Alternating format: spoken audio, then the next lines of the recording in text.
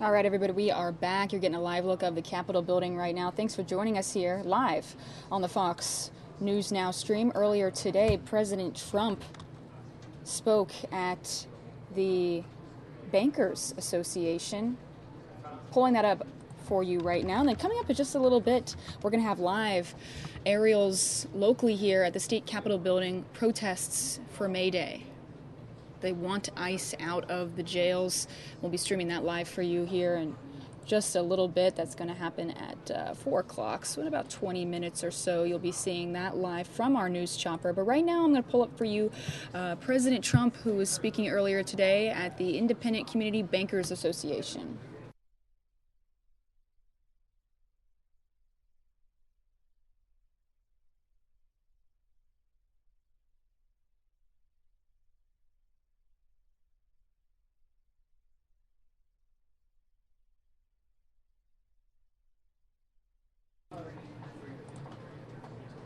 Let me just come on camera here for a few seconds while I get this set up for you guys. We just restarted our stream today. Going into the afternoon hours, you guys will be streaming till 9 o'clock tonight. Thanks for joining me. I'm your host, Mary Kate, and I'm going to pull up for you guys this event. I want to just... Mike Pence speaks first at this event that happened a little bit earlier today. We didn't get a chance to stream it for you because we were dealing with a lot of breaking news earlier today, but this was at the Independent Community Bankers Association. It's a long term, but we're going to put that in the lower third here.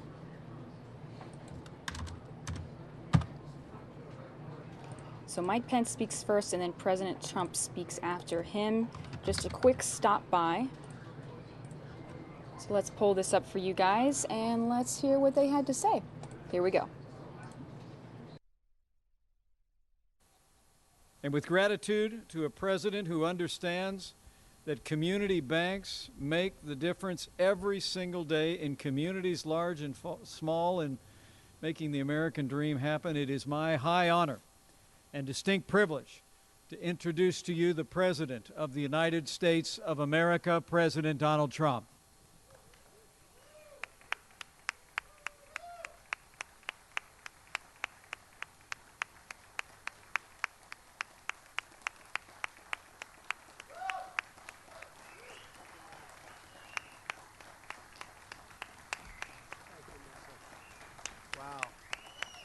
Wow, look at that. Oh boy, they love Dodd-Frank, don't they? They love that. Thank you very much, I appreciate it. Very nice. Sit down, please. Beautiful hats. Well, thanks, Mike Pence, and Mike has been so great, and he's on your side, believe me. He's on everybody's side. It's a pleasure to welcome the community bankers to the White House today. I want to, in particular, thank Cam Fine. Stand up, Cam Fine. Pretty well-known guy, too, huh? Congratulations, Cam. For leading the Independent Community Bankers of America, and thank you for all being here today. Very, very special. It's also a very special place, isn't it, when they say, how about coming to the White House? Usually about 130%. We try and find who are the extras that are coming. We always have to be careful. But it's a great place. I also want to thank our Small Business Administrator, Linda McMahon. Where's Linda? Is she around someplace? Linda McMahon? Yes. Thank you. Where? Thanks, Linda, for joining us today. She's doing an incredible job helping small businesses just like you. Or some of you, I know you. You're not that small. I hate to tell you. You're not small. A lot of people would like to be small, right, Cam? They'd like to be small like these small business people, but they're great people, employ a lot of people, and what they do through community development is amazing. Community banks are the backbone of small business in America. Many of you are the reason that young families can purchase their first homes, farmers can buy their next tractor, and entrepreneurs can open up their first business, creating many, many new jobs in our country. It's so true. Community banks. Over half of the small business and loans going to small business, and it's really a substantial number higher than that, come from their community banker. You provide critical access to capital, especially for the rural communities. That's why in the first 100 days, I have taken action to roll back burdensome regulations that undermine community banks, especially, I know you're going to be very disappointed at this, Dodd-Frank, right? No, it's out of control. And by the way, not only for community banks, for banks, period. We could take community out of that one, right? No, Dodd-Frank, we're working on that right now, and you'll see a very big difference because you want to get out and make our country work properly. I've directed my administration to provide regulatory reform and relief so that those rules don't shut down community banks, which have been shutting down, and small businesses, and put them on a competitive disadvantage against the larger institutions. That's what it's done. It's really made you and given you such a tremendous competitive disadvantage. I have friends that are community bankers, and they've gone through hell over the last long period of time. It's really a much longer period of time than people would understand. I've also directed Treasury Secretary Steve Mnuchin to review damaging Dodd-Frank regulations that encourage risky behavior from Wall Street. Everybody knows what that means. We're also working to achieve tax reform and dramatically lower taxes on businesses and the middle class. We're proposing one of the largest tax cuts in history, even larger than that of President Ronald Reagan. Our tax cut is bigger. My administration is committed to working with each and every one of you to help Americans achieve their financial dreams so that, look, we're all here for the same thing. You know, we have a statement. It's really, I like it much better than even your hat. It says, "Make America Great Again." And that's what we all want, right? We want to all make it great again, and that's what's going to happen. So I want to thank you all for being here. Very, very special people. You do a very, very special job, and the community really understands it. I know community bankers are the most popular person in their community, and they've built communities, and they've really been so badly hurt over the last number of years. So we're going to change that. We're going to change regulations. We're going to give the incentives back, and you're going to grow and thrive and prosper. And maybe even more importantly, you're going to have businesses all over the country growing and thriving and prospering. So I want to thank you for being here. It's a great honor. And you will see things happening like you've never seen before. Thank you very much. Thank you. Thank you. All right, everybody, that was President Trump speaking earlier today at the Independent Community Bankers Association. You're getting a live look of the White House right now, pulling up for you at this very moment. May Day rally happening in Los Angeles. This is live from the News Chopper right now. I'm going to pull this up for you guys, and let's take you there.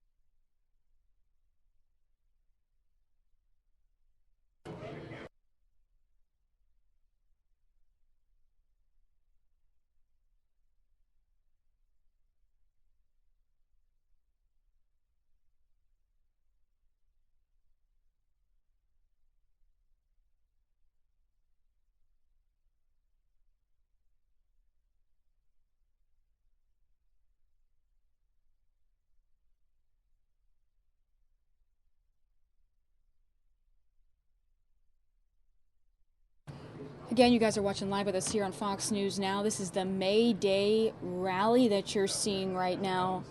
We're streaming this live from their News Chopper there.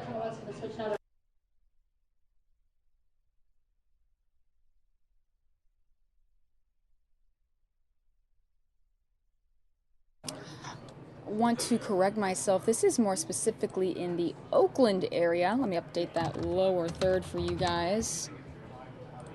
Streaming this live from our Fox Chopper there. May Day rally, everybody. And we've been showing this to you guys all day, not just in LA, but all across the United States, in New York, DC. Everybody taking advantage of May Day right now. Most people living in the United States are rallying today for the International Workers' Day of May Day. Now, for many others, there's an assumption that it's a holiday celebrated in state communist countries like Cuba. But May Day has its origins here in this country and is as American as baseball and apple pie. It stemmed from the pre-Christian holiday of Beltane, I should say, a celebration of rebirth and fertility. Again, this is May Day happening live here in Oakland, California today.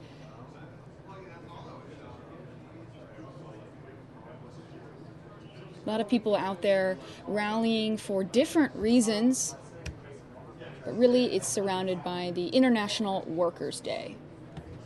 Take a look at how many people are down there right now. Again, we're streaming live from the news chopper. No audio on this feed because it's, coming from the helicopter there.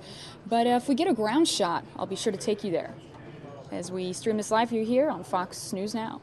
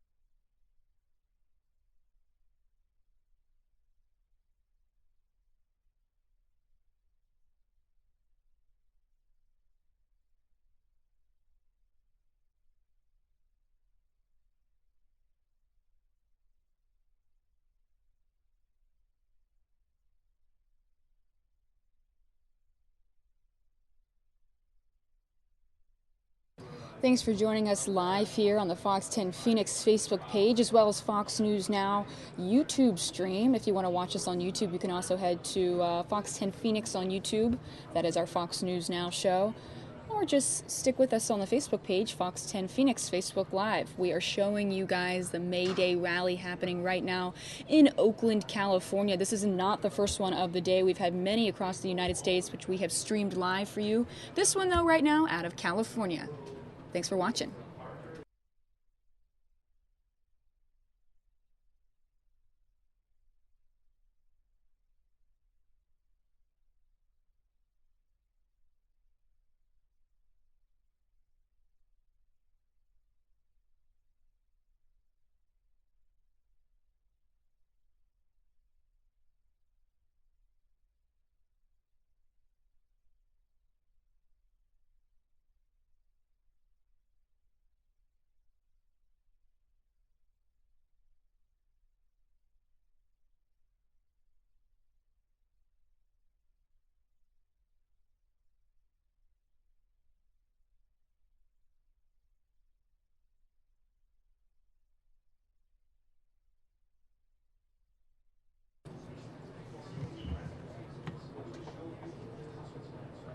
You can see a lot of people holding up signs as well.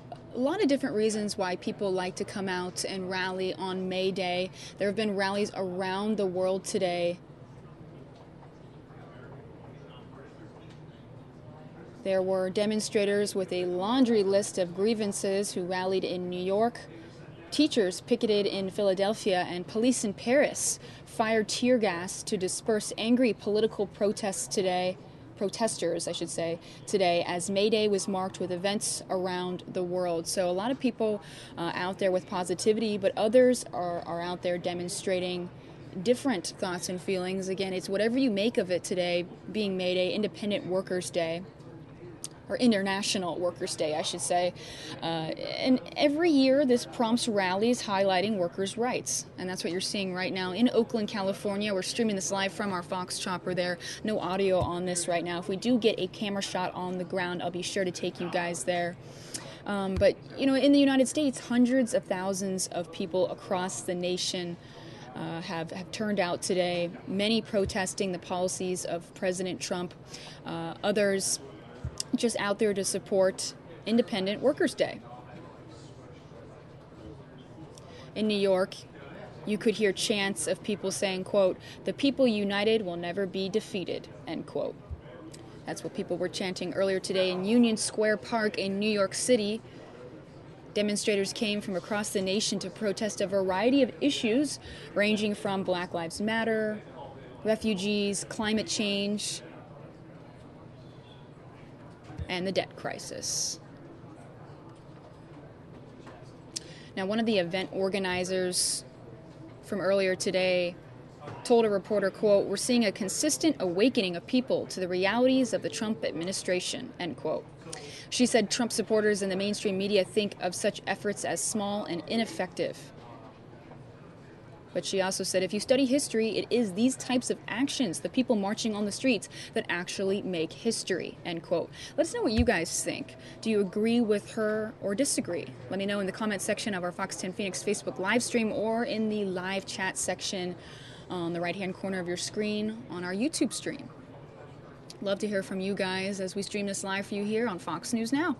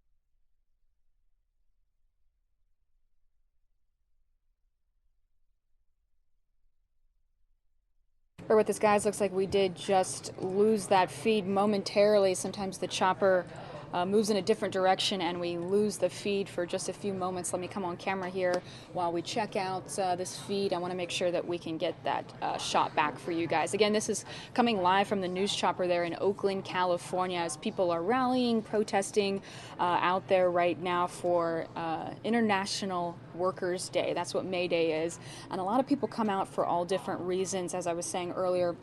Some people are out there, for Black Lives Matter, climate change. Maybe they have issues with, President Trump. Whatever it is, people are out there today sharing their opinions on May Day. It looks like we did lose that feed, you guys. If we get it back, we'll be sure to stream it live for you again. We appreciate you watching with us on Fox 10 Phoenix Facebook Live.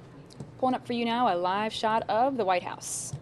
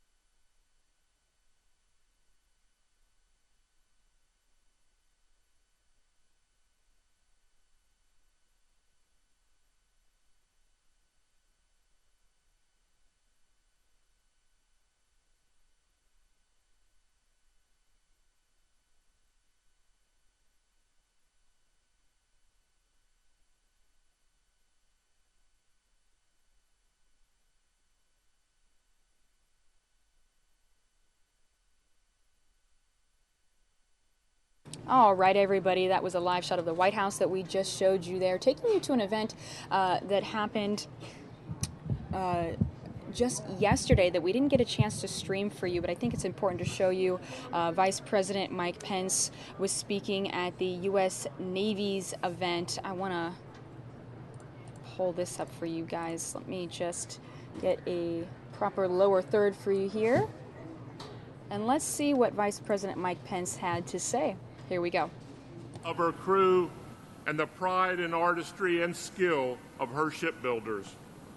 Today's christening ceremony signifies another successful step in Indiana's journey to proudly represent the Hoosier State and the United States for many years to come. Congratulations to everyone on a job well done. Thank you.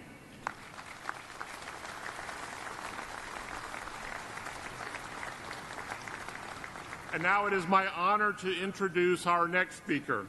He leads the great shipbuilders of Electric Boat, our teammates in this Virginia-class program.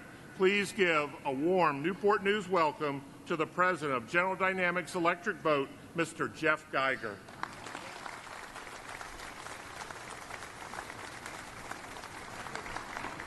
Thank you, Matt, and good morning, ladies and gentlemen.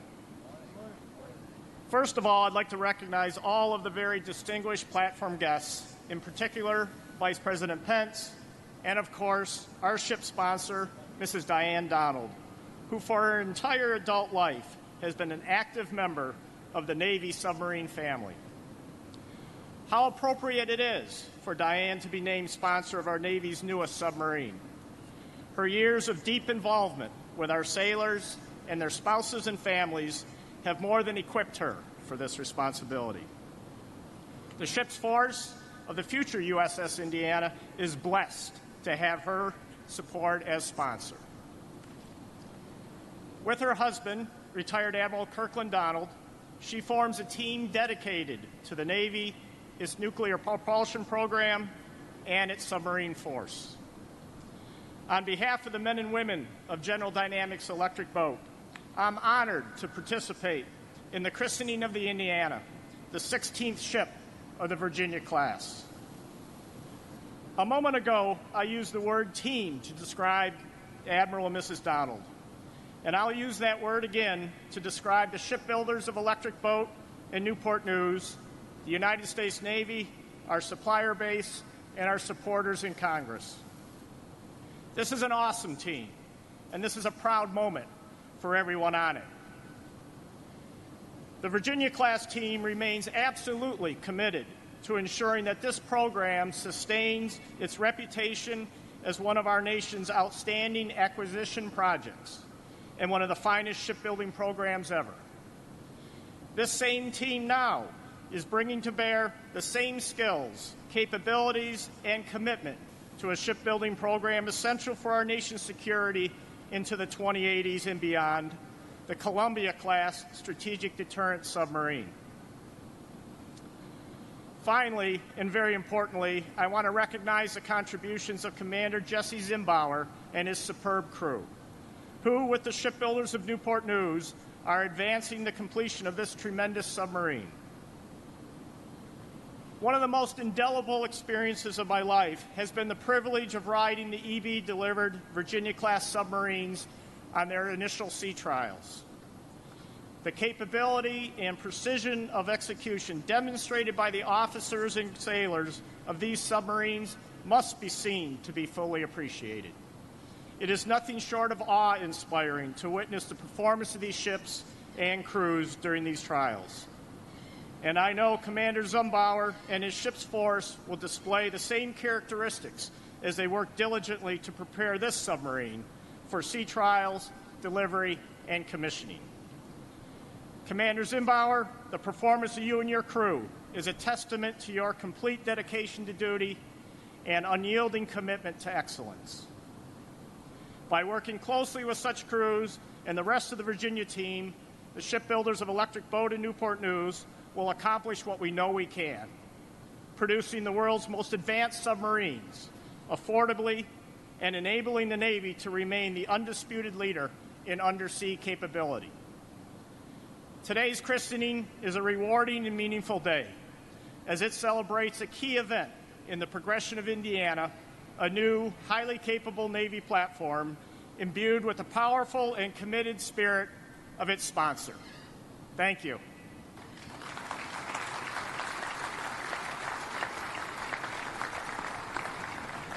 Thank you, Jeff. We are very fortunate to have a strong Virginia delegation that supports shipbuilding and our shipbuilders.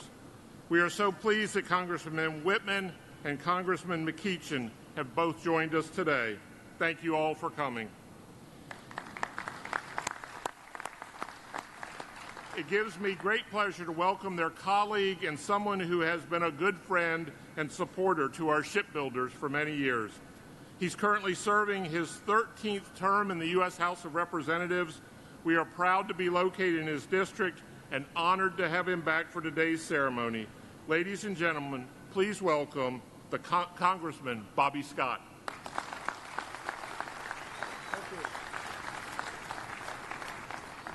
Thank you, Matt, for your very kind remarks, and good morning, Newport News.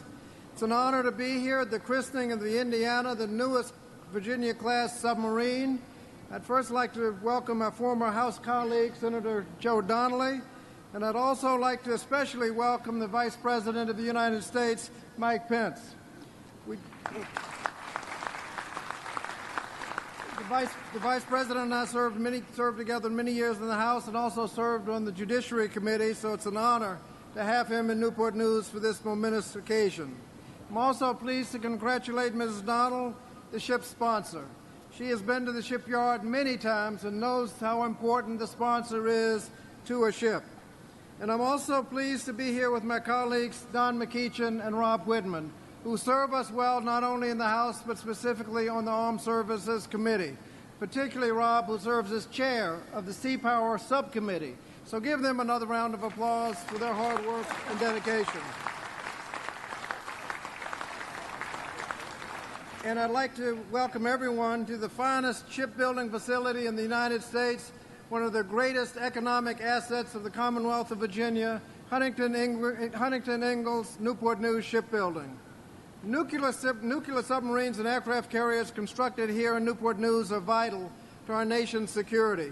Our Navy must be ready to respond to any challenge that lays ahead, such as threats at home or abroad, or the need to quickly respond to a humanitarian disaster. To ensure that our nation is capable of meeting these challenges, we must continue to invest in shipbuilding and continue to build the most sophisticated advanced ships in the world. The Virginia-class submarine is clear evidence that this shipyard and its partner, General Dynamics Electric Boat, are ensuring the Navy is able to meet this vital goal. The Indiana is the 16th Virginia-class submarine. Like the other 15, the Indiana will continue to allow the Navy to maintain our nation's undersea supremacy. This new ship will be a fine example of our dedication to maintaining our sovereign ability to sail the oceans unfettered to protect American interests all over the world. Citizens of the great state of Indiana can be justifiably proud that this new ship carries the state's name. This shipyard would not be able to build these technologically advanced ships without the hard work of our shipbuilders. Shipbuilding runs deep in our community, and for more than 130 years, the men and women who work in this shipyard have been providing our Navy with the most advanced, best-built ships in the world. President John F. Kennedy once said, "Let every nation know, whether it wishes us well or ill, that we will pay any price, bear any burden, meet any hardship, support any friend, oppose any foe, to assure the survival and success of liberty." Shipbuilders of Newport News, your good work on the Indiana make sure that our nation continues to fulfill this promise and make sure that the crew of the Indiana will be able to accomplish any mission assigned. Thank you very much.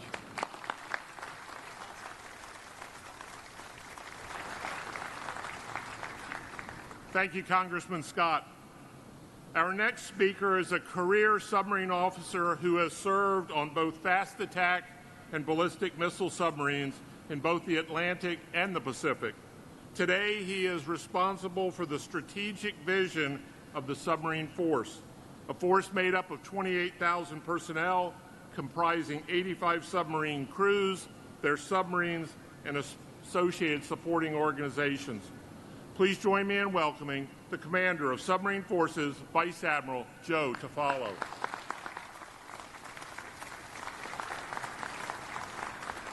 Well, Matt, thank you for that very kind introduction. It is always an absolute thrill to be back here at Newport News. As the Commander of the Submarine Force, to look up and see that right there is just absolutely awesome, as you can expect. Mr. Vice President, Senator Donnelly, members of the Virginia delegation, Secretary Stackley, distinguished platform guests, shipbuilders, the crew and the family of the Indiana and fellow friends of the submarine force. Again, just a true treat to be here for the christening of this fantastic new submarine. I want to specifically recognize Mrs. Diane Donald, who for 37 years has been an integral part of the submarine force family. Few are as deserving as you are, ma'am, for this position of submarine sponsor, and it is just a real treat to be with you here today, ma'am.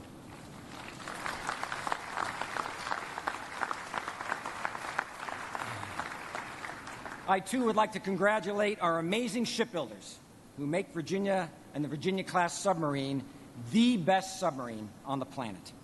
We need Indiana to be just that, so that this crew can take her into harm's way anywhere in the world. From the polar ice cap to the Western Pacific to the Mediterranean and Arabian seas, Indiana will operate in the most challenging environments on Earth as her crew protects America's strategic interests throughout the world, on scene, unseen, providing assured access and influence. For the crew of Indiana, despite the magnificence of this new submarine, it is nothing without you, and we need you. Combatant commanders around the world are asking for more and more submarines because there are some very important things that need to be done, and many that only you can do. As a maritime nation, the responsibility to prevent challengers from using the sea to threaten the United States falls on our Navy. As systems proliferate that are designed to deny us ocean areas because of your assured access and influence, this share of responsibility that falls on the submarine force is only likely to grow.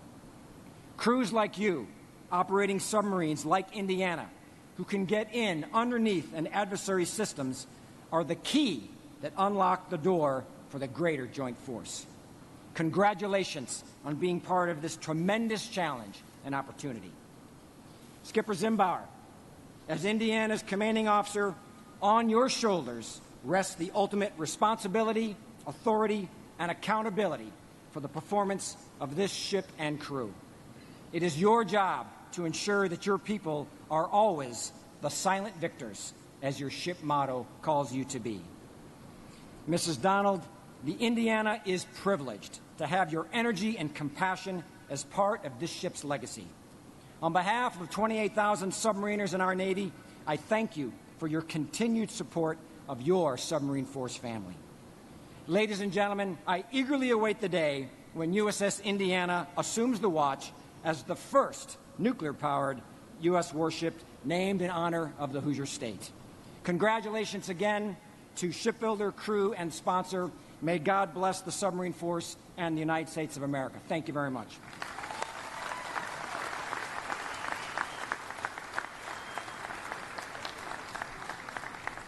Thank you, Admiral. Our next speaker calls Indiana home. He attended the University of Notre Dame. After college, he ran a small business and also practiced law in the state before being elected to public office.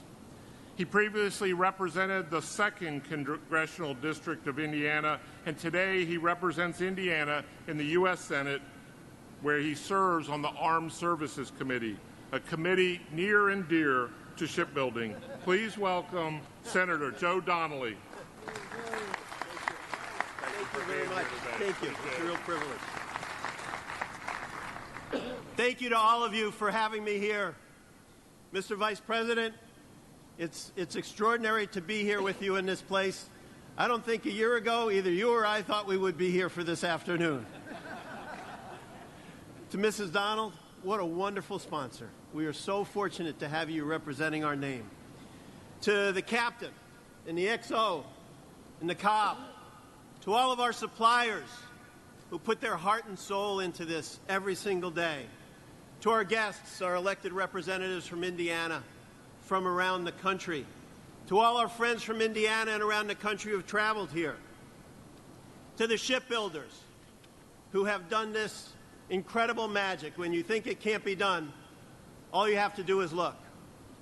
And to the plank owners and members of the Battleship Indiana, you saved our country, you saved our lives. God bless you so much for everything you have done.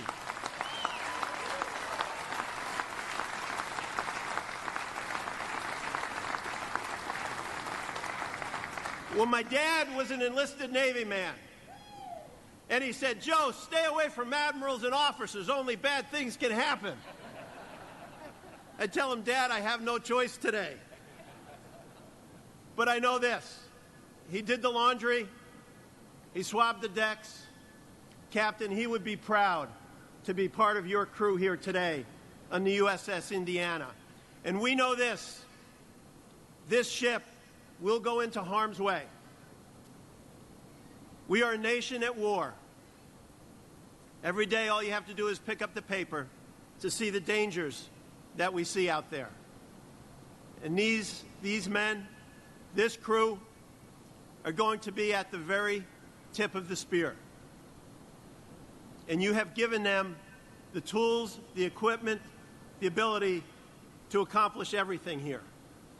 We are so proud of everything you are working on, of the training you will be doing, of the precision work you are focused on, and the safety you are providing to all Americans. And as I know our other Hoosiers feel the same way, we're very, very proud of this crew and boat. We feel it's a reflection of our state. Congressman, we think we're a lot like the Commonwealth. We're hardworking. We're dedicated. We look out for one another. We love our country. As the Vice President would tell you, as he was our former Commander-in-Chief of the Indiana National Guard, we have more members in the Indiana National Guard per capita than any other state in the country. We are workhorses. We are not show horses. We don't look for a fight, but we really enjoy one. And we'll finish them in a pretty strong way. So, Captain, on behalf of the people of Indiana, we're grateful for your leadership. We're grateful to these great companies that have built this, for this boat, which carries our name, to the amazing crew who will lead it, to the shipbuilders who have kept our nation safe. We're grateful to all of you. So God bless this boat, God bless Indiana, and God bless the United States of America. Thank you.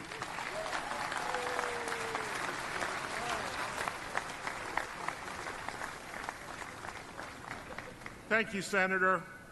Our next speaker serves as the Acting Secretary of the Navy and leads America's Navy and Marine Corps. He is responsible for an annual budget in excess of $170 billion and leadership of almost 900,000 people. We are happy to welcome him back to the shipyard. Please welcome the Acting Secretary of the Navy, Sean Stackley.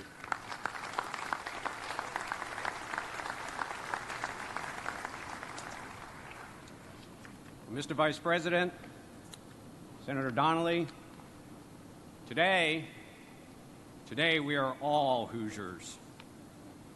Today we are all shipbuilders. Today we are the officers and crew of the Indiana. Today we are the United States Navy. And what a great day today is.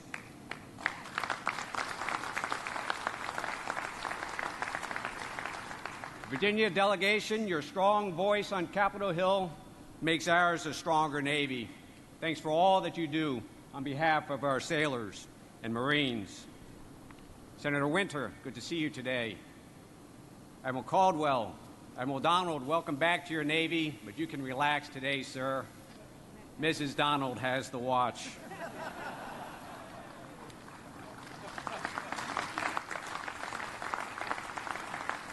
Diane, you've touched the Navy in many lasting ways through the years. It is most fitting that you put your touch to this, the newest boat in our Navy. And to the skilled shipbuilders of Newport News, an electric boat, you have built well. As we sit here today, within reach of the Gerald R. Ford, the newest and most powerful aircraft carrier in the world, to christen the newest and most capable submarine in the world, warships that could only be built here in America. One can only marvel at your great workmanship, which is exceeded only by your great patriotism. Bound by two great oceans, what has remained true throughout our history remains true to this day, that we are a maritime nation, that the freedoms born by the promise of our Constitution, the freedoms that have been preserved by the blood of patriots, the freedoms that we cherish so deeply here in America, that the blessings of these freedoms and the strength of our Navy are one and inseparable. And it has been our heritage, our grace, that throughout our history, heroes in blue jackets, and today in Cracker Jacks, American sailors have stepped forward to man our ships, to answer all bells, to serve our nation. Heroes like the officers and crew of the battleship Indiana, BB-58, who at the darkest hour of the last century, when our nation's need was greatest, helped turn the tide of the war in the Pacific. Gentlemen, all members of that greatest generation, our Navy owes you and your shipmates a tremendous debt of gratitude.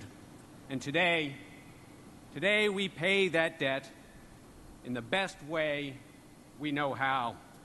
For today we pass the torch to a new generation of American sailors who, like you, will proudly call themselves the Indiana, and who, like you, will sail far from our shores to protect this land that we love. And so it is that today, from the eastern Mediterranean to the Straits of Hormuz, from the Straits of Malacca to the Sea of Japan, more than 100 U.S. Navy ships are underway, providing assurance to our allies, maintaining persistent surveillance in regions of interest, conducting special operations undetected, safeguarding the choke points of the world, standing poised to assure access, to strike if necessary, to provide humanitarian relief if needed, and all the while serving as the enduring, reliable deterrent that underpins our nation's security. To say that they are the best at what they do does not do them justice, for among all the world's navies, none other can do what they do. Our heroes in blue jackets, our heroes in Cracker Jacks, our American sailors. And today, they are made more strong as we add to their number. And so we commend to you, the officers and crew of the Indiana, as we consider the service that you will render to our nation in the years ahead. We wish you Godspeed. Godspeed, Indiana. God bless your sponsor, who gives you grace. God bless your crew. He gives you strength. And God bless these United States, whom you will protect. Thank you.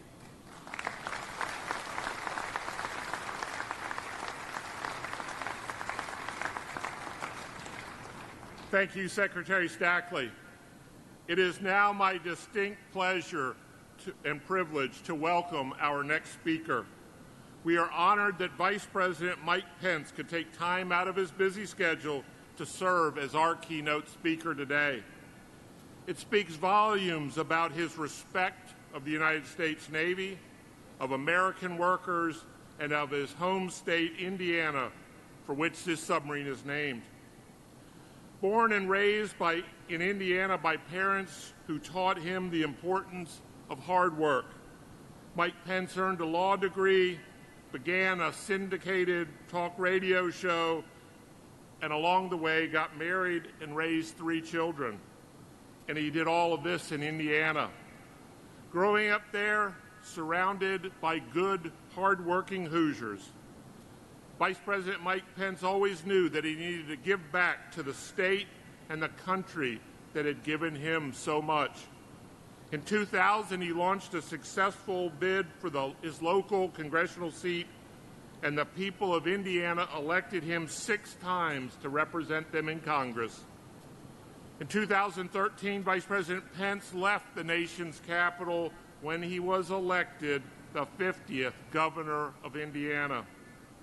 During his time as governor, he invited the Indiana crew and her sponsor to his home state for visits, and has always demonstrated great interest in this submarine and her sailors. Last summer, Vice President Pence was selected as the vice presidential candidate, and the American people elected him and President Donald Trump into office on November 8, 2016. We're delighted to have him with us today. Please join me in welcoming the Vice President of the United States, Mike Pence.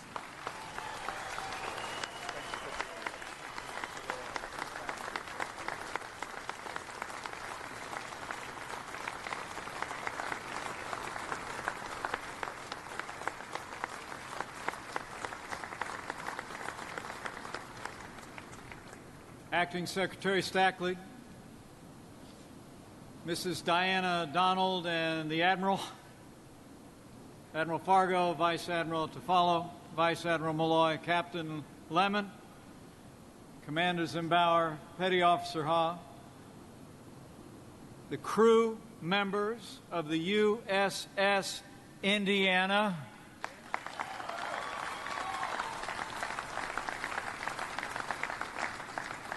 present and the past members of the crew of the USS Indiana,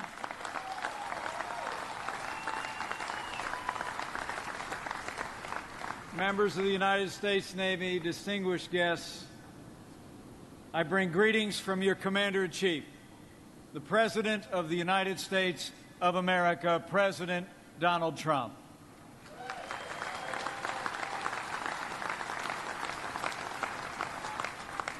It is my great privilege, on his behalf, to join you here today for the christening of what will soon be the best-named boat in the United States Navy, the USS Indiana.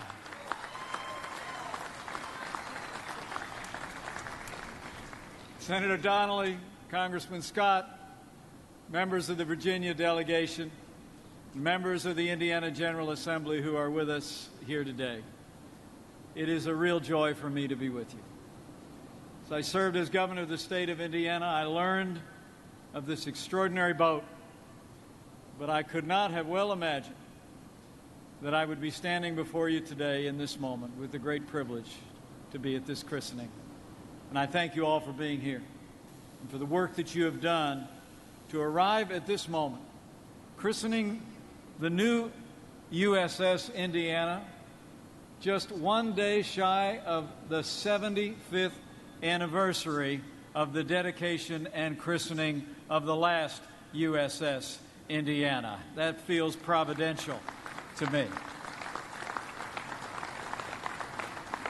So to Matt Mullerin, to Jeff Geiger, to Mike Petters, to Samuel Brandon, to the extraordinary craftsmen of Newport News Shipbuilding, let's give these great builders a round of applause. This is impressive work.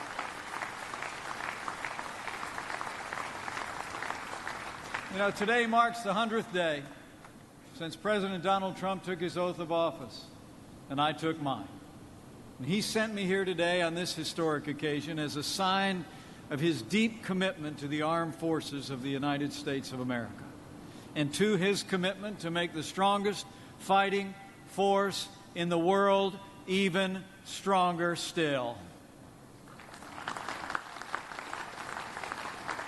You know, it's the greatest privilege of my life to serve as Vice President to a President who is so dedicated to the men and women of our armed forces, to their families, to our veterans, and to the brave Americans who work tirelessly every day to support our military. And that really includes all the shipbuilders that we just applauded a few moments ago. For more than 120 years, the men and women gathered here, many of you, second and third and fourth generation shipbuilders, have built from the bottom up the American fleets that have fostered security and prosperity on the high seas and between our land and distant others. Know today that you have the gratitude, all the builders gathered here, you have the gratitude of our Commander-in-Chief for your unwavering commitment to your country, your patriotism, your craftsmanship, and rest assured, President Trump will honor your commitment with historic investments in our national defense.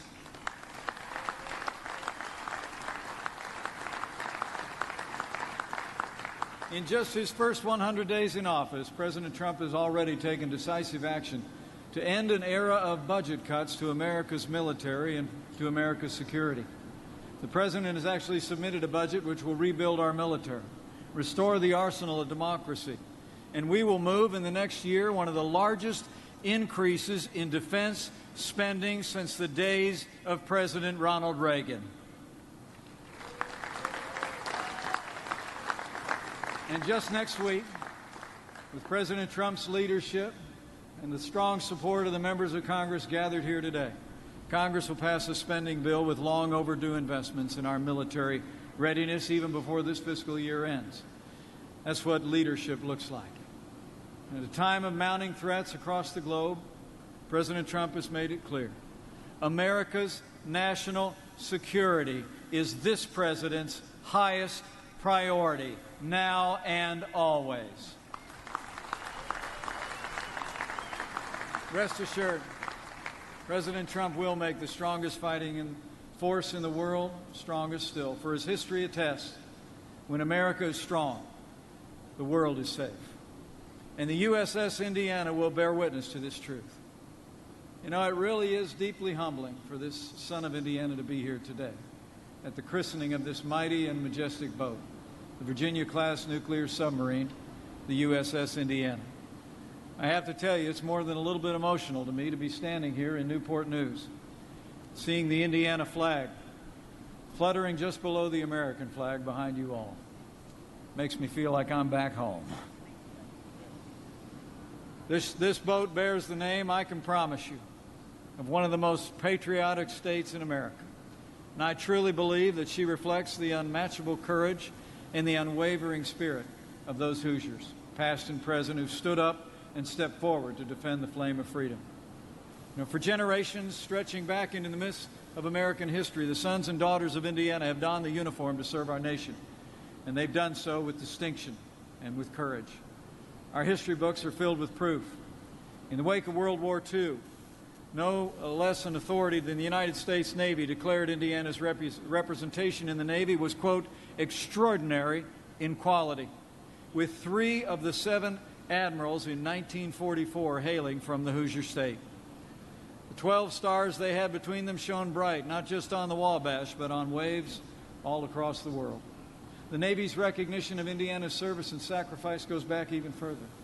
The boat that sits beside me today is not the first to bear the name of the USS Indiana, as we've heard many times from this podium. Captain Zimbauer, you and the men and women who you will lead are the heirs of a long and proud tradition that reaches back into the 19th century. 126 years ago, tomorrow, in 1891, the keel of the first USS Indiana was laid down in Philadelphia. Less than 2 years later, she steamed out of dry dock and into American history. In the Spanish-American War, the USS Indiana joined the blockade of Santiago, where she helped sink 2 Spanish vessels and eliminated an entire fleet. The second ship to bear the name was even more impressive. From 1939 to 1941, this very shipyard built and launched a second battleship emblazoned with the USS Indiana on her seal. From the Solomon Islands to Iwo Jima, she served on the front lines of freedom and helped establish the foundation of peace and prosperity that reigns in the Asian Pacific to this very day. And I'm humbled to say that these 14 members of that very crew are here with us today, including, I'm told, 2 of her plank owners who were there at her commissioning, Ozen Carrier and John Wright. Would you all mind giving a standing ovation one more time to the extraordinary crew of the USS Indiana and to those 2 plank holders who are with us today?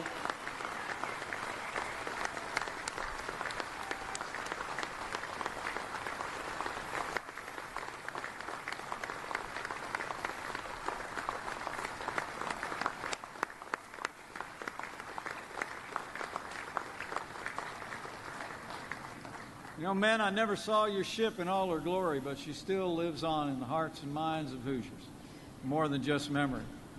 I can tell you the teak planks from her main deck were actually made into a beautiful desk that every Indiana governor has sat behind since 1964, me included.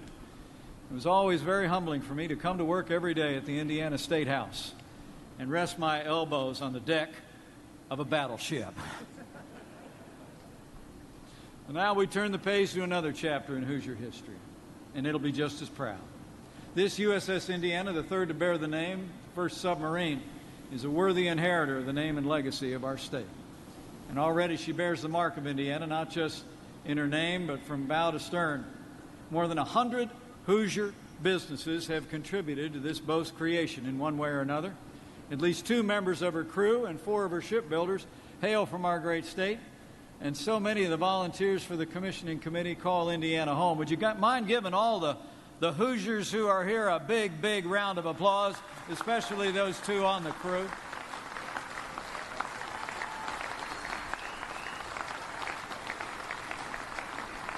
You know, I'm personally grateful to everyone who's lent their time, their talent, and their treasure to the USS Indiana. And I know that President Trump is thankful as well. You know, this submarine is the most advanced to ever serve America. Steel within her skeleton, all 7,600 tons, and the steel in the hearts of her crew form the unbreakable, unshakable backbone of American freedom. When the USS Indiana goes to sea in just a few short weeks, she'll give witness to our country's strength of will and to our strength of arms. And as her sailors begin to fulfill their duty, they'll do so, as the saying goes, not for self, but for country, proving through their service and their sacrifice that those that stand before us in those emblazoned white uniforms, they are from the rest of us, but they are the best of us.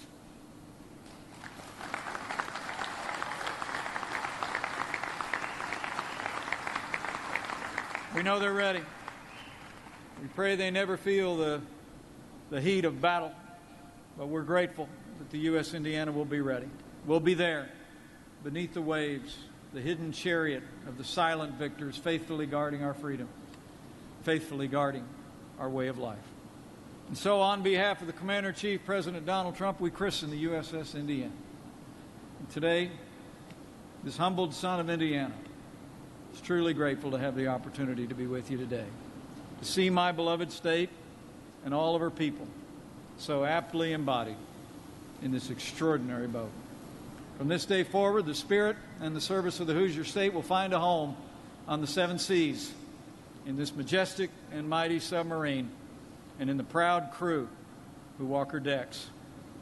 And only a few short months from now, when she completes her maiden voyage, the world will take note, for the USS Indiana signifies the enduring strength and leadership of the United States, a beacon of freedom in these stormy and uncertain times.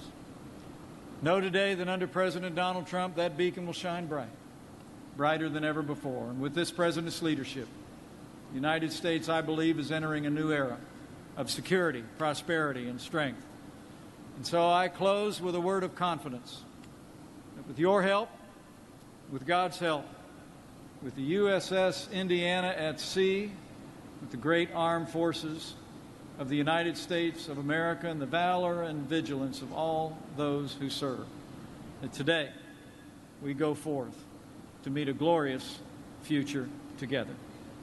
May God bless and protect the USS Indiana and all who serve aboard her every day beneath our 7 seas.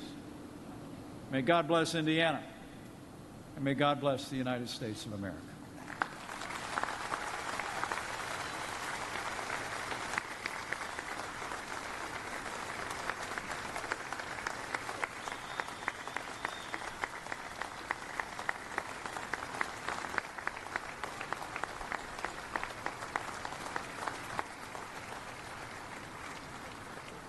Thank you, Vice President Pence.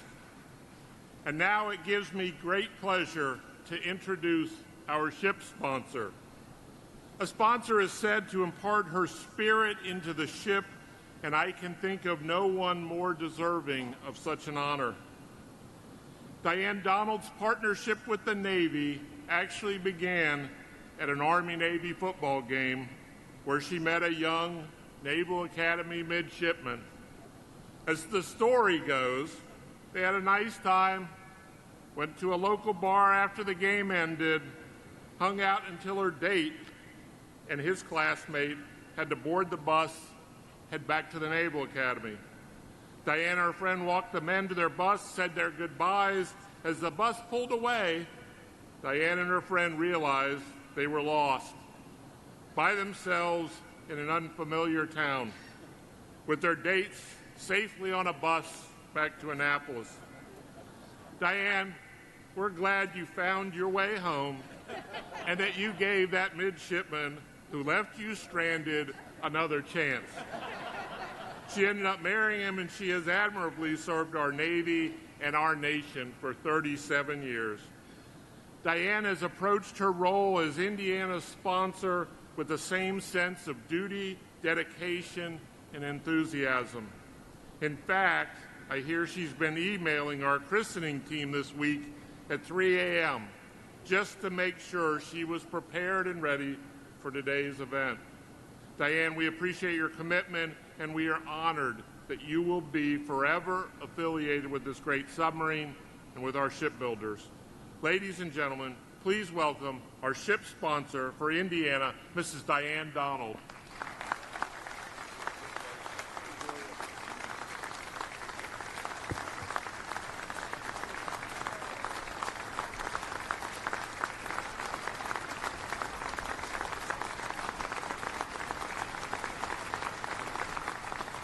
Thank you, Matt, for that kind introduction. It meant a lot.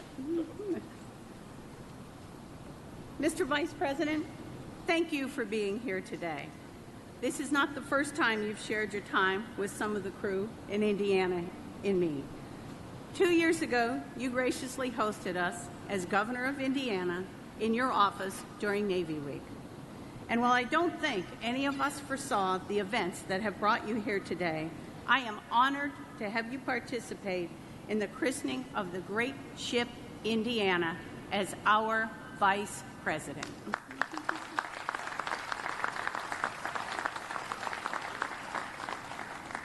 To all our distinguished guests, and most notably our veterans from USS Indiana, BB-58, thank you for being here today.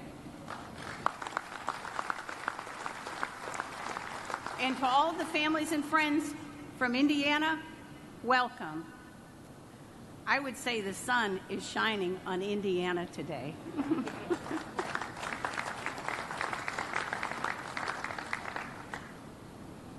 It's the honor of a lifetime to be here today. I can just feel the pride and commitment of our shipbuilders, crew members, and the citizens of Indiana for their ship. While the size of this submarine alone is stunning, the complexity inside sets it apart from any other machine ever built. As you walk the tight, narrow passageways, it's hard to fathom how everything fits inside, but it's obvious that every square inch of space has its purpose. Much of the credit for this belongs to our highly skilled shipbuilders from Newport News Shipbuilding and Electric Boat. I've been able to visit these shipyards and can attest to both the difficulty of what they do as well as to their skill and dedication. These ships are second to none, made in America by truly remarkable Americans.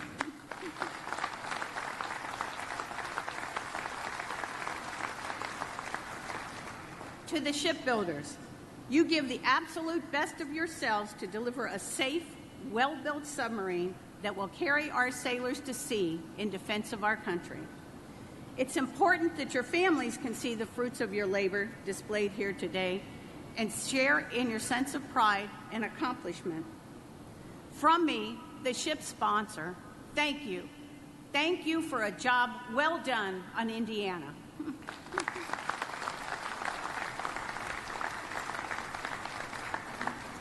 I know I'm not the only one overflowing with pride today. Just think about the folks from the state of Indiana.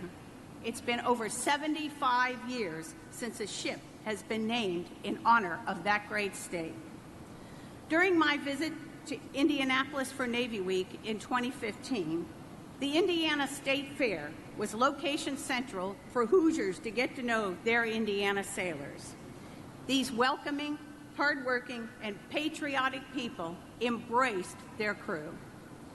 They are the epitome of Middle America, representing cities, towns, and farms with an industrious spirit, a bent for hospitality, and an unwavering respect for the military and their veterans.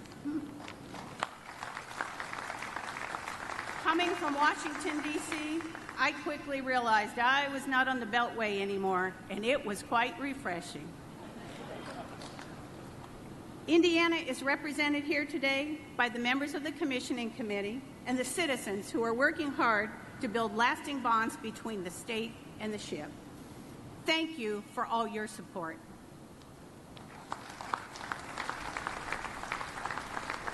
Along with the shipbuilders, sailors, Indiana State supporters, and dignitaries, there is a group of unsung heroes here today. All the spouses, children, moms and dads, grandparents, aunts and uncles, extended family and friends of the team that is building and will take Indiana to sea. These folks are the support network that are there unselfishly and unconditionally. They share in both the challenges and accomplishments without a lot of credit or acknowledgement. For those of us who have been around submarining for a while, we know there is no success without them. Many of my unsung heroes are here today, and to them, thank you from the bottom of my heart. For Team Indiana families and friends, thank you for all you have done to make this day possible and for what you will do to continue to make your sailors and Indiana the pride of the fleet.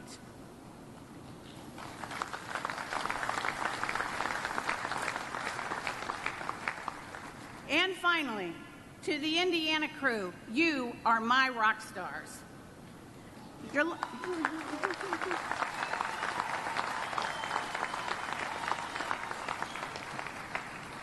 looking sharp in the uniform of our nation today.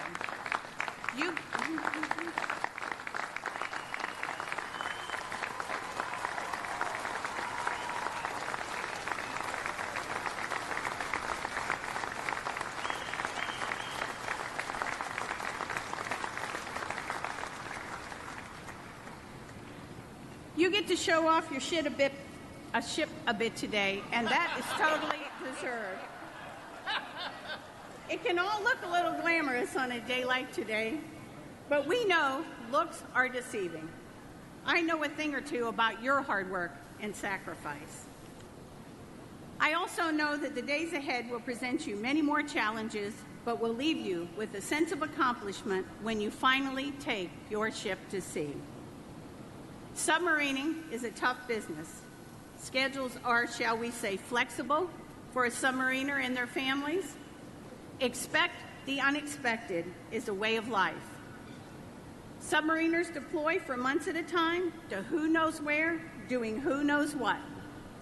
Whatever it involves, they usually seem anxious to go and do more of it. During their time at sea, they miss holidays, birthdays, anniversaries, graduations, births, and family losses. While in port, a submariner's mind is never far from the waterfront, working long, tireless hours on repairs and whatever else it takes to keep the ship in fighting shape. Submarines are demanding partners requiring a special breed of sailor and a dedication to teamwork that is unprecedented. As I've had the chance to spend time with you during visits to the ship, travels to show the American public some Indiana pride, and to celebrate with you at submarine birthday balls, I know you, individually and as a team, have what it takes. You represent that special breed, submariner. I am so proud of you, all that you have accomplished and will continue to do as a member of the Navy team that will ready Indiana for the fleet. Please count me as your biggest fan. You are in my thoughts and prayers, and I'm rooting for you every day. May God bless this ship, her crew, our Navy, and the United States of America. Thank you.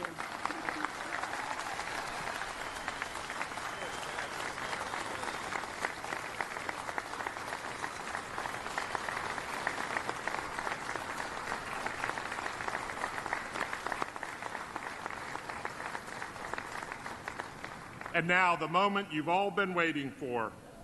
I'd like to ask Diane Donald, Vice President Pence, and Commander Zimbauer to join me as we make our way to the bottle break platform. When we get there, the shipyard whistle will sound, indicating it's time to christen SSN 789. After the christening, we'll return to the stage for a special presentation.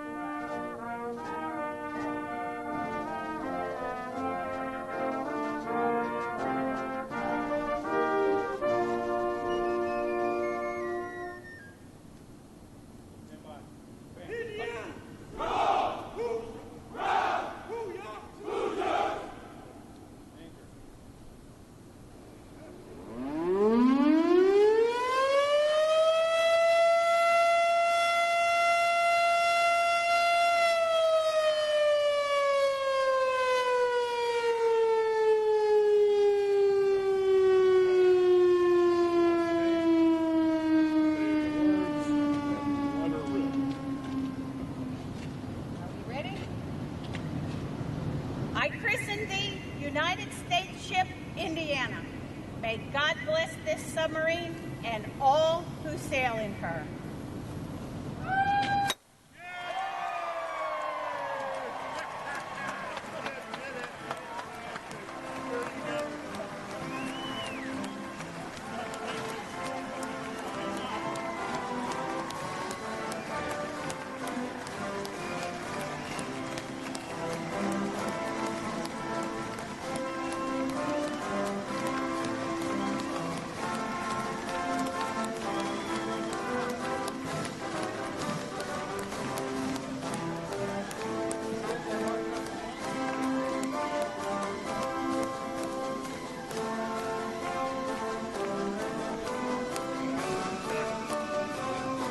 All right, everybody, giving you a live look of the White House right now. We were just showing you the christening of the new submarine. Switching out hosts now. Mike Page coming up next. We'll be right back.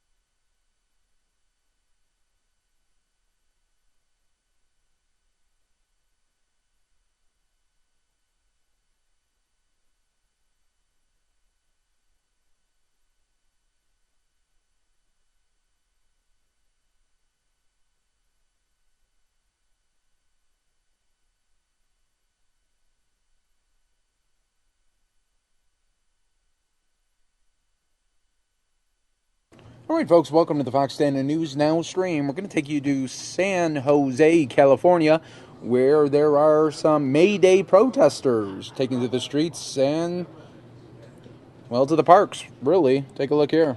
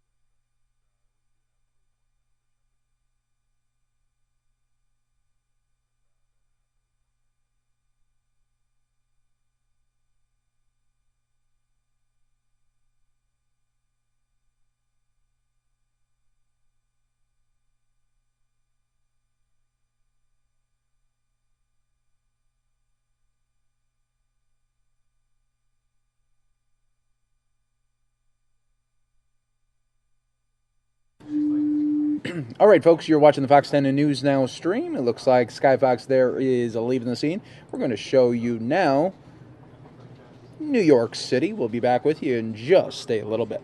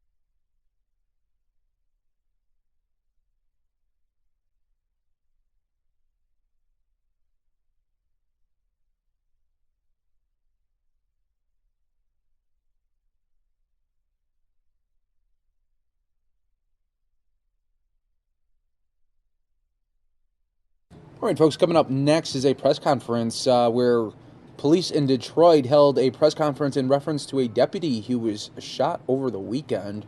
We're going to learn more now.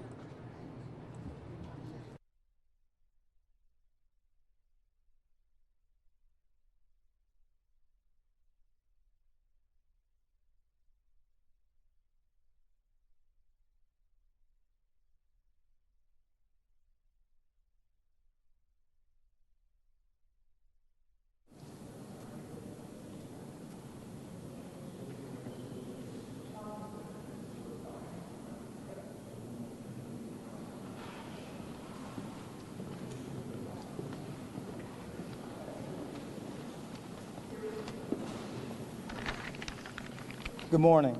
As you know, I have Mayor Mike Duggan here with me, also Assistant Chief James White. This is more or less an update. Most of you have the events from last night, but I'll go through just a brief review of what took place. So around 10:45 last night, officers responded to a priority 1 call, assault and battery in progress, domestic situation. They got to the location. Unfortunately, they could not gain entry into this. And I'm going to have to kind of describe it's an apartment building over on the 10,000 block of Joy Road, multi-unit apartment building. The only way to gain access is through a main door. That door was locked. However, the person reporting indicated that they would prop the door open so that when the officers arrived, they could gain access. Unfortunately, that did not happen. And our investigators are estimating that the officers knocked, kicked a number of times on the door trying to gain entry, unsuccessfully. At some point, a suspect who resided in the building in an apartment not associated with the apartment of the domestic violence incident, we know left his apartment building or his apartment armed with a weapon. We have information through our investigation that as he left his apartment building with a gun, he was actually chambering around in his weapon. It was a .380 nickel-plated pistol. He then left the apartment with the gun in an extended manner, going down a stairway. As he approached the front door that was locked, he opened the door with the gun extended. The officer, the one who was struck by gunfire, was the first one that encountered the suspect. His arm was extended, and the officers responded. The officer that was shot fired several rounds from his department-issued weapon, and simultaneously both the officer and the suspect fell to the ground. At that point, the junior officer, with 6 months out of the academy, who had a position of cover, responded to the threat, fired a number of rounds from his department-issued weapon, immobilizing the suspect. After that, the officer pulled his partner, what he felt out of harm's way, into safety. We know that he dragged his partner for several feet, and about that time, EMS was on scene. Now, EMS was notified just as the officers were arriving because of the assault and battery. And so you could see EMS arriving on the scene. They transported the officer here where he's been treated. I will just say this is once again, a sobering reminder of the dangers that our officers face each and every day. I think it was just last week during a news report, I talked about the dangers of handling domestic violence calls, the dangers of traffic stops. But again, I want to stress that based on what we know in our investigation right now, this suspect was not connected to the domestic violence incident. The only connection was he resided in the apartment building. So with that, I'm going to turn it over to our mayor for some comments, and then I think you will hear from a surgeon who will talk in more detail about his medical condition. Mr. Mayor? So once again, we're reminded that every citizen of the city of Detroit owes an enormous debt of gratitude to the 2,500 men and women of the Detroit Police Department. The handling of this matter by Officer Johnson and his partners, by all account, was textbook perfect. You have incidents in other cities in this country where you have officer-citizen involved issues in which there's a lot of criticism of what the officers have done. It seems like in every case where we've had an officer injured or killed, and the chief and the department go back and review it, our officers are conducting themselves with outstanding professionalism. And the randomness of this, if you imagine the pressure on the police, it appears that the person who was the reason for the domestic violence call in the first place had already left the building, and a random person in the building comes out with a gun pulled on officers that weren't expecting it, and they responded professionally and appropriately. The surgery team here at Oakwood has been doing everything they can. I guess it's Beaumont Oakwood now, and have accommodated the family. The chief and I just met with the family. The chief was here a good part of the night with the family, and we let them know that the thoughts and prayers of everybody in Detroit are with Officer Johnson, and the trauma surgeon will give you a more accurate statement of his condition, but it is critical, and he needs our prayers. And with that, I'll turn it back to the chief. Thank you. And at this point, I'd like to turn it over to Dr. Wagner, who will talk a bit about our officer's condition. Good afternoon. As you're aware, the officer that was brought to us was severely injured. Through the late morning today, he has deteriorated somewhat. At this point, it appears that he'll require another operation. The injuries themselves were obviously very devastating. We are obviously going to do everything we can to help save this gentleman's life and return him to his recovery as best we can. Okay, I guess at this point we'll open it for any questions you might have. I would like to get a clarification. It's difficult to hear in here, but the gentleman who did the shooting, or the person who did the shooting, he opened or he answered the door with the weapon in his hand. Did I hear that correctly? He did open the door. Certainly he was armed, and we believe that he was prepared to shoot anybody who was at that front door. Now, we can't say definitively that he responded with his weapon because he was agitated. I will tell you it appeared that his gait leaving his apartment was somewhat unsteady, so I can't say that he was under the influence or whether or not he was even agitated or whether or not he knew it was Detroit police. I will tell you that both police officers were in their uniform and they responded to the location in a marked scout car. So it was clear that the police were at the location. Was it a .25 caliber? It was a .380 caliber nickel-plated pistol, unknown make. You said that the shooters, you talked about his gait. Is this all seen on body cam? Is that No body cam. We have access to video, and I had a chance to view it. And so I'm aware of what took place prior to. In fact, like I said, he left his apartment building, descending down the stairs, armed with the nickel-plated pistol. But as he left the apartment, you can see him chambering around at that point. Chief, do you know if that gun is registered to that individual? I don't have that information. In fact, we did serve a search warrant at the location. We recovered 2 additional weapons, a .45 caliber pistol, as well as a shotgun. The mayor touched on it in his remarks about textbook. I will tell you that in addition to both officers being heroic, presence of mind, their approach to this was textbook, tactically sound. I had a chance to look at this in a very critical way, but our officers out of the academy just 6 months performed in an outstanding manner. Chief, can you talk about the fact that we're here too often here outside of finite race? It's just a sobering reminder of the dangers that our officers face each and every day.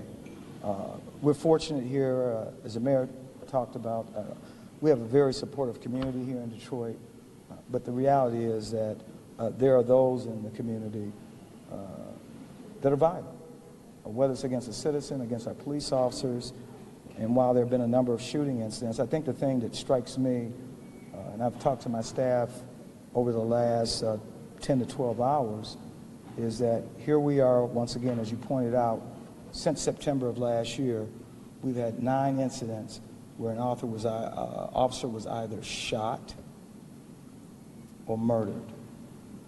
And so it's very serious. And this is not including incidents where officers were ambushed, where someone knew that the police were in the area and decided to act aggressively.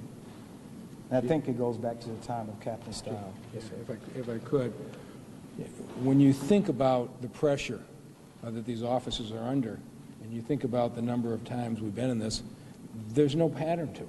I mean, we had 3 officers shot by the same individual, the man who allegedly murdered Officer Rose. We had Officer Jarrett killed by a driver under the influence on a routine traffic stop. We had 2 officers shot in a case in which it appears the person in the house thought they were burglars. We had Captain Style, who was trying to arrest a suspect who knew to be potentially armed and dangerous. And then we have what appears to be a random attack on an unrelated stop. And if you think about the job our police officers are doing, it is not that there has been any pattern to this. It can be the most routine or the most dangerous of circumstances. They have to be prepared at all times. And you look back in each one of these cases, and in each case, our officers handled it absolutely professionally and appropriately. Chief, can you talk about the officer? Tell us a little bit about him. 14-year veteran, certainly has a good career, enjoys his job. In fact, I had a chance to speak with his stepfather, who is also a former Detroit police officer that I learned he retired 22 years ago. And he went to his stepfather and asked, I want to be a police officer. And so certainly, it kind of reminds me of my story with my dad, who was a police reserve and served in the U.S. military as a military police officer. Asked his dad, and his dad certainly. His son enjoyed this job each and every day. Looked forward to going out and serving the citizens of this city. So the officer's official status is critical right now? Again, critical, but again, if the Yes, doctor he's wants. critical at this point. And are you able to say how many times he was struck? We can't say with certainty, but it appears at this point just once. And can you say where? He was struck in the head, just to be specific. Appears that it may have been in the forehead area. Chief, can you talk about, you said thank you, Doctor. You said that the woman when initially, was she the initial caller, the woman? Yes, she was. She had left the premises. Was she still there? She did not. Our investigators had a conversation with her after the fact. However, the male who was involved in this dispute left the location prior to police arrival. So she was still at the location? Yeah, so we're still trying to locate the other disputant to probably get some insights into what happened, because we're still trying to figure it out. And there's no relationship that you realize? Not that I'm aware of, no. Chief, can you talk a little bit about the relationship between the community and the police department, any efforts to bridge gaps that might prevent further incidences such as this? Well, I think the mayor said it best. I mean, this is random. This is not orchestrated attacks on police officers. I think you know this. We've talked about this just a couple of weeks ago. We are the model for community policing in this country, and I can say that with a lot of confidence. And just this weekend, we did our DPD TV in the community, on the ground, talking to our community. We have our NPOs that are deployed throughout this city that foster great relationships. We do work with the youth. This has nothing to do with that. We need to focus on the fact that we have an officer who's fighting for his life, who served this community with distinction. That's the issue. Any more questions? The mayor called him Officer Johnson. Are you willing to ID him further? I am not prepared to ID him. And I don't speak out of turn? No, you did not. So I don't think that the mayor said that, just for the record. Thank you very We'll give you an update as soon as we have more information. Doctor, spell your name, I'm sorry. Wagner, W-A-G-N-E-R. I didn't realize No, I'm not. I'm the trauma right now. I said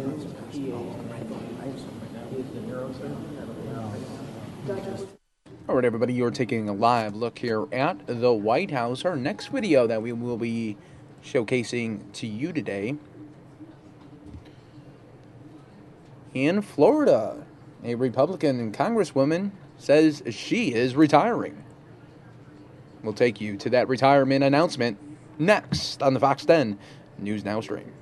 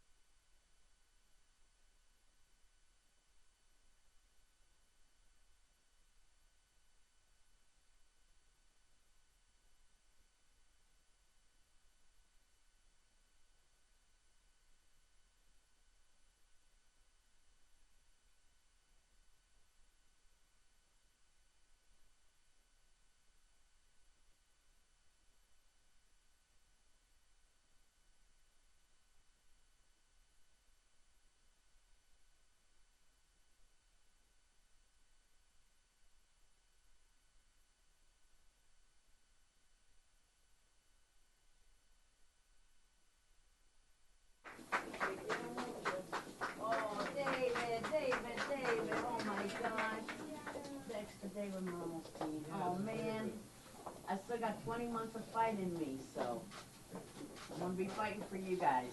And more. Good morning, hey Charlie. ¿Cómo estamos? Good morning. Thank you so very much. I'm going to say a few words in English. This is my brother Henry. We keep him locked up in a closet somewhere, but we occasionally let him out. Coming out of the closet.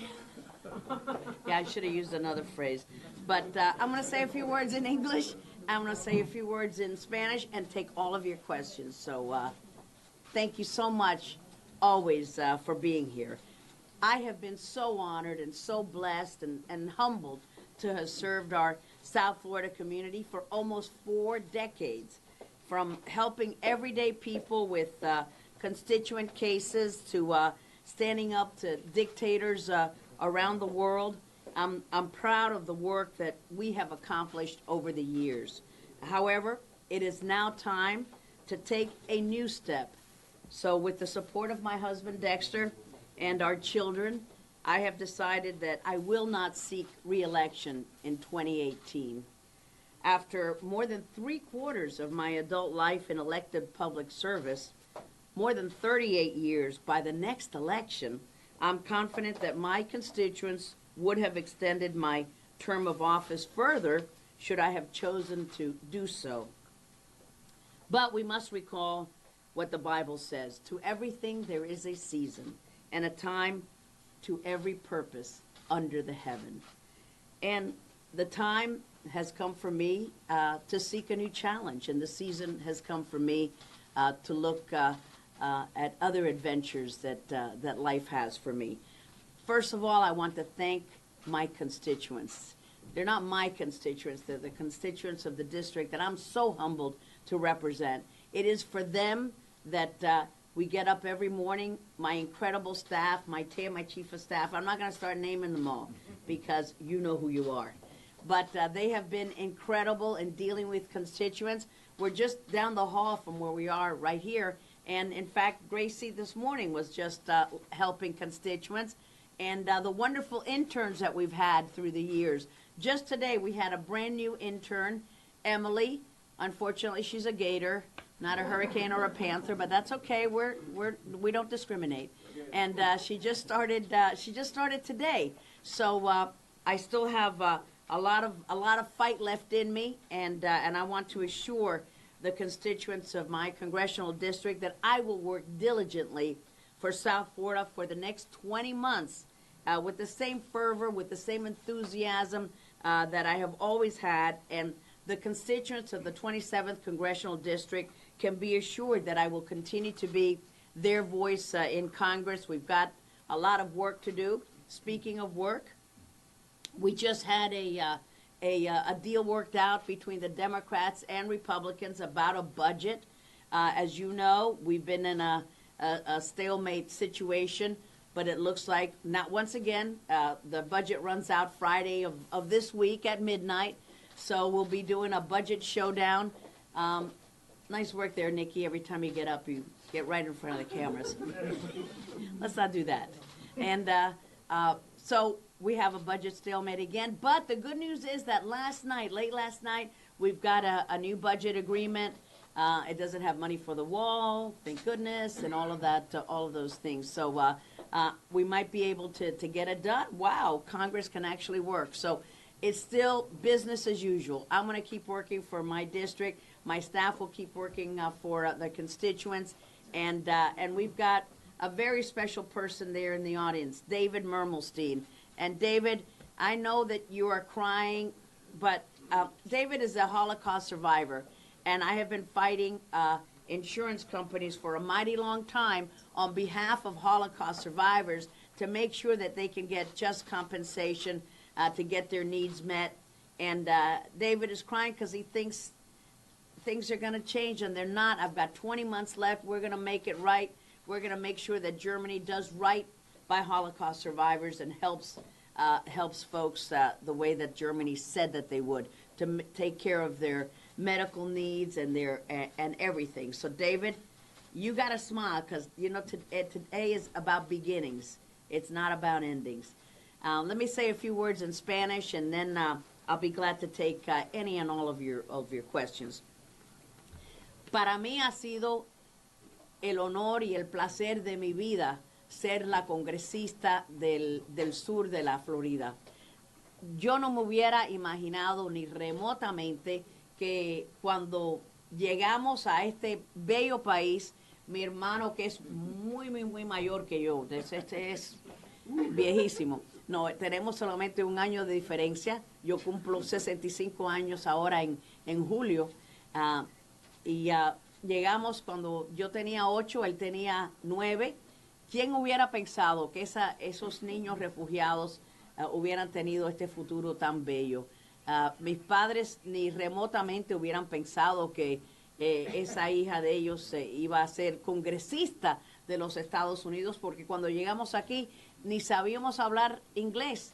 Así que qué oportunidad en este bello país. Los Estados Unidos nos ha dado una nueva vida, una nueva oportunidad, y para mí ha sido el honor de mi vida ser la voz de nuestra comunidad y tener la diversidad que tenemos en el sur de la Florida. Así que para mi esposo y para mí, él me dijo que no va a llorar. Es el que llora en la familia. Los más duros son así, ¿verdad? Es un marshmallow adentro. Pero ha sido el honor de mi vida. Le doy las gracias a las personas, los residentes de mi distrito. Estoy tan agradecida. No, well, we're just very happy in the family to have her move on to something new, whatever she wants to do. I was happy when I met her in the Florida House when we were both state representatives, happy when she went to Congress, and happy when she moves on to something else. All right. And it is a happy day. It really is. Yes. Yeah, so she asked why and why now. I didn't have that kind of eureka moment where you say, wow, now I really need to move on to something else. It's a great job serving and helping people not get deported and helping them with Social Security benefits and Medicare. And then in D.C., my goodness, I get to talk on all the topics of the day, whether it's Cuba, Venezuela, Nicaragua, Haiti, the domestic issues that we have here about jobs and the economy. It's a great job. But there comes a time that you say, you know, even though this is a wonderful life, and even though I'm doing what I love to do, there's so many other wonderful things. And that's what I like about this job, is I get to meet people from all walks of life. And you've got the strangest jobs and the most unique opportunities, and I want to seek those opportunities out. So there are lots of things that I can do. And I have my doctorate in education. Who knows? I don't even know what I'll do. But there was no eureka moment. There was no moment of epiphany. La pregunta es, bueno, ¿y por qué? ¿Y por qué ahora?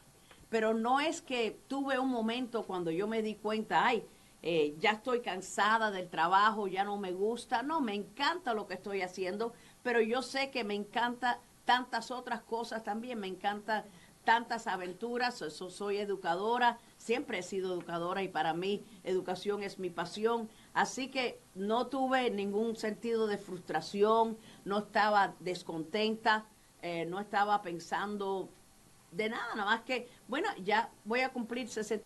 I don't find that to be the case. I'm not frustrated by that.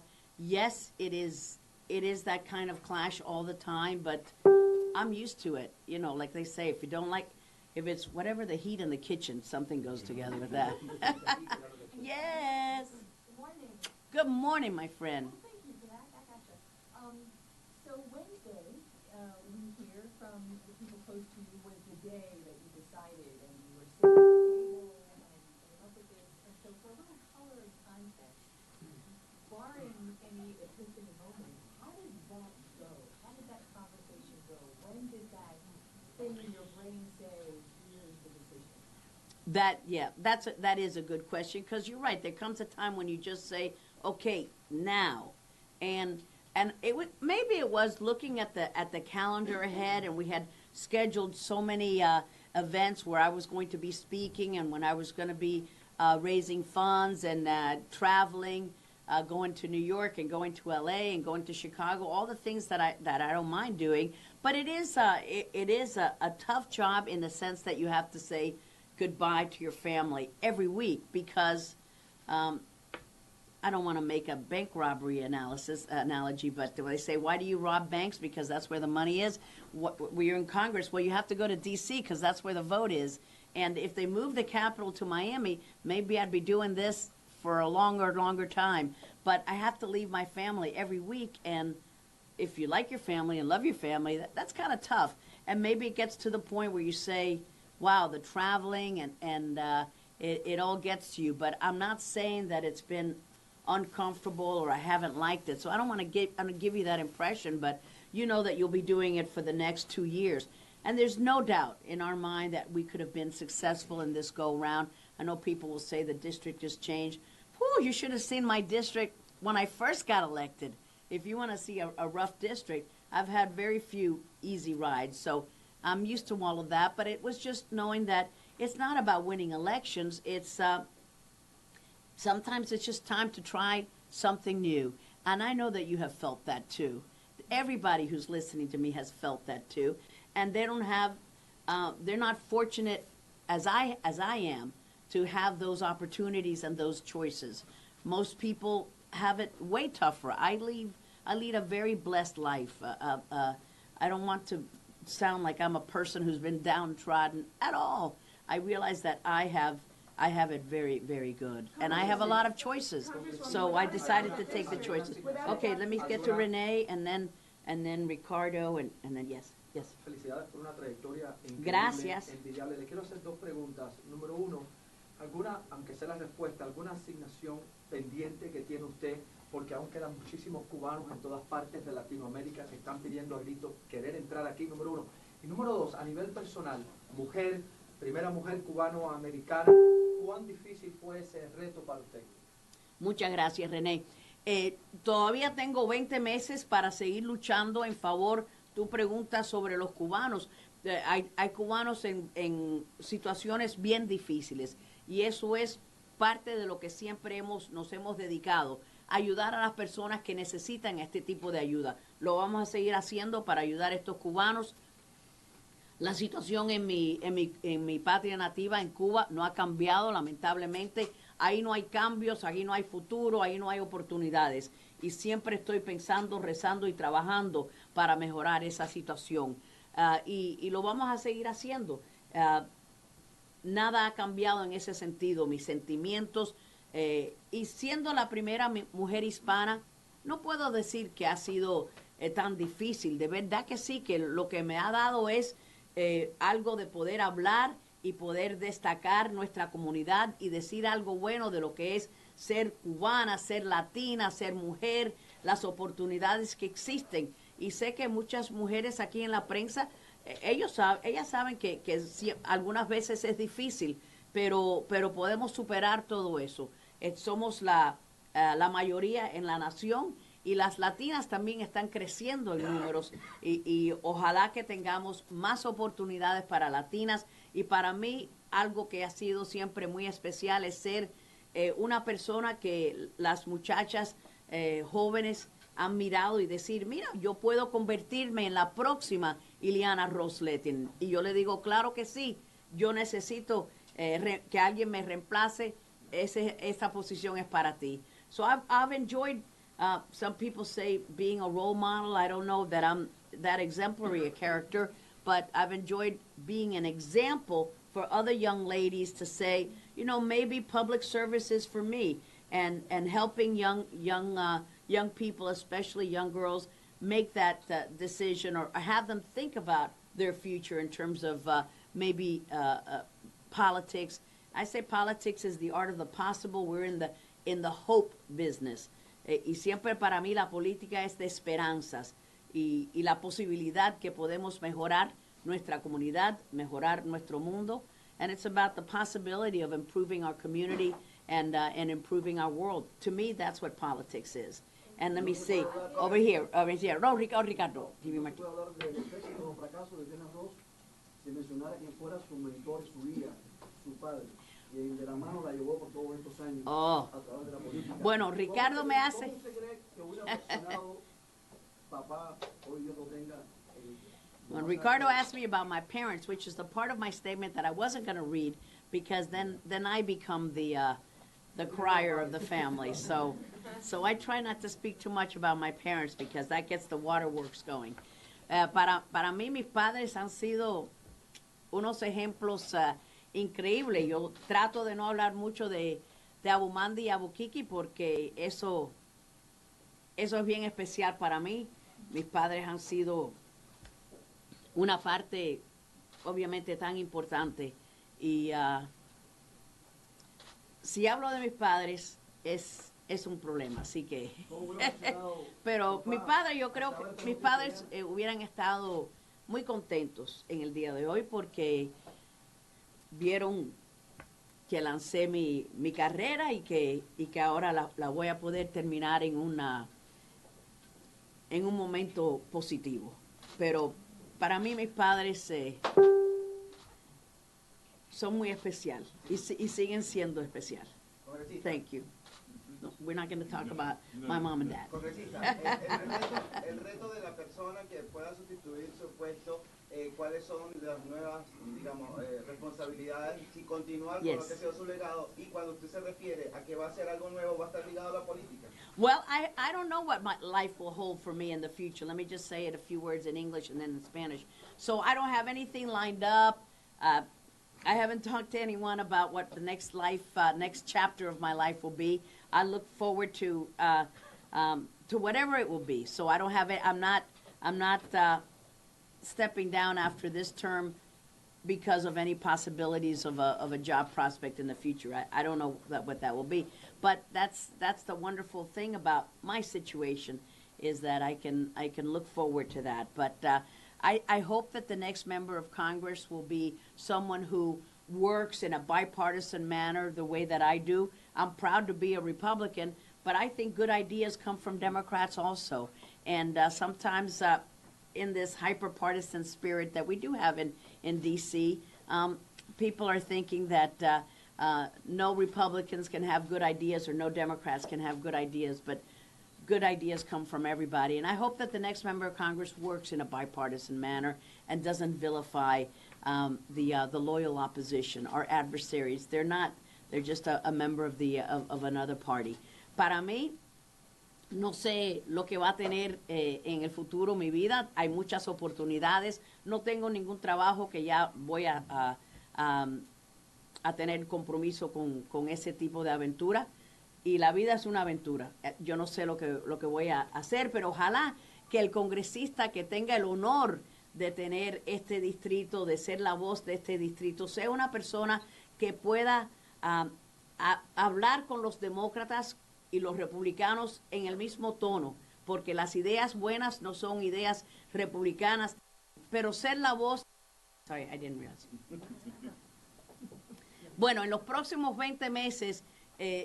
todavía tengo mucha tarea que, And but Speaker Ryan is, I've enjoyed working with him. He's an honorable man, and he understands that I've been in Congress for a long time. Marco Rubio, I talked to him, and as you know, he was my intern back in the day, and we had a nice conversation, and Dexter spoke to him as well, and Bill Nelson and Governor Scott.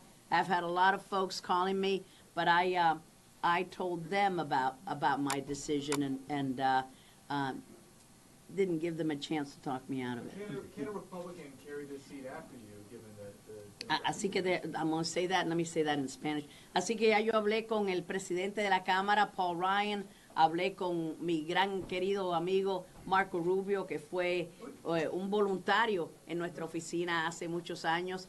Hablé con el senador Bill Nelson, hablé con el gobernador Scott, hablé con muchas personas y me desean buena suerte en la próxima aventura.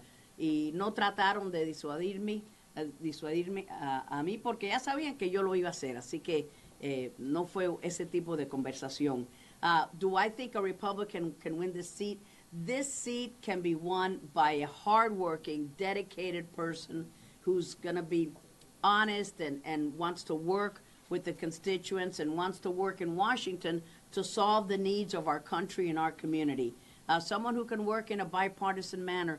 I don't think our district voters will like someone who's strident and who's super hyper partisan. I don't think I have been that, and I think that's the kind of hardworking person that the district needs. Whether that person is Republican or Democrat, it doesn't matter at all. I don't think it matters to the constituents. Yes, you belong to a party and you may be loyal to that party, but I have always won with ticket splitters, people who are registered Democrat but will make an exception and vote for me. And I think that if you're a good candidate, a qualified candidate, and I hope that they come out there and throw their hat in the ring, I think that either party can win. And I think more districts should be that way. I think that it should be the kind of district where anybody could win regardless of party, not because of party. Dexter, what have you got to say about that? While I take a swig of my Coke. Yes, her districts in the State House, State Senate, and in Congress have always been swing districts. And I think this district is, as we say as trial lawyers, it's really case-specific or fact-specific. It's going to depend on the candidates because the voters have demonstrated a willingness to split tickets. So I don't think that that any professional projections that are attempting to influence the mental state of minds of the voters are going to work. I think they're going to look at the particular candidates. So it's really true that anybody can win and anybody can lose. That's a good way to put it. And just one last shout out, and I'm not going to say anything more than thanks because that'll get me crying as well, to my incredibly hardworking staff. I'm not even going to add too much more than that, and we're going to help them get jobs. We can't add to the unemployment rate here in our community. So if anybody's looking for some great qualified young men and women, and we've got them right here. So we're going to make sure that we get them jobs, and hey, let democracy shine. Let's have a great race in this district. It's going to be a great food fight. I can't wait to watch it from the sidelines. Muchísimas gracias. What a great honor to serve. Fue un honor tremendo y voy a seguir luchando. Thank you to all of you. Thank you. Good deal. We did it, buddy.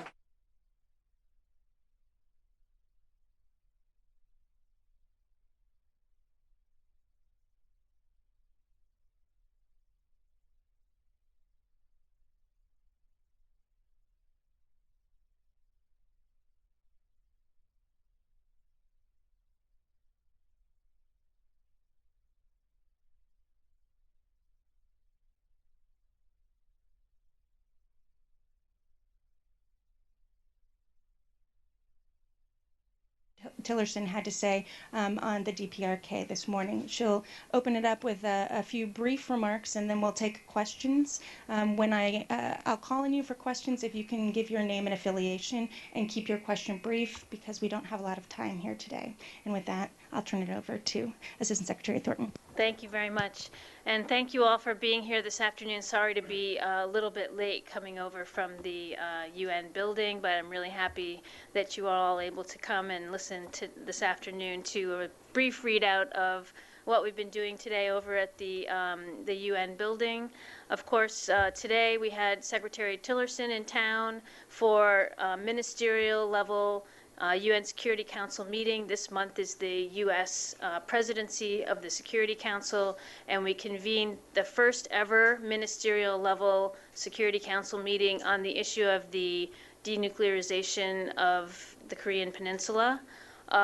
We had a very good discussion this morning in the Council. I'm sure some of you have already seen some of the remarks that were mentioned, but I would characterize that conversation as really reflecting a broad consensus among the entire Council about the seriousness of the threat posed by the nuclear and missile programs in North Korea, the frustration on the part of the Council over the repeated violations of UN Security Council resolutions about this issue, and a resolve to sort of address the issue, step up the pressure, and really try to make a concerted and united effort to get the North Korean regime to change its mind about its weapons programs and come to the table and be prepared to talk about denuclearization. So I think the Secretary had a number of meetings in addition to the Council meeting. He met in trilateral format with the Japanese Foreign Minister Kishida and the Korean Foreign Minister Yoon this morning before the Council session to discuss further our trilateral cooperation with respect to the North Korean issue. And then after the session this afternoon, he had a bilateral meeting with Foreign Minister Wang Yi of China to discuss how to go about the approach on keeping up the pressure on North Korea and pursuing a strategy of cooperation going forward to bring about some kind of resolution to this issue. The Secretary had a number of other bilateral meetings, and he's been doing outreach to foreign ministers around the globe in the run-up to this meeting today to try to solicit and coordinate our international effort to step up the pressure on this issue, which is frankly becoming very quickly the #1 national security priority for the Trump administration. So with that, I'll just offer those brief opening remarks and then be happy to take a couple of questions. I don't have a lot of time, so I'm sorry about that, but I'm happy to do what I can here this afternoon. So I'm gonna, yeah. Thank you. My name is Masatoshi Nagata with Kyoto News, Japan. Could you tell us what exactly the Chinese are saying in case of something extraordinary happens in North Korea? And what kind of specific measures are they willing to take? And also, do you think the possibility of major conflict is over for now, or is it approaching? Yeah, thank you. So I think on the issue of what the Chinese would be willing to do should there be another major provocation, and I take it that was what you meant by the first part of your question.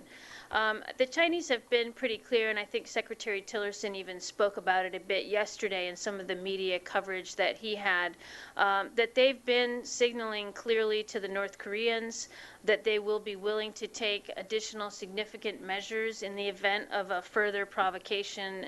And by that, I think we mean probably another nuclear test. They've already done 5 of those, and there's some talk that there might be a 6th nuclear test. That would be a major provocation. Also, the potential for an ICBM, intercontinental ballistic missile launch, would be another category of major provocation. And I think the Chinese have been reaching out, talking to the North Koreans, explaining to them that there would be very serious consequences, both from the UN angle with regard to additional UN Security Council resolutions that would come in the wake of such an event, but also unilateral measures that China would take. They have not been specific about what they would be willing to do, but they have indicated to us that they would be serious measures. And so far, I think we feel that, whatever we've been able to do, whatever China's been able to do with North Korea, at least for this recent period of anniversaries in North Korea, they have not conducted a major provocation. So we're not drawing any major conclusions from that, but that's at least not bad news. On the second part, major confrontation, I know the President had some comments on this. I mean, certainly the consensus at the Council today was that everybody understands that it's preferable to resolve this challenge peacefully. And that is what the Secretary and his colleagues today at the Council were talking about, our resolve to do.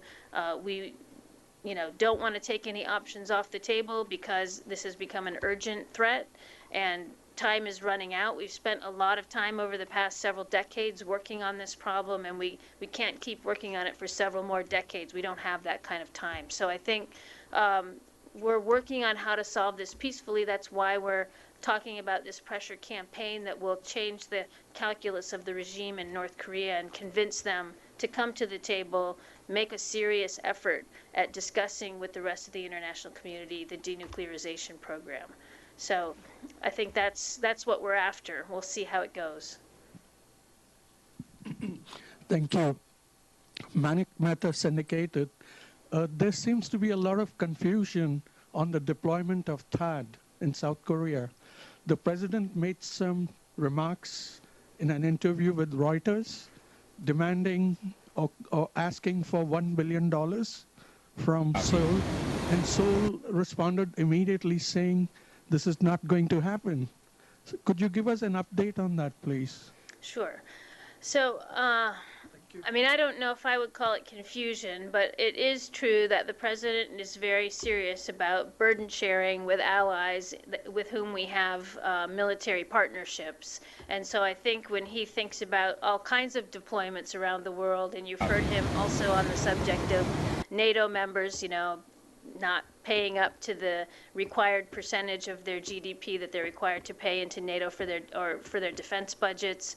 I think this is another case where, the President just wants to be sure that we're doing the kind of burden sharing in our alliances in Asia and in our alliance with South Korea that, he thinks is fair and equitable. Of course, we all know that the South Koreans are a really a bedrock ally. They do step up and do an awful lot. They pay 2.7% of their GDP into their defense budget, so they're quite a bit above a number of our other partners. And I think the President does realize that they have also contributed to burden sharing on the THAAD deployment. So I think he's just looking to make sure that the U.S. is getting kind of equitable treatment and burden sharing out of the alliance. But I think on the THAAD deployment, he recognizes that we've already done discussions on burden sharing, that the ROK has contributed to that deployment, and that they are a very solid ally when it comes to burden sharing and in sort of stepping up and being right with us there in the alliance. My name is Tanaka from NHK. I'm asking about today's meeting between Wang China.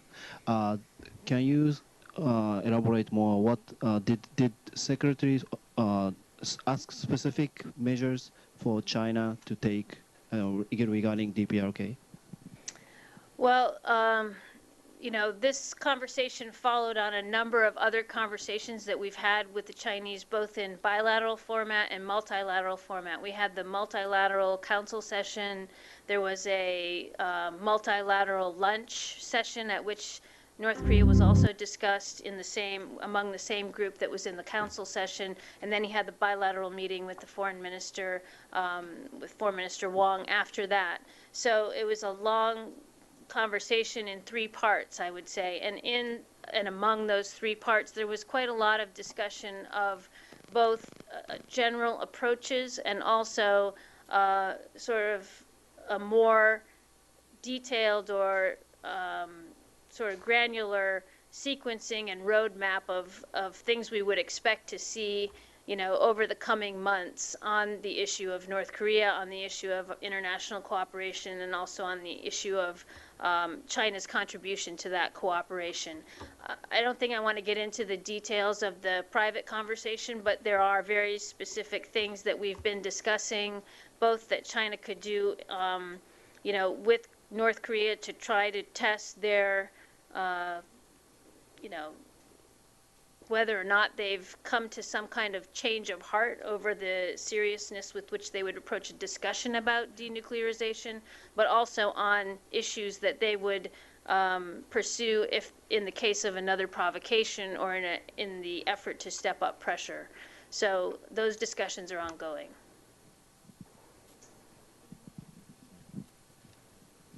Guillermo Fesser from El Intermedios TV news show in Spain. So Secretary of State has pointed to nations that he said have not fully enforced the UN resolutions against Korea and said that the U.S. won't hesitate to sanction those third countries. I would like to know which countries does the Secretary of State have in mind, and would those countries be considered enemies in case of the military action is considered?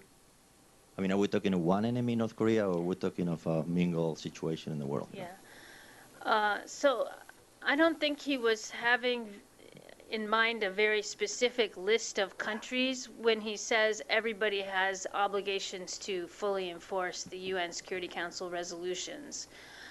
We all know that in its efforts to circumvent sanctions and other kinds of restrictions put on its economy, the North Korean networks are quite well established in very underground ways that are hard to detect, are hard for countries to stop sometimes. And there was discussion at the Council this morning about the need to help countries build up their capacity to detect these kinds of underground networks that are maybe fueling and financing the weapons programs in North Korea. So I don't think he had any particular countries in mind on that list, but we do know that the North Koreans are getting around the sanctions because some countries are not able to or willing to put the resources in to catch all of those transgressions. So I think that's what he meant. And that if we can't get satisfaction, if we bring information about some of these networks to a country, if we can't get it resolved, by burden sharing and sharing cooperation and information, that we would have to take other steps to stop those financial flows from getting to the North Koreans so that they can use them to further their weapons programs. And that's what he meant by the imposing our own national measures on those companies. Thank you. I'm Eugene Yu from Kyoto News. And I want to ask about from China's voice. Chinese foreign minister proposed a restart of six-party talk today. But I see the Secretary Tillerson didn't mention the restart of a six-party talk. And U.S. stance is very different from the Chinese stance. So how do you fulfill the differences among them? Yeah, it's going to be hard for me to speak for the Chinese and their position, but what I think you're getting at is that there was a lot of talk on the part of the Chinese delegation about dialogue and the need to try to get the North Koreans back to the negotiating table. What Secretary Tillerson has said is, we want to solve this diplomatically, we want to solve this peacefully, but we have not detected any seriousness on the part of the North Korean regime about coming to the table to discuss a negotiated solution and denuclearization or abandonment of their weapons programs. And so I think we're looking for some signal of seriousness that would lead us to think it would be worth having these kinds of talks. Whereas on the Chinese side, I think they are more looking further down the road at the peaceful resolution and how we will get to talks. And so there's a little bit of a difference in emphasis there. I don't think the Chinese are particularly wedded to one format for the talks or another. They're just looking down the road to how we'll get to talks, and we are looking at the near term about how we can tell whether or not the North Koreans are serious about the talks, because for us that's the main point. We have time, I think, for just one last question. This guy's had his hand up for a long time. Do it after, because I have to let the foreign media first. Okay. The US media. Okay, I'll get you later. Give it Last one? Yeah. All right. Thank you. Alexandra McInerney from the Tokyo Shimbun. Just to follow up on what you're saying right now, what practically would you consider a signal of that seriousness? So what would you like to see from North Korea to show that they are ready to come back to negotiations and taking it seriously? Yeah, that's a very good question, and I think we'll know it when we see it. If there's a big provocation, then we'll also know that that's not the answer we were looking for, okay? All right, thank you all very much. It's great to be here with you. Appreciate the opportunity to talk with everyone. Thank you so much for coming today. Just to reiterate, this briefing was on the record, and we will send out a transcript as soon as it is available. And the video and audio will also be up as well. Thank you. Thank you.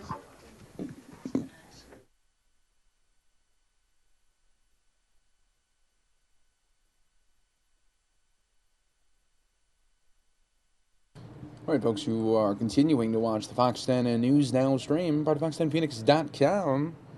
Next, Fox 11 in LA, our sister station, catching up with a viral surfer. We get them on the berry pump.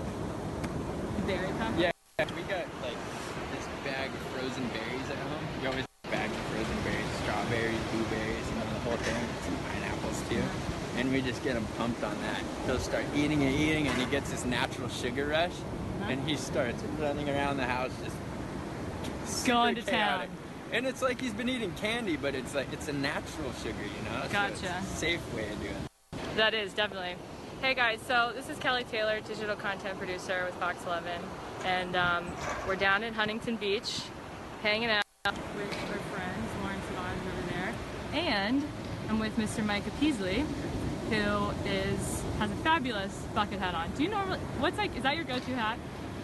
No, I actually have this nice FCS hat. That is my go-to hat, but I accidentally left it on my car and drove away. Oh, nightmare. So I got the Sevs 11 special right now. So I think it was $10. Nice. Yeah. That's the way to go. I like it. So, those of you tuning in, Micah, he may look familiar to you. We figured out it's been about 15 years. He gave an interview after surfing at the Wedge in Newport Beach to Fox 11. And, well, I can let you tell the story. I know you were just talking about it a little bit, but you were approached by, I think it was our reporter, Lisa. And did she just were you fresh out of the water when she started talking to you? Fresh. So you were like, all right, time to turn it on. Yes. Kind of deal. And I was like, let's turn this off, get away from me. I don't want to talk to you. I just had the best session ever.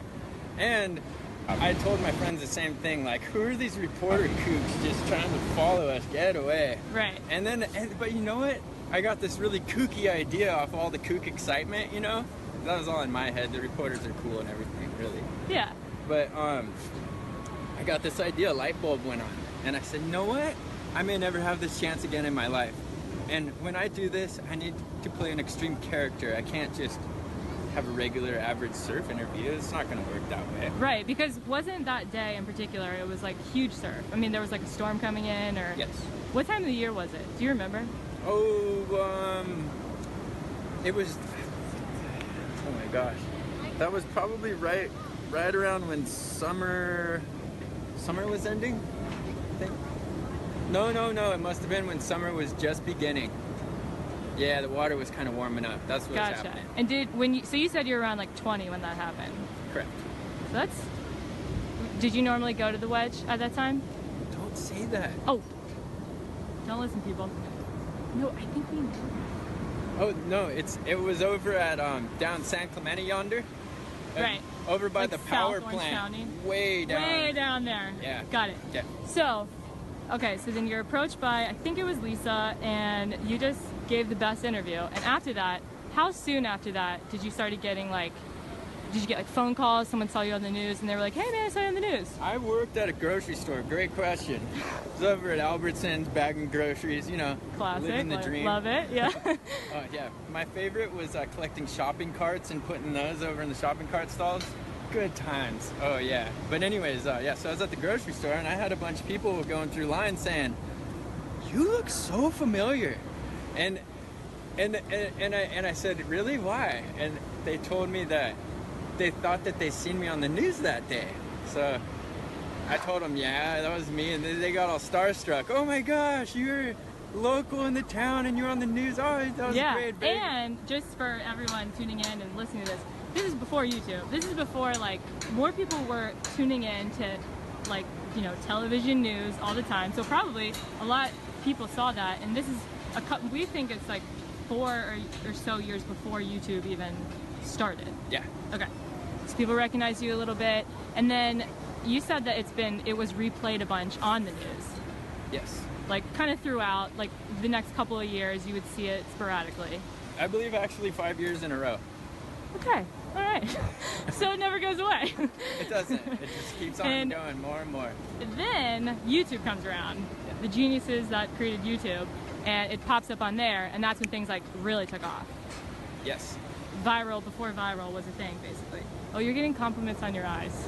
Oh, thank you. Yeah. Right on. Say it again.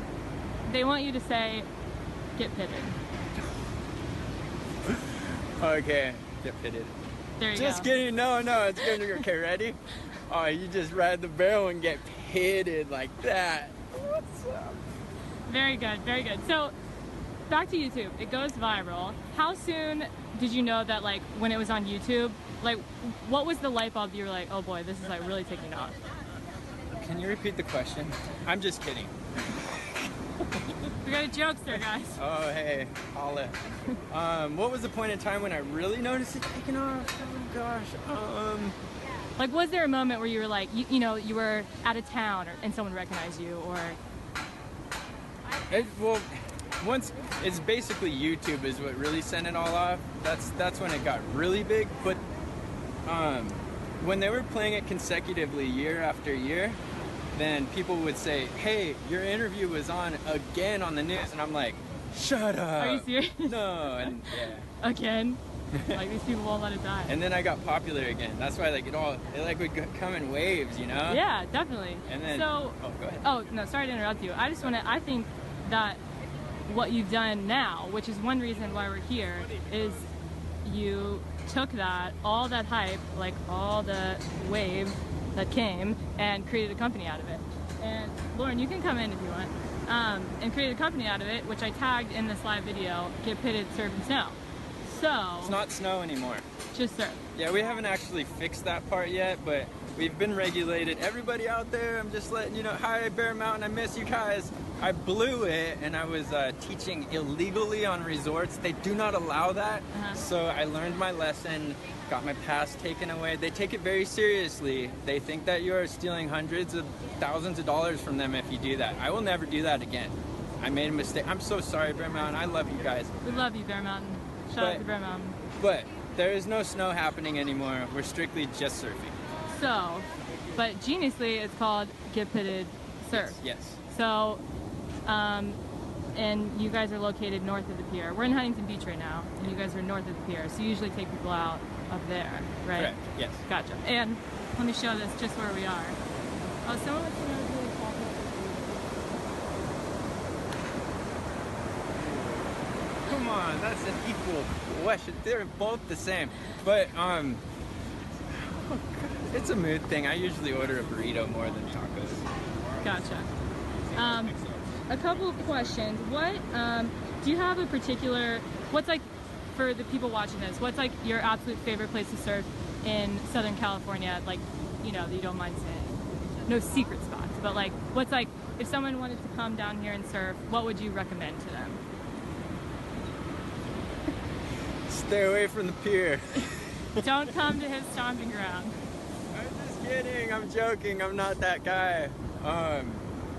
Yeah, if you're a beginner, definitely, just honestly, guys, just stay away from the pier. There's a lot of really good surfers out here, and they don't appreciate people getting in the way and stuff. But if you're a beginner, go anywhere on this huge, giant stretch of beach.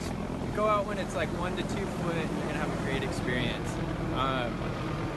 Everyone thinks that, yeah, let's go hang out at the pier because all the surfers are there, but it's not a great place to surf as a beginner. Yeah, because they're all like professional. I mean, they're all really good. Yeah, very good. They know all the lingos and the different rules of the waves out here, and once you learn that, you're certified to surf out here. But if you don't know that yet and you can't paddle fast, it can be a very dangerous place for you to end up in. Plus, there's the pier pylons and all that stuff too. Gotcha. You could crash into that. Is she heading out? I think Mike's wife might be heading out. Should we bring her in? Yeah, I was gonna say we can like walk around at this too. Yeah. Getting mic'd up. Lawrence Savon in the house. Yeah, Mike is getting mic'd up. Do you want to say hi? Yeah. This I is just gotta go. Nikki. In a minute. Oh, hi. You're live. Oh, live. Yeah, we're on Yay, Facebook hi. Live, Fox 11. So, as you can see, this is the 2017 Micah Peasley and family, Nikki and Tegan. This is Tegan. Say hi. That's my boy. Yeah. Smiley boy. Say hi. Just tuck that thing in there. Yeah, you did. Oh. You're gonna see him out there in like, you know, 5 years. I see this guy. Oh, this is my beautiful boy. Oh, you know what? Really quickly, can I take your picture together? Oh, sure. Hold on, guys. I'll take a photo. You ready? Run! Come on.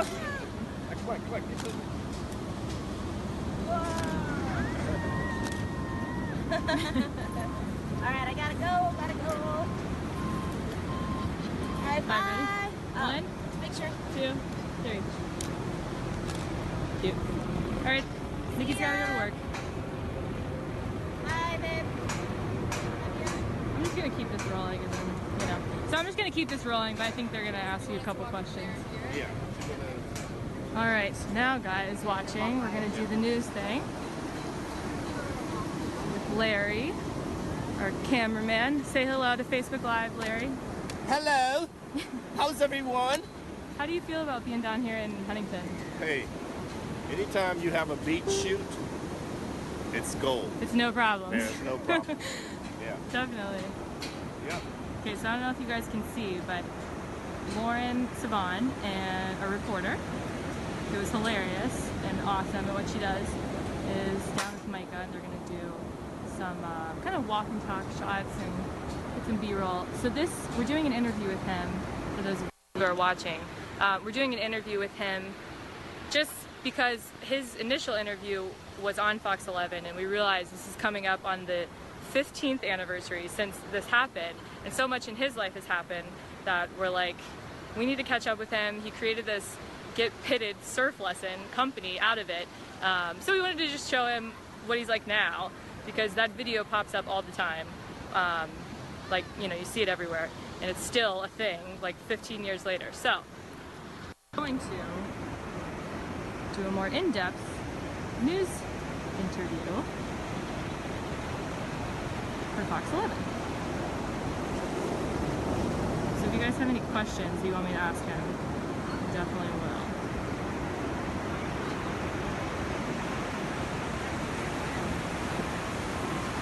Betty, we're talking with Micah Peasley. For those of you just joining, we're talking with Micah Peasley. And if you want to, YouTube Surfer Dude Get Pitted, because he went viral in like 2007. And yes, Devin, it's been 15 years. And so we're catching up with him now because he has a surf company where he gives lessons. And it's pretty genius actually, because he uses like a screenshot from the video as promotion, and he even has like merchandise on his website, Get Pitted, like mugs, t-shirts, and he's been pretty smart about it. Here's his board too. So he drops in, smacks the lip. Let me give you guys a view of. So we're down at Huntington Beach Pier, and I don't know if you can tell, but there's a ton of people in the water by the pier. And Micah was telling me this is where he likes to go, but you definitely can't surf here unless you know what you're doing, like this particular area, just because you might get rocked. Dave, so you realize 2007 is actually 10 years ago. Yes, but what happened was we interviewed Micah when he was 20, which would have been 2002, and the video didn't technically go viral until YouTube came around, and it was posted in 2007, and that's really when his internet fame took off 10 years ago. The actual interview was 15 years ago.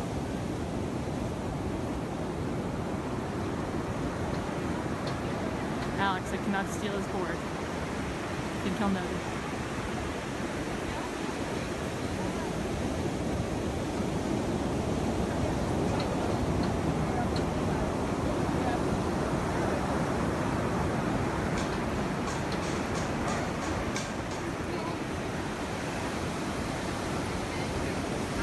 Jeremy, my name is Kelly. I'm a digital content producer for Fox 11. I do the social media. I post on our Facebook page and Instagram and Twitter and write news stories.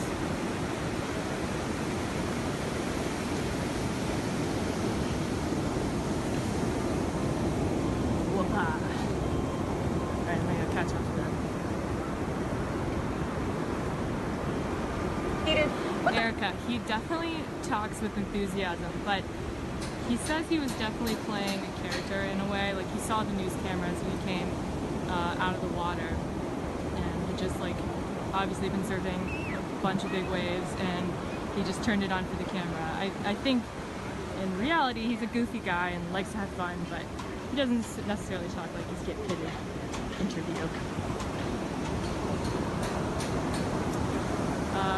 Rincon, we're in Huntington. Called.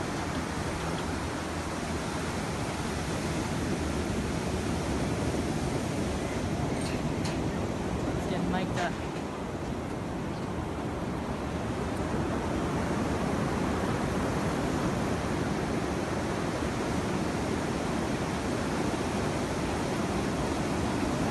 Gary, that's right. Don't go looking for it.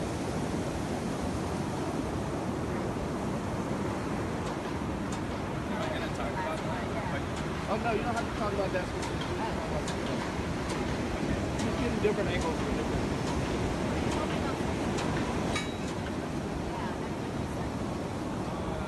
Let's see. The name, look up on YouTube, Get Pitted Surfages.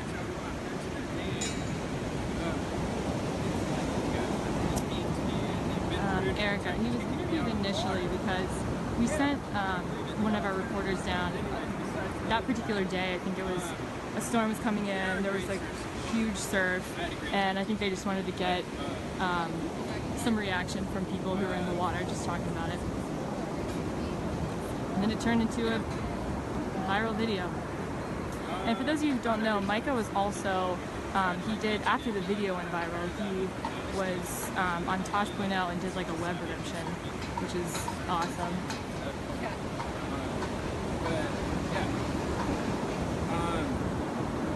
Wait, so when I started teaching, you want to talk about that too?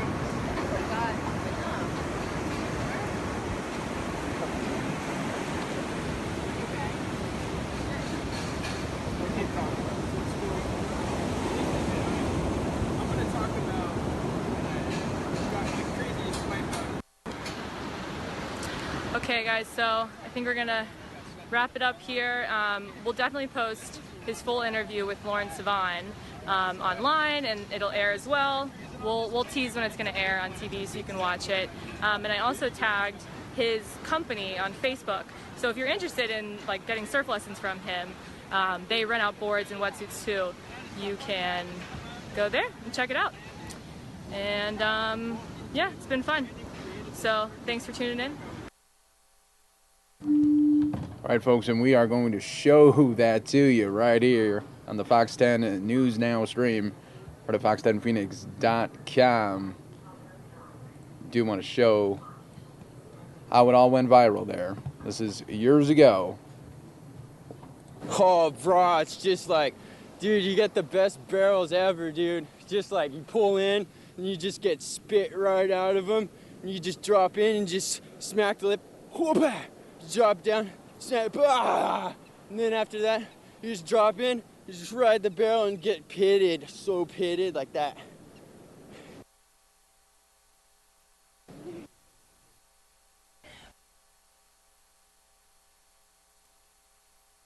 And there you go, folks.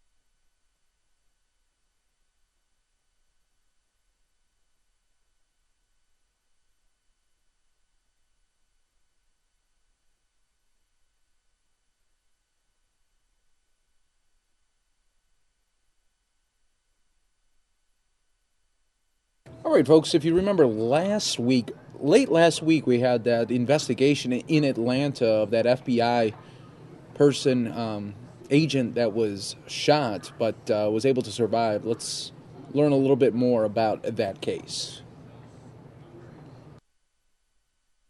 Banks County, down at the Atlanta Motor Dragway, where a suspect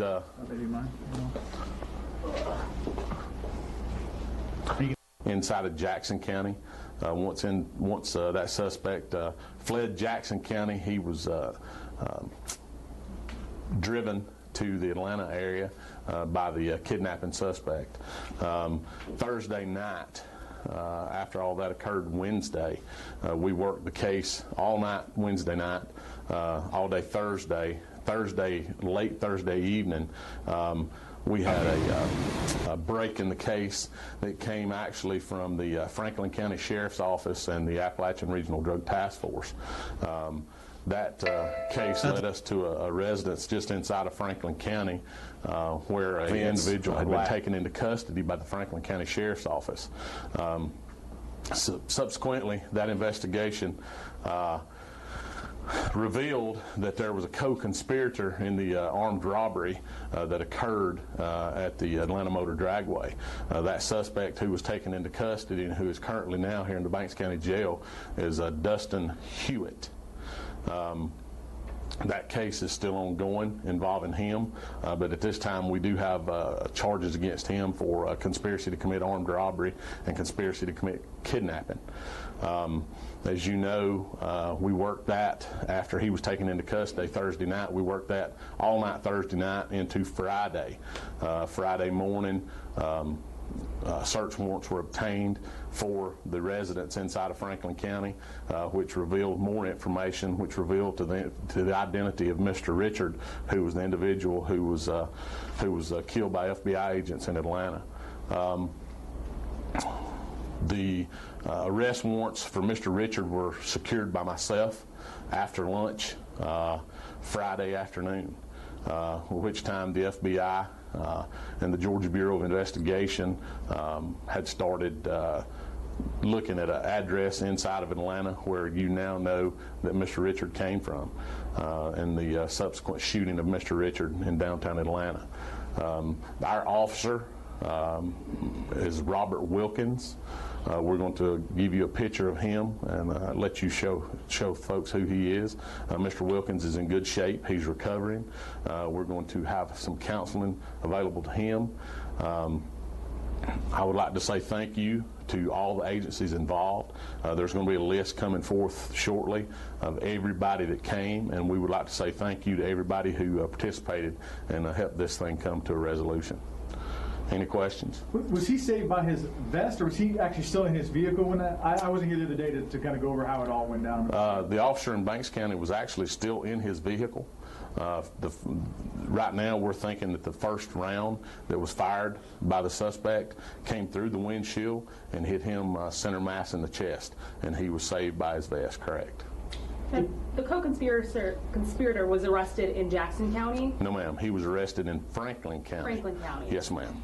So was he involved in the I guess the robbery and kidnapping of the victim that drove Mr. Richard to Atlanta? How is he all connected? No, to this? he was not involved with that. He was involved with the armed robbery and the kidnapping that occurred at Atlanta Motor Dragway at the A-frame. There was like a carjacking there started this? Correct.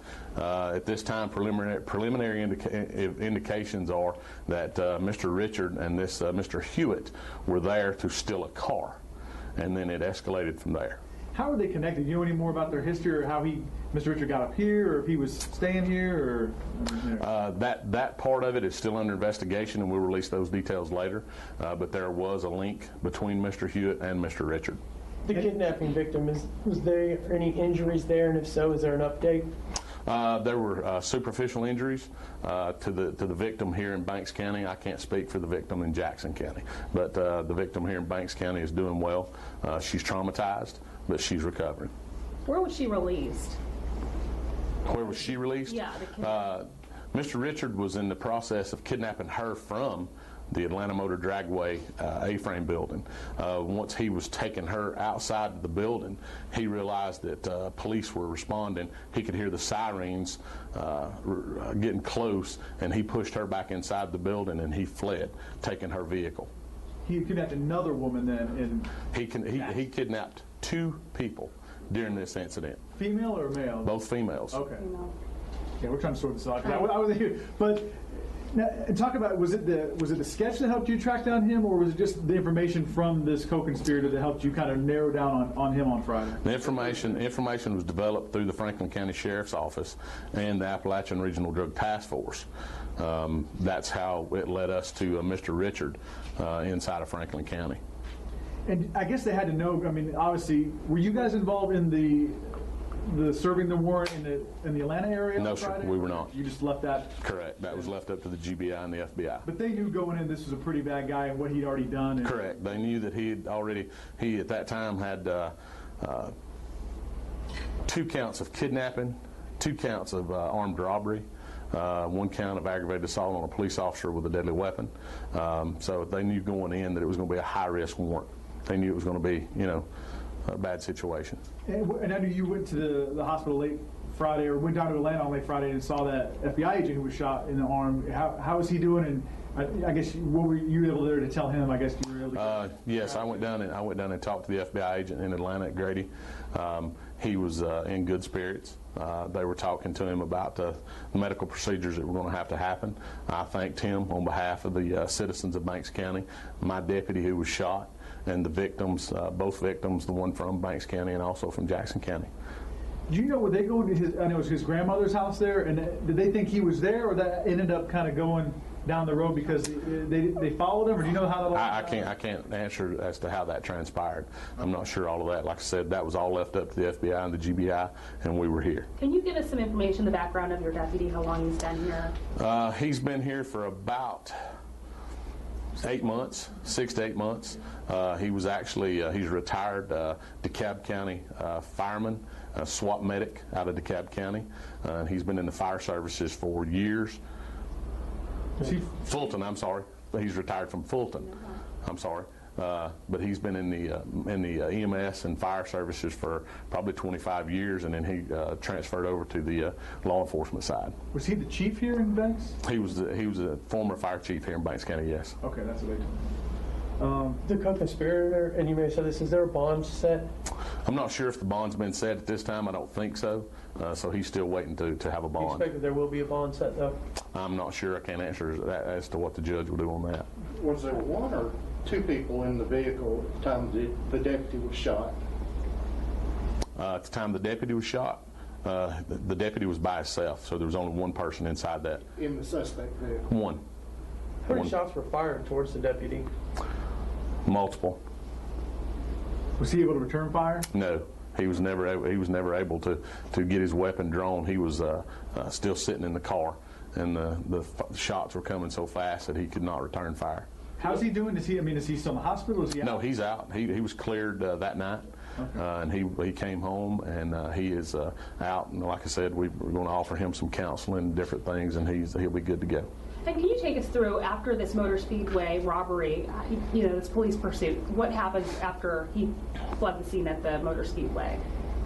He fled down Ridgeway Road toward Tanger Outlet Drive. Once he got down there, he turned between Applebee's and Ruby Tuesdays toward Tanger. My officer was behind him at that point, turned his blue lights, activated his emergency lights and sirens. The subject refused to stop. The chase at that point reached a high speed. Right in front of Tanger Outlets, the suspect slammed his brakes on, which made my officer hit him in the rear end. I think the suspect was trying to deploy the airbags in the vehicle that my officer was driving. At that point in time, the suspect immediately jumped out and started firing multiple rounds at the officer. The officer was hit, I think, probably the first round, and the suspect then fled across the interstate into Jackson County on foot. And that's where he tried to do a break-in, and that's when the carjacking happened on that side? Correct. Okay. He did break into one house, but the audible alarm went off at that residence. He fled from there and then went to the second residence, where he was inside the residence when the female victim came home. Oh, okay. And then that's when he took half. That's when he, yes. I guess after 3 days of this, and one of your deputies obviously getting shot at, but I guess this obviously ended with a loss of life, and but it ended, I guess, the best way as possible for all the law enforcement involved. You guys are all going home. Correct. That's ultimately at the end of the day, we want all our folks to go home. We certainly do. That's our goal every day, is to make sure that everybody goes home to their family. Anything else? Is there anything else you'd like the public to know about this incident? No. I think that it was a harrowing event for everybody involved, and I think that my agency did an outstanding job with the help of the GBI, FBI, and all the agencies involved. And to say again, I appreciate everyone that was involved helping us bring it to a resolution. Is there a dash cam? No. Do not have any video footage. Thank y'all. He was struck once, correct? Ma'am? Your deputy was struck One once. time, correct. Do you have the vest with you? We don't have the vest. The GBI took it.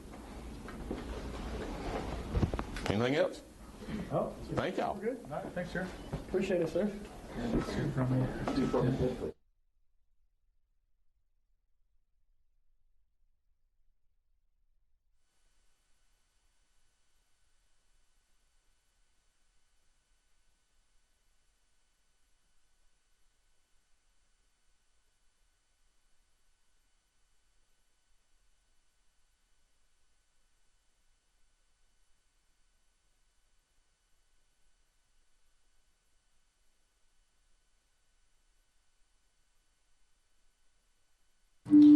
All right, folks, and my last video that I have for you today, such a cool thing that happened earlier this morning. It was happening about 7 o'clock a.m. Eastern there in Florida. SpaceX going up for another mission, this time sending a secret satellite up into space. Take a look. I suppose I started.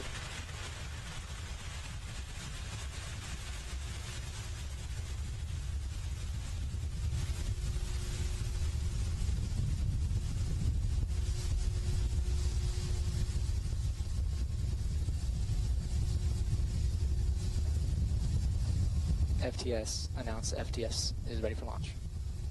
AFTS is ready for launch. VC, verify Falcon 9 is in startup. Falcon 9 is in startup. Ground side gas closeout's complete.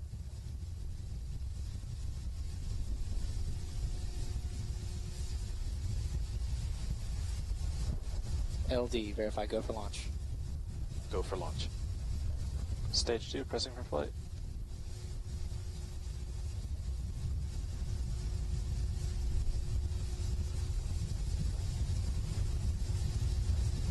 T-minus 30.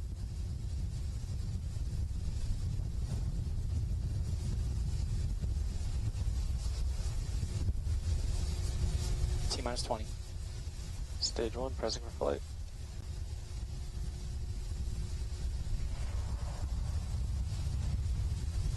T-minus 10, 9, 8, 7, 6, 5, 4, 3, 2, 1, 0. Liftoff at Falcon 9.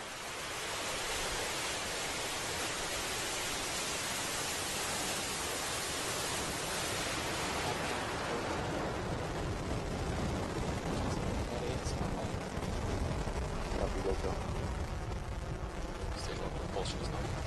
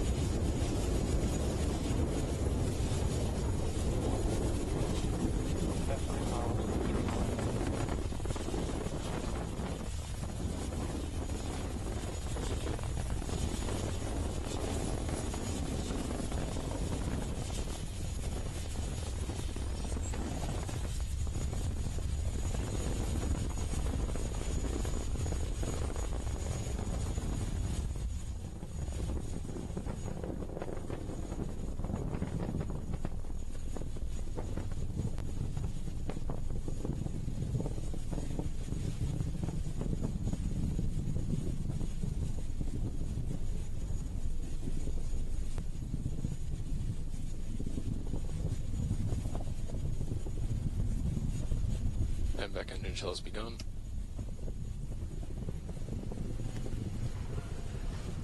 And Falcon 9 is delivering the National Reconnaissance Office's satellite to orbit right now.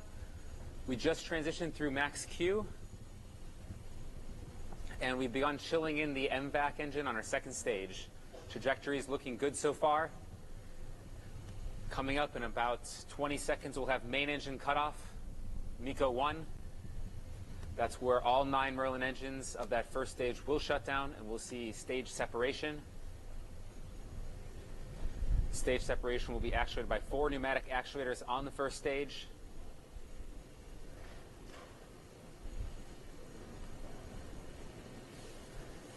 We have MECO. And we have main engine cutoff. Stage separation confirmed. And stage separation has been confirmed. And you can see the first stage there flipping back. Use the nitrogen thrusters.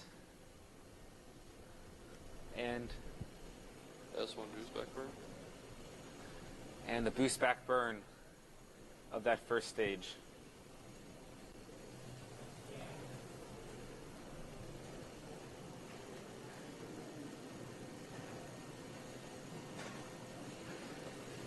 This boost back burn will last about another 15 seconds. We use this to reorient the stage back to Cape Canaveral and fly it back from all the forward velocity it had over the Atlantic Ocean.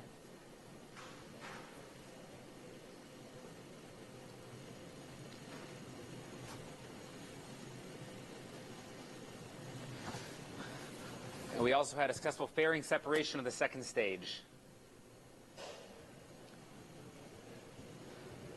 As we mentioned previously, we will not be covering the remainder of the primary mission due to the nature of the classified payload on board, but we are covering our first stage as it's making a landing attempt back at landing zone 1, and that's what you're seeing on your screen right now. On the right side is an onboard camera looking down from our interstage. That stage itself is 12 feet in diameter and over 100 feet tall, so you're looking down the length of that stage, and those grid fins also deployed, those grid fins guiding us back through Earth's atmosphere. On the left side of the screen, you're seeing our assets on ground tracking that rocket. The first stage as it's making its way back.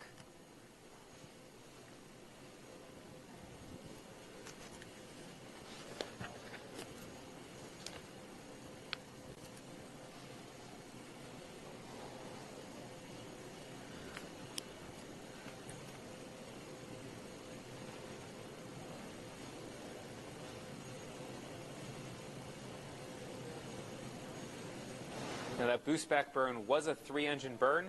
Coming up, we're going to have our entry burn, also a 3-engine burn. The entry burn will happen just after the 7-minute mark.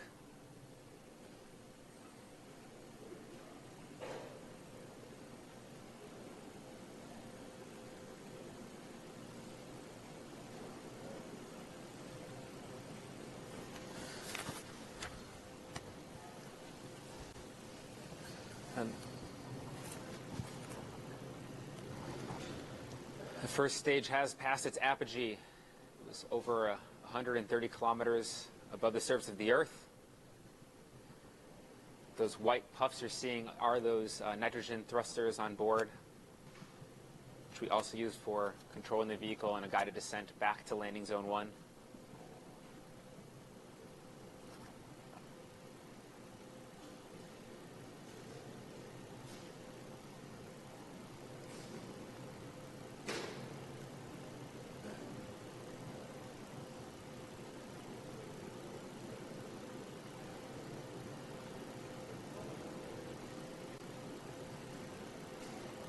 Entry burn should be coming up in about a minute from now.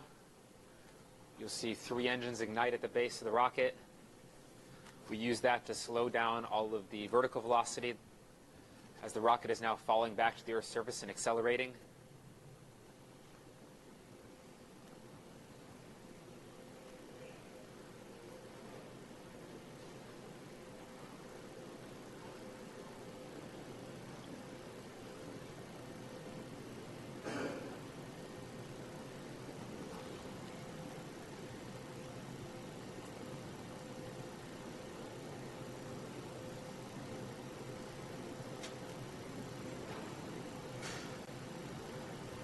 If you're just tuning in, we're watching the first stage as it's falling back to Earth in a guided descent back to landing zone 1.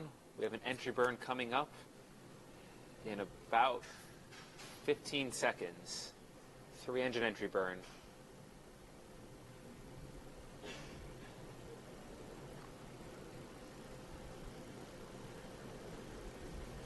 Stage 1 entry burn startup. And we've entered the entry burn startup. And we have ignition of the entry burn.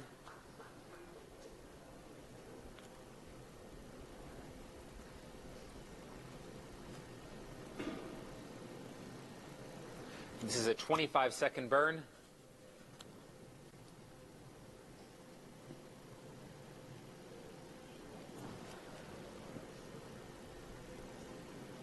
Entry burn shut down. And we have shutdown for the first stage.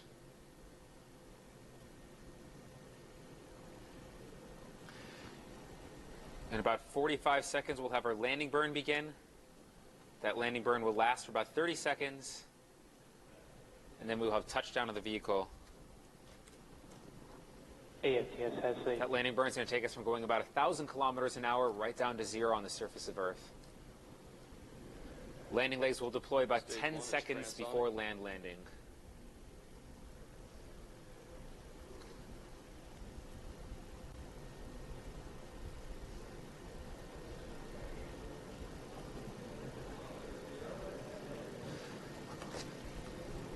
Stage 1 just passed through transonic regime.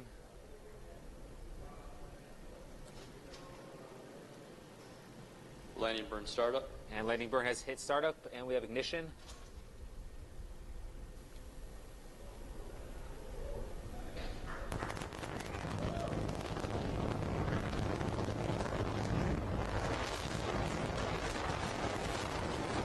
See the landing legs of play in a few seconds.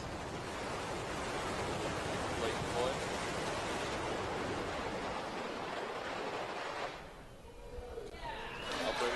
And we have touchdown.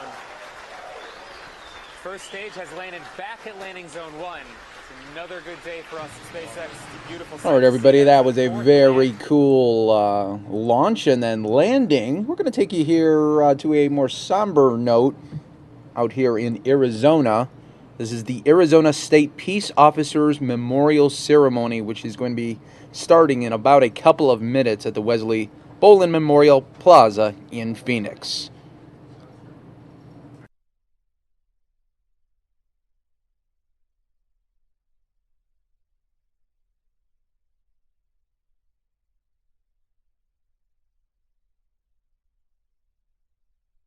And welcome everybody to Fox 10 Facebook Live here for the Arizona State Peace Officers Memorial Ceremony. It is happening tonight in just a couple of minutes here in Phoenix. Phoenix Police Officer David Glasser's name is new this year.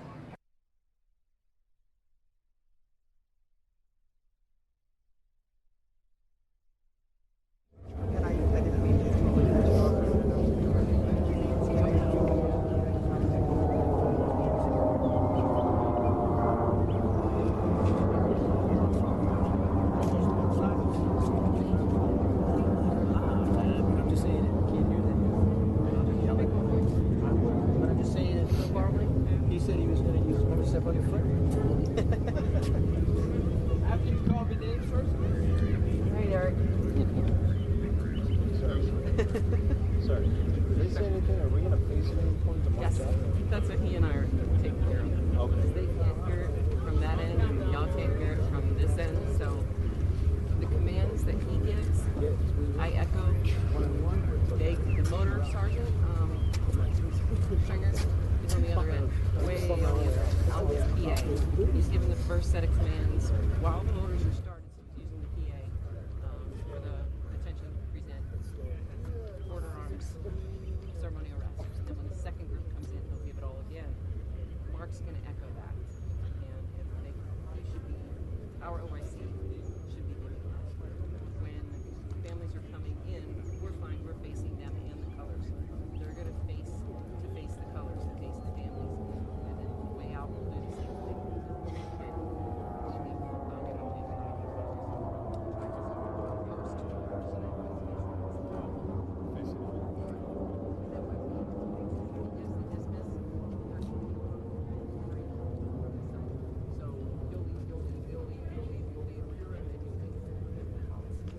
instead of all walking in one line, they want the one to come up. On the second wave, are you going to be looking at it? Oh, we are posting this one. Yep. Families are now processing. Please rise.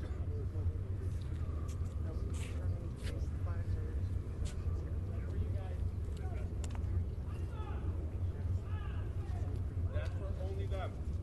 That's for them. Stand by. Stand by. That's for their cordon over there.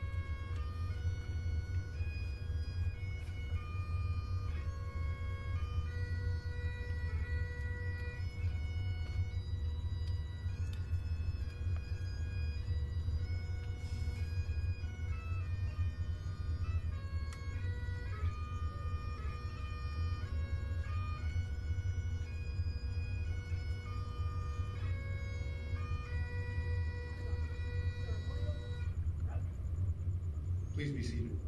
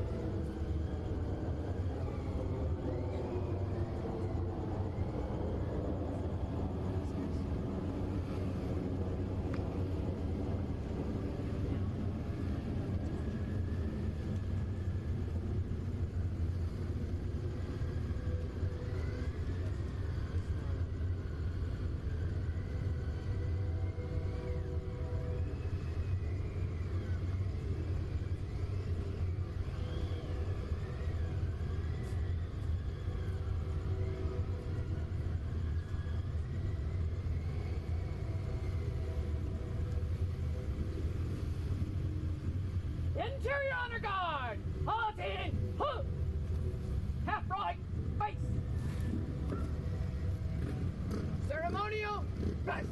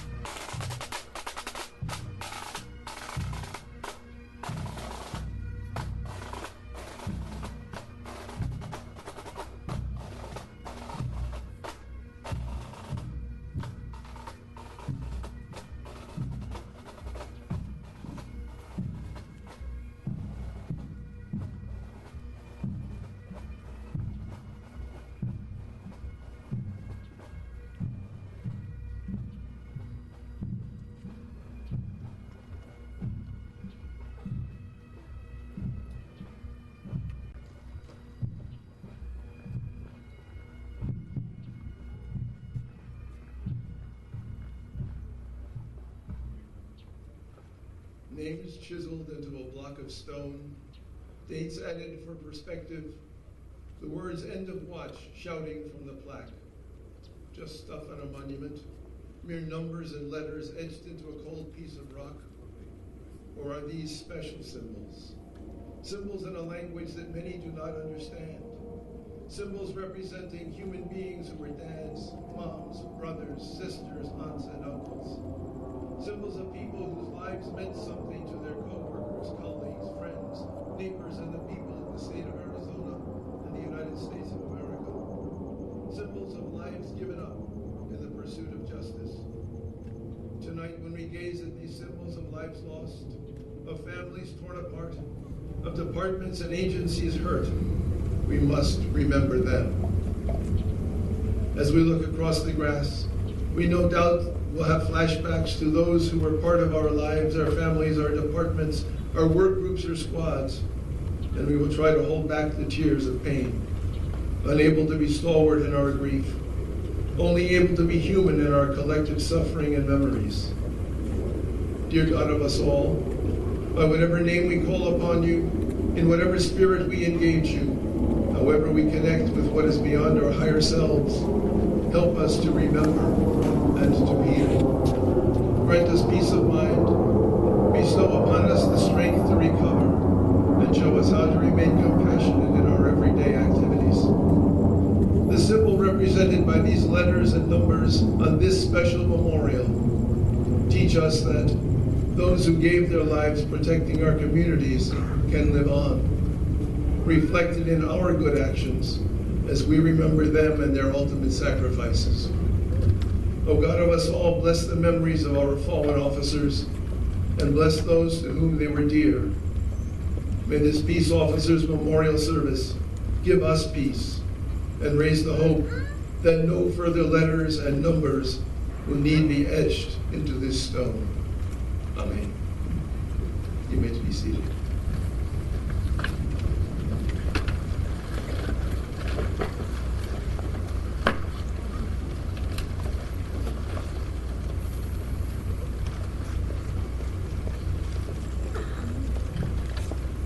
Good evening. My name is Sergeant Jimmy Chavez with the Arizona Department of Public Safety and a proud member of the Arizona Peace Officers Memorial Board. It is an honor and privilege to be here before you tonight. And on behalf of the board, I welcome you to the 44th Annual Arizona Peace Officers Memorial Service. Tonight we honor those who have paid the ultimate sacrifice protecting our communities. The Arizona Peace Officers Memorial Board works diligently to honor the memory and legacy of those named on the memorial behind me.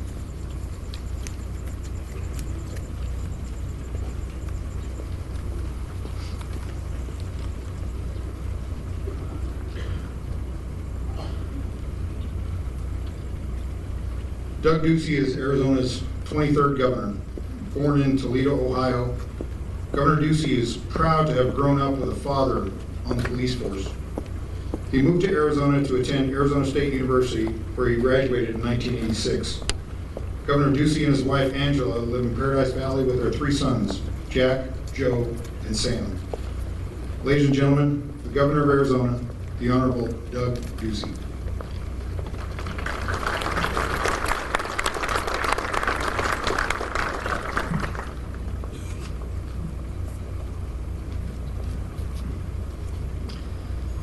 Thank you, Sergeant Chavez, and good evening, everyone. Officers, family members, and friends, thank you all for being here tonight. This is now the 44th year people have gathered with all humility and reverence to honor the peace officers who have made the ultimate sacrifice in the defense of Arizona. They gave us a gift we can truly never repay. But today, a small token of our appreciation, we honor their memory with procession, invocation, salute, and song. Knowing the risks, these officers willingly signed up to protect their communities each and every day by putting on the uniform and they never asked for special treatment or reward. This will remain a difficult and bittersweet occasion no matter how many years pass. Bitter as we recall that precious lives were taken all too soon in the defense of others, but also sweet in that we are given the chance to reflect upon the selfless dedication and lives of sacrificial service. We are also given the opportunity to remember the incredible love that these officers had for their children, their spouses, their families, their friends, and their communities. These officers ran toward threats in the defense of others because they cared about others more than they cared about themselves.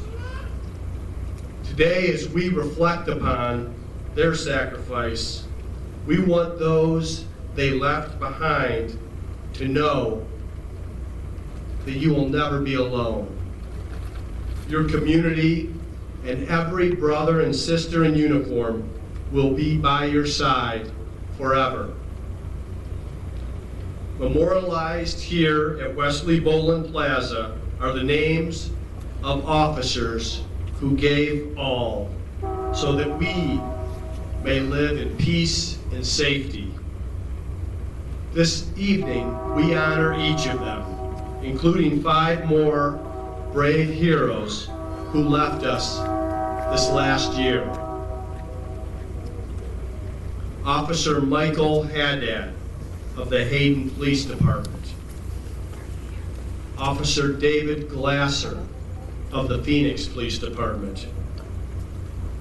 Agent Manuel Alvarez of the U.S. Border Patrol. Officer Leander Frank of the Navajo Division of Public Safety. And Officer Darren Reed of the Show Low Police Department. We will never forget the price they've paid and what they've done for us. The calling of law enforcement is a dangerous one where you never know if even the most routine of days might be your last. That's a reality I had to contemplate growing up with a father on the force. From protecting our nation's borders to fighting dangerous crimes within our communities, our officers continue serving Arizona proudly in the face of adversity. We can never say thank you enough for their service, but we can show our gratitude by standing with them and their loved ones. They've always had our backs, and we must always have theirs. We may only meet here once a year, but we can stand with our law enforcement personnel every day by continuing to pray for them and their families.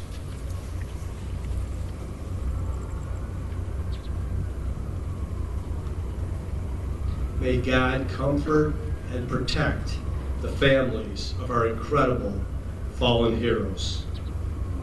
And may He place His protection around all those who continue to serve. Thank you, and God bless.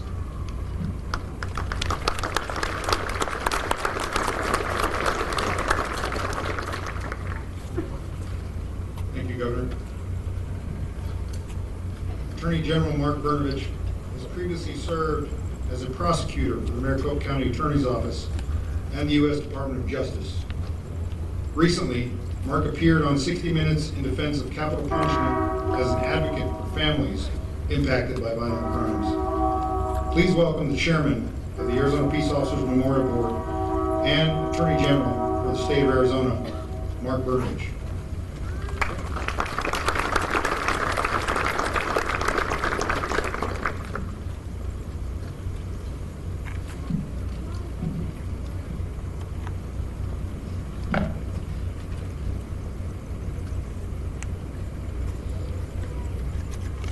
Tonight, as we gather here to honor the fallen officers and to thank the families for their sacrifice, for their willingness to allow their family members to serve,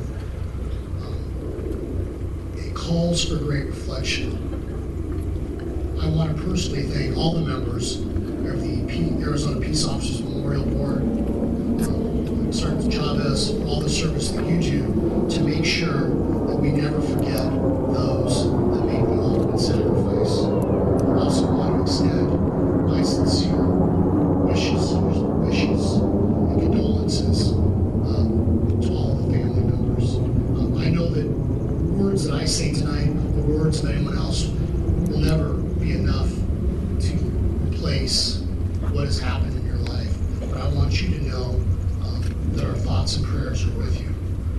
When I became the Attorney General, one of the first things I did was to make sure all the folks in our office understood that our primary job was to do justice. That is the role of law enforcement.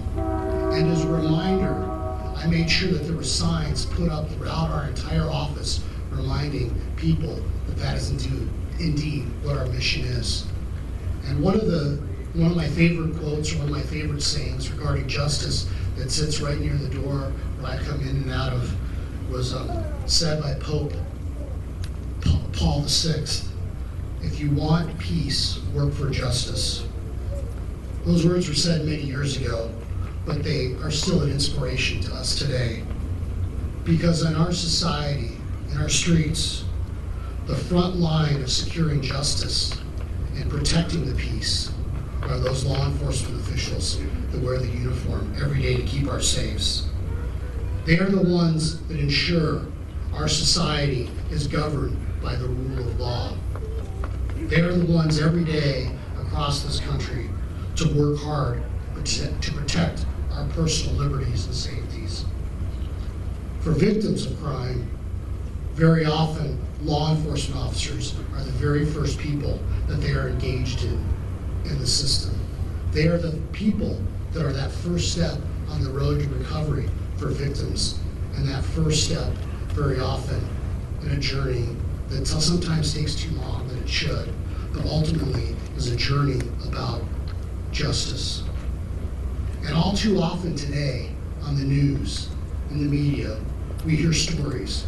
Sometimes there's very often misguided attacks on our law enforcement officers. But it's not just the media. What we've seen is some of the most horrendous crimes involving officers who've been targeted because they wear the uniform. These attacks take many forms, but as a society, we cannot tolerate the immorality of those that not only take lives, but those that take lives that are designed to protect our peace, and those that undermine our rule of law. So now more than ever, we must, as a society, redouble our efforts, educate our neighbors, to educate our friends, educate even our own families on the vital role that police officers play in our society. We must support their mission. We must honor their families. But I will say that even in the darkest of circumstances, even when things seem darkest, we know that goodness can arise. We're going to hear tonight more about Officers Manuel Alvarez, David Glasser, Leandro Frank, Michael Haddad, Darren Reed, James Linder, Marion Hawes, Fred Kaiser, and John McCarthy. These are all noble officers who answered the call of duty and dedicated their lives to protecting us. And while we are all profoundly saddened by their loss, we should know that they did what they wanted to do, and they did it in order to serve others. And they did it, and we should be proud of them with all the integrity and courage that they displayed. So, new heroes will take their place on the memorial wall behind me, along with other officers that have given their lives since Arizona's territorial days in 1863. As we gather here today I hope that we can humbly reflect upon and truly honor these generous people who are willing to sacrifice all to serve us, giving their dying breaths to keep our society safe. And for the families of all loved ones of these heroes, to their brothers, to their brother and sister officers, I keep going back to that quote, if you want peace, work for justice. For if the pursuit of justice truly is the way to peace, then there must be reason for optimism for all of us, even in the darkest of moments. So as we reverently gaze upon the names on this memorial, I see through the eyes of many of us today that my sincerest hope, my sincerest prayer is that those suffering the most may find meaning in all that has happened, and that you may find peace in your hearts, because nobody has sacrificed more than those names who are written on the wall behind me. So on behalf of the grateful state, I want to thank you for allowing your loved one to serve the people of Arizona. And I want to express my deepest gratitude to the law enforcement community that works hard every day to preserve the peace. May God embrace their souls now.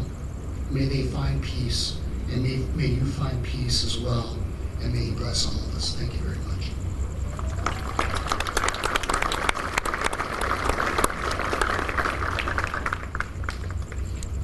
Thank you, Attorney General Brnovich. Charles Chuck Connell served as a New York firefighter EMT for 17 years before becoming a dispatcher. Chuck worked as a dispatcher for Chandler and Palm Bay, Florida police departments, retiring as a dispatch supervisor after a combined 22 years of service. Chuck was a Firefighter of the Year, awarded the New York State Fire Chiefs Association Life Saving Award, and was Dispatcher of the Year twice for the Chandler Police Department. Chuck and his wife, Linda, have 3 children and 1 granddaughter. Ladies and gentlemen, Mr. Chuck Connell.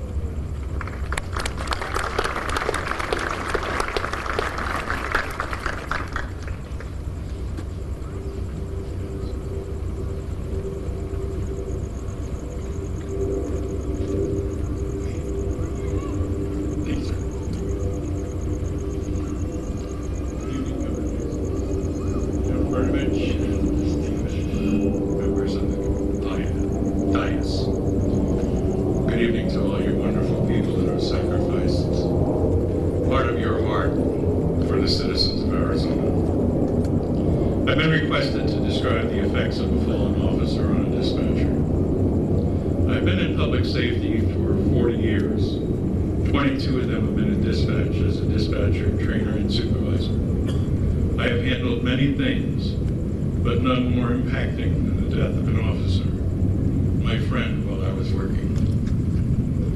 It seems that I first should let you know what a dispatcher is and what responsibilities they are charged with, as we are rather obscure creatures. Officers may talk to us every day and never know what we look like. We are merely a voice that hopefully is comforting, and it lets the officers know that they are never alone. I have no purpose to bore you with the minutiae of what dispatchers do, but suffices to say they are busy folks and master multitaskers.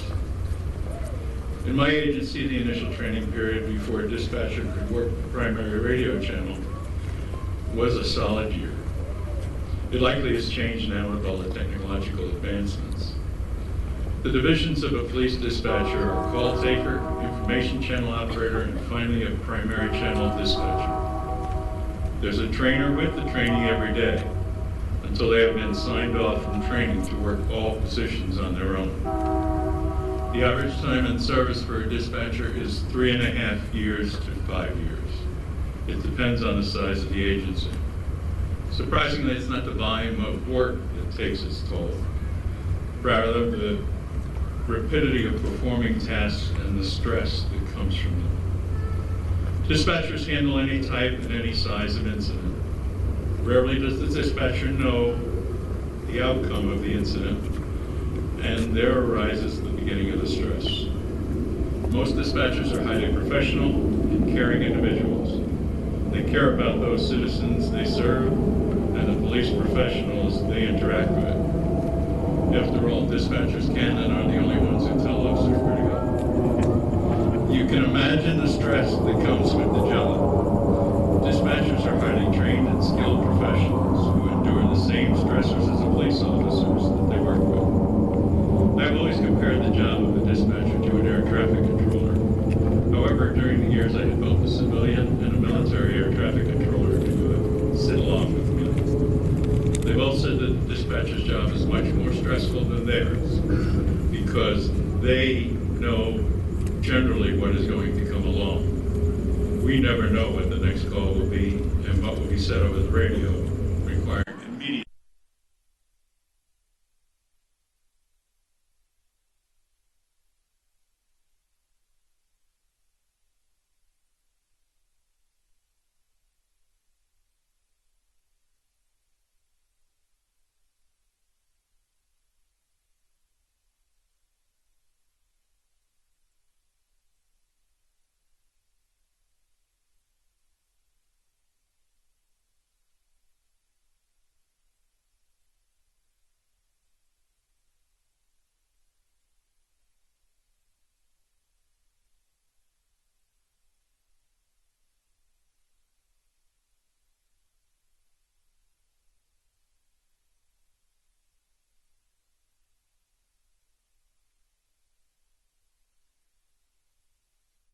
Bear with us here, guys. The audio is a little finicky right now. We're trying to work out the issues with this audio. You guys are watching the Arizona Peace Officers Memorial right now. We appreciate you watching with us live here on Fox News Now.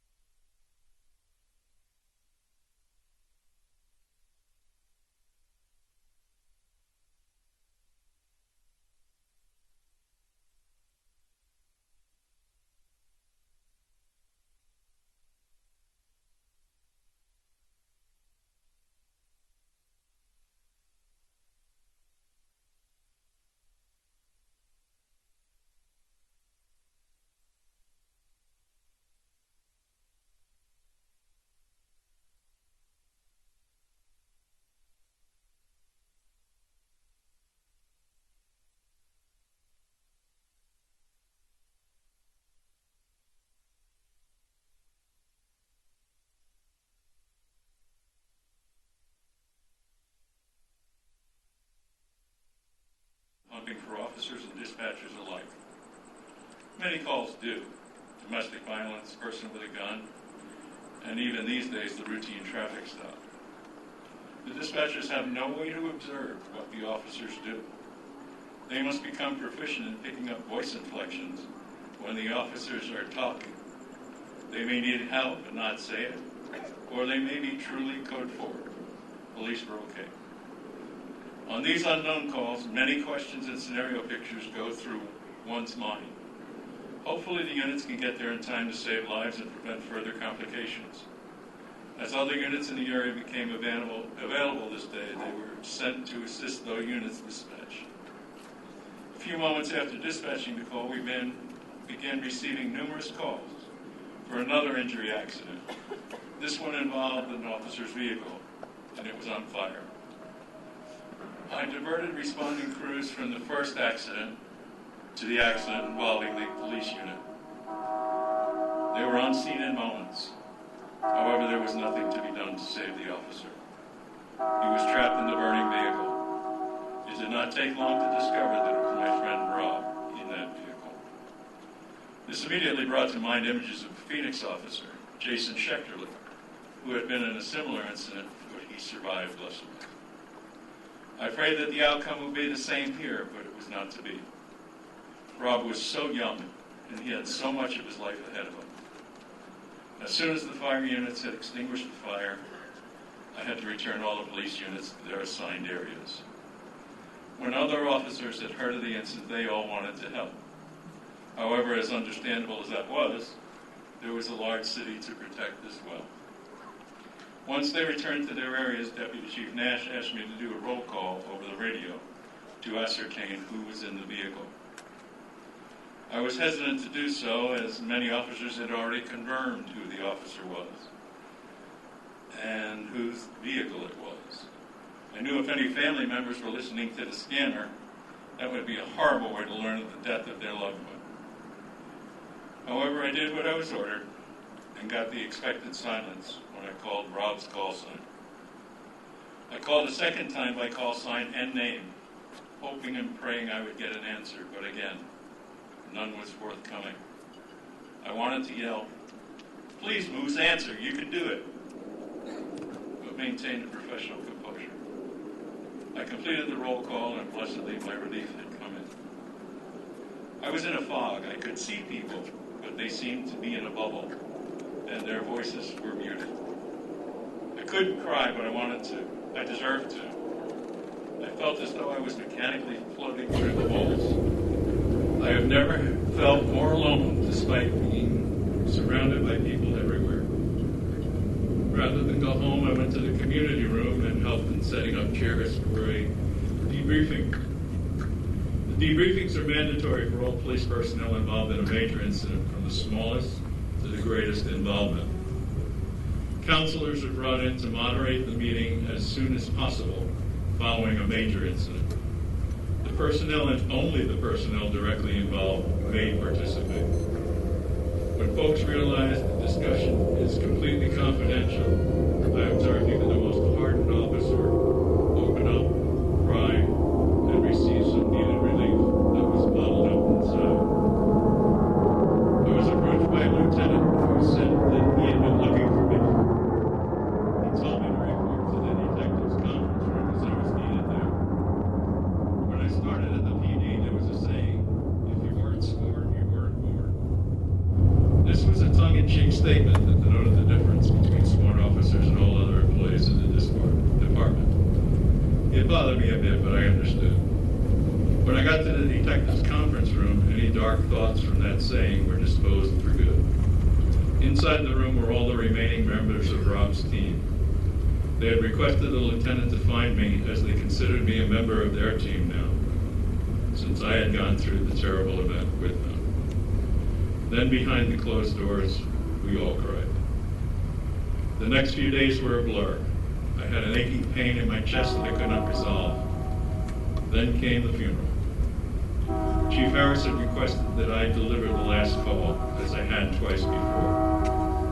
I wrote the last calls and delivered them over the radio. It was my way of making a contribution to the well-deserved salute for the fallen officer. I felt that the last calls used by other departments were lacking in something. I delivered the call and then received a phone call from the chief. He said that the family had requested that I come to the reception. That's something I had never done before. And that there was someone there who wanted to meet me. I was introduced to Rob's family, who were so appreciative of what I had written. Then I found out who wanted to meet me. A Phoenix officer came up to me and asked if I would come with him. I did, and I was led outside to meet my heroes, Jason and Susie Schechterly.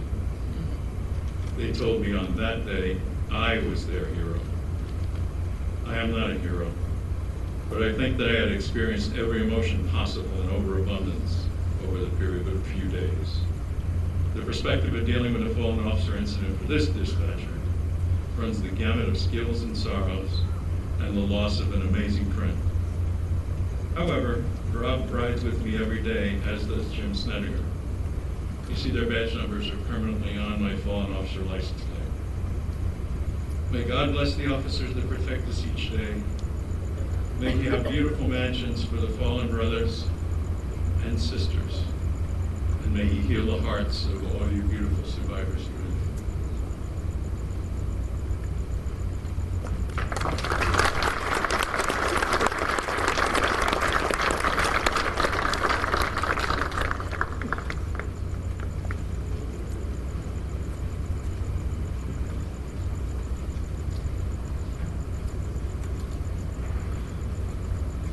Thank you, Chuck.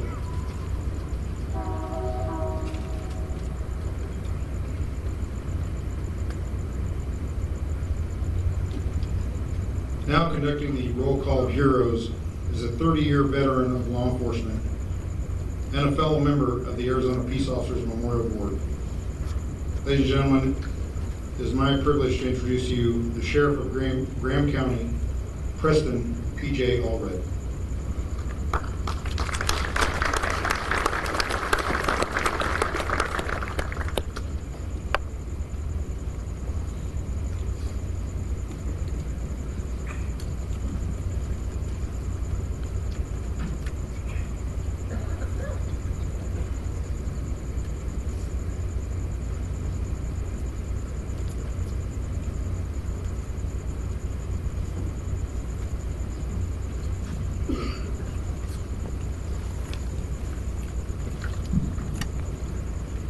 I just want to say it's my privilege to be able to be here this evening, to be able to read this roll call. It's a hurtful thing to read, but please, family, know that in law enforcement, they had a much larger family than your own right there at home.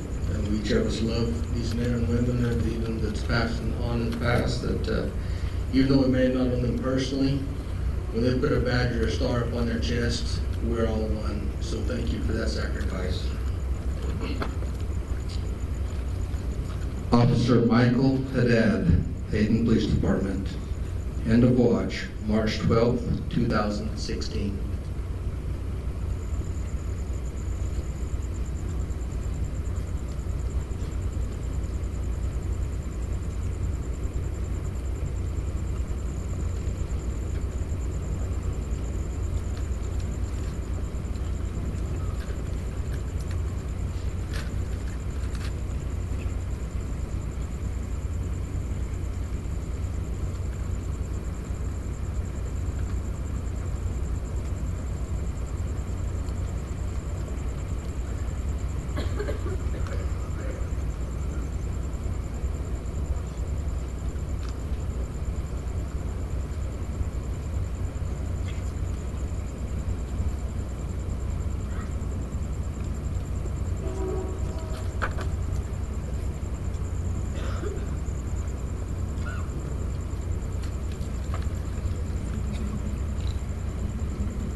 Officer David Glasser, Phoenix Police Department.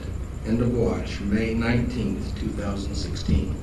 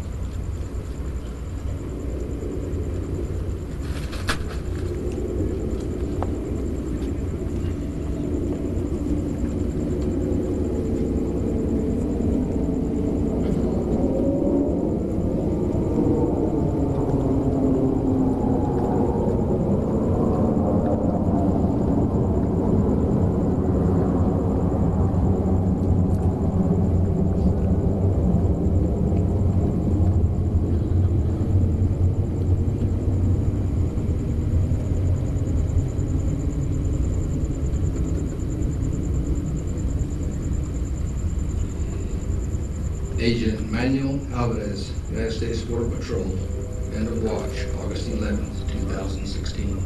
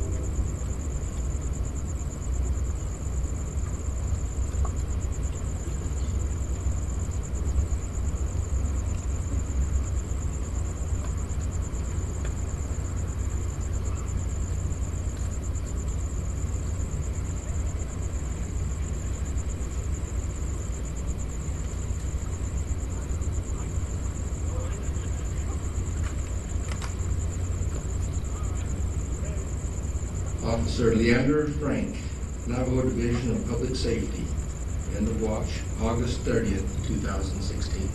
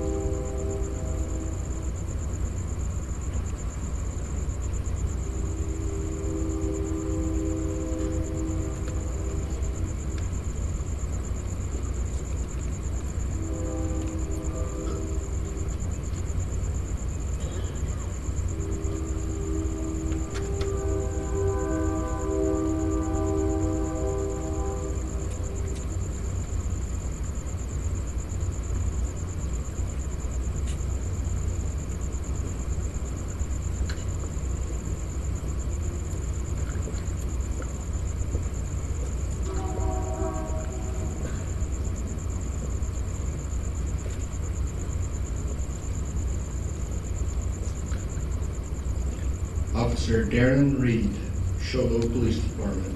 End of watch, November 8th, 2016.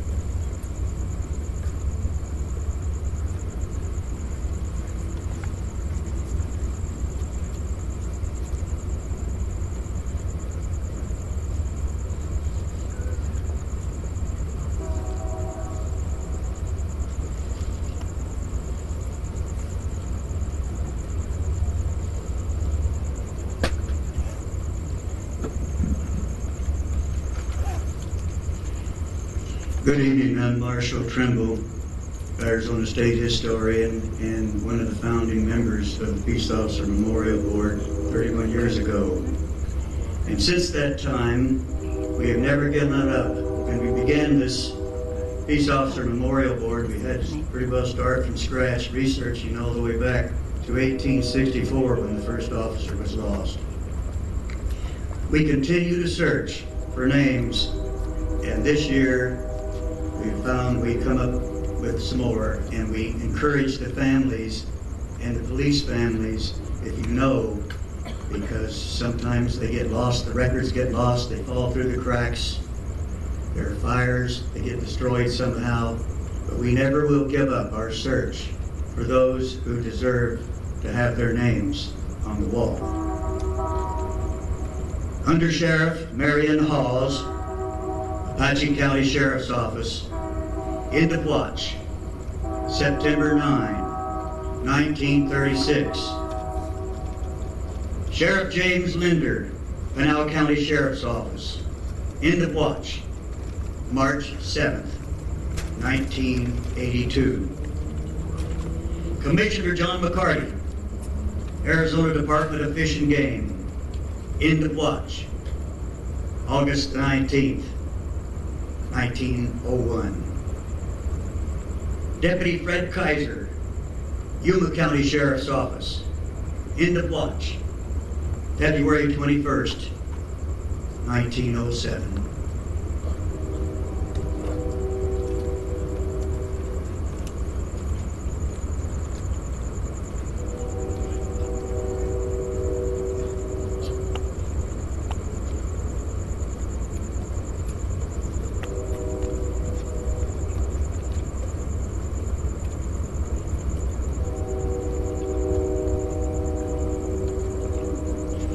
officers fallen in past years.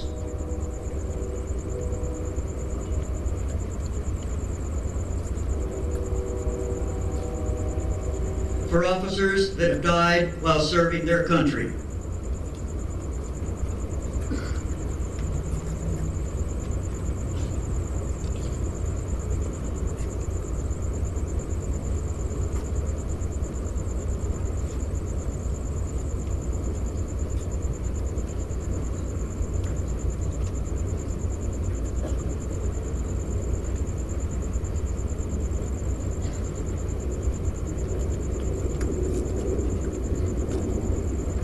Sheriff Allred and Marshall.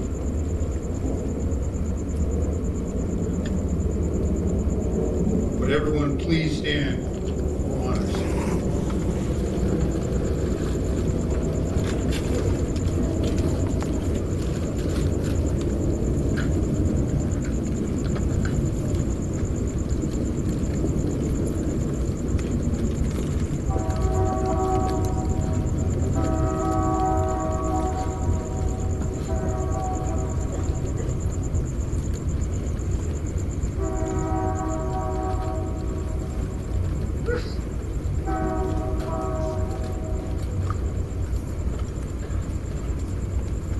Rifle team, prepare to fire 3 volleys.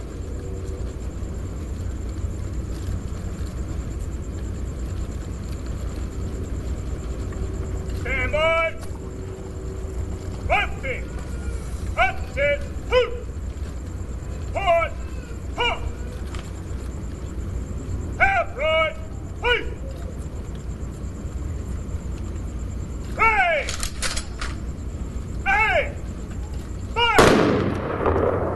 Hey!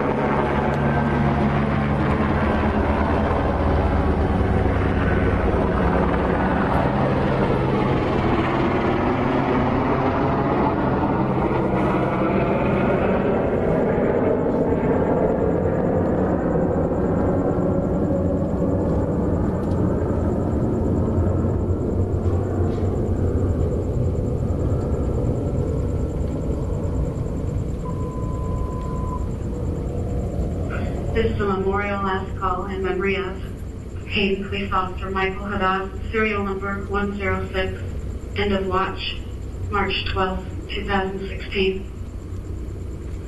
Phoenix Police Officer David Glasser, serial number 8144, end of watch, May 19, 2016. U.S. Border Patrol Agent Manuel Alvarez, serial number Charlie 187, end of watch, August 11, 2016.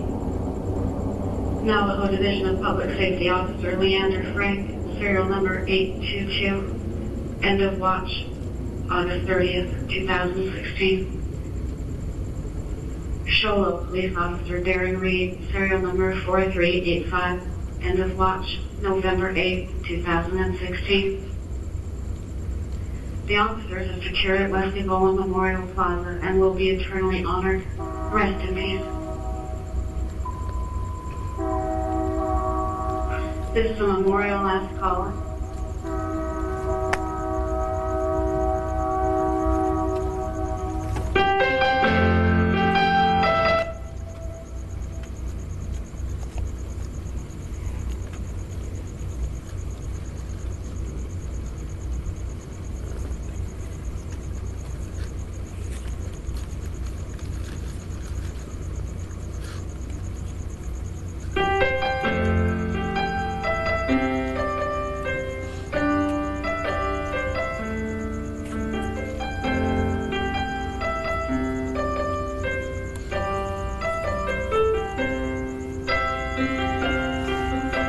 I didn't know today would be our last, or that I'd have to say goodbye to you so fast. I'm so numb I can't feel anymore. Praying you just walk back through that door and tell me that I was only dreaming. You're not really gone as long as I believe. There will be another angel around the throne tonight. Your love lives on inside me, and I will hold on tight. It's not my place to question, only God knows why. I'm just jealous of the angel around the throne tonight.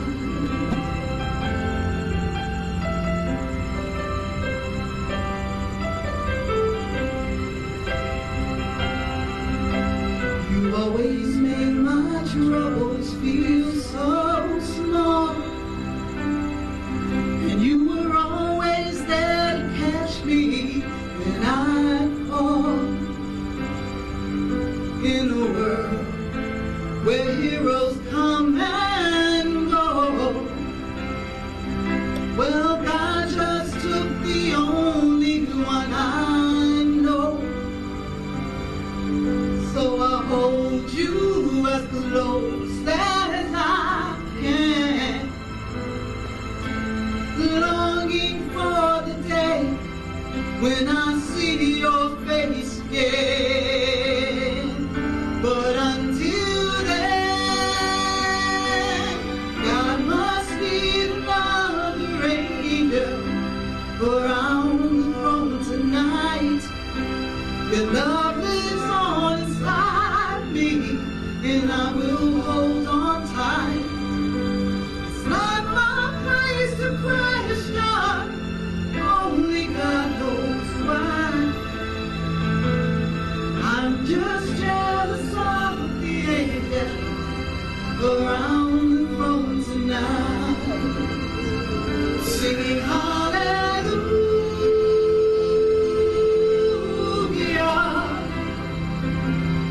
hallelujah,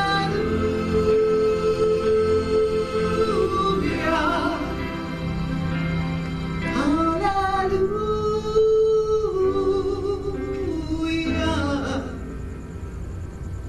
I'm just jealous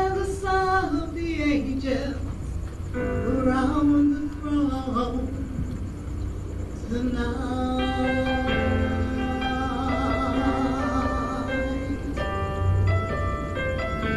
Ooh, yeah.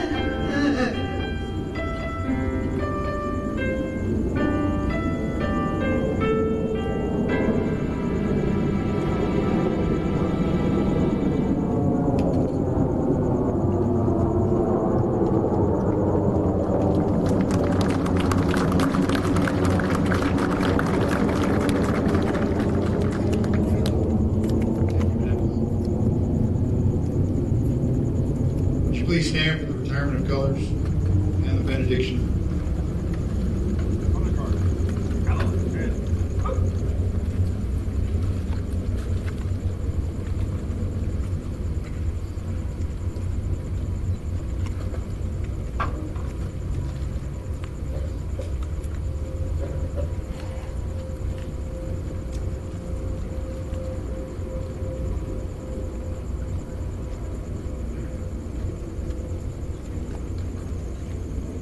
Color guard, retrieve their colors. Mark on.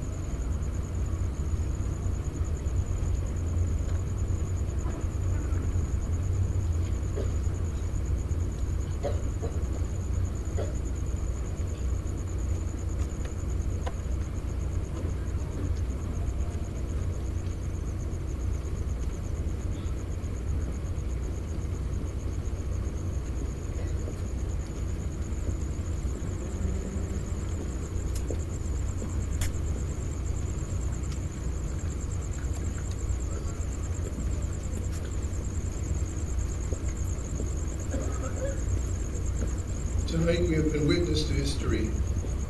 The names and end of watch dates of 9 Arizona peace officers have been added formally to our fallen officers memorial. We have heard words of tribute, listened to sounds that stir the heart, and seen sights that will forever enter into our souls. This annual event brings us together, civilian and sworn, officers, agents, deputies, families, elected officials, and regular folk who care. Our tears were real. The choking in our throats was difficult. And the memories we relived will continue to challenge us. Dear God of us all, as we go back to our homes or places of work, guide us to be better people because of the sacrifices made by these brave heroes, the fallen officers and their families. Having participated tonight, may we take with us the message of every one of them, whose letters and numbers are etched into this stone monument behind me. It's a message that appears in many scriptures in a variety of ways. A message that says, love your neighbor as yourself, and take care of the widow, the orphan, and the stranger in your midst. This is our challenge and a message in the spirit of our fallen officers. Oh God, grant us peace and harmony in our communities, so that new names do not have to be added here next year. Thank you for giving us if only for too short a period of time. Those whom we remember tonight who have passed on. Watch over them, God, and watch over us. Continue to guide us along the right paths every day of our lives. Amen.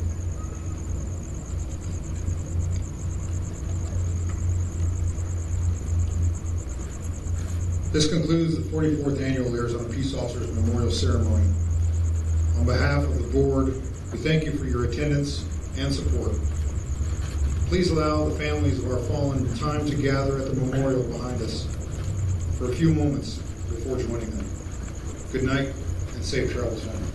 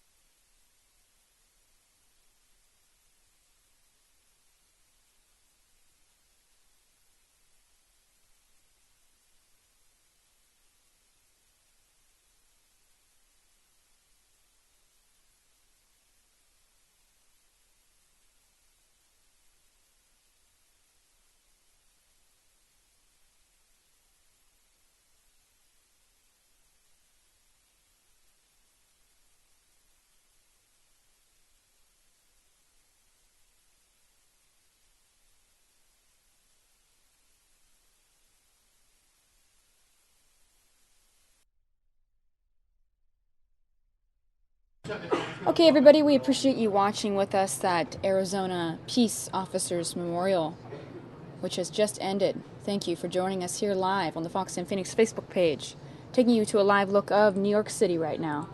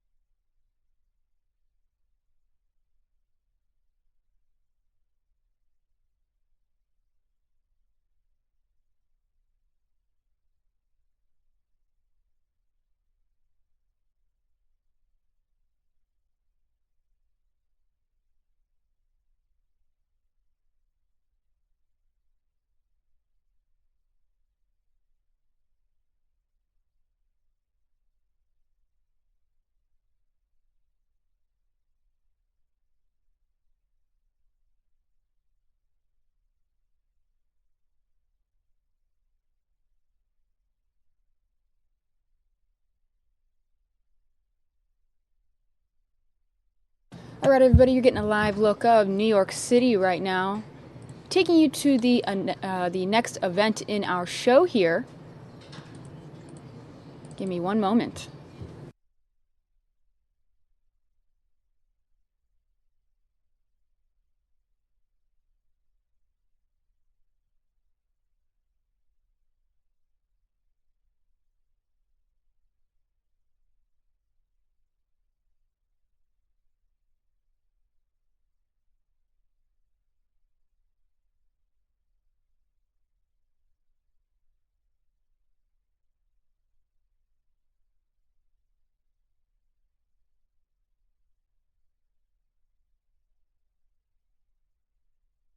All right, everybody, let's get you caught up in entertainment. We're discussing The Bachelor, ESPN, and much more. This is coming from our sister station at Fox in Los Angeles, where Dish Nation's Heidi Hamilton weighs in. Here we go.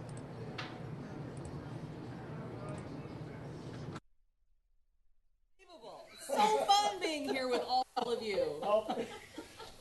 Giant crowd turn out as today. always, right? I mean, my goodness. They always show up. I never think they're going to, and they do.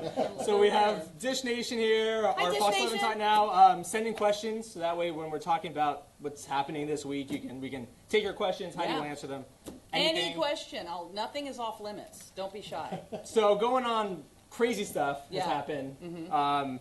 First of all, since I've seen you, April's given birth. So at I least know, we don't. I thought of you because we talked about April. I know, because we talked about it. I was like, maybe she's not pregnant, maybe that's not happening, and then sure enough, April gives birth to a baby girl. I know. It's We've been adorable. talking about it for like, what, 2 months? Yeah. And then finally it happened. And people were starting to doubt her, and she's like, okay, well, they'll find out soon And it was enough. disgusting when it happened, too. It was like. Oh, it's beautiful.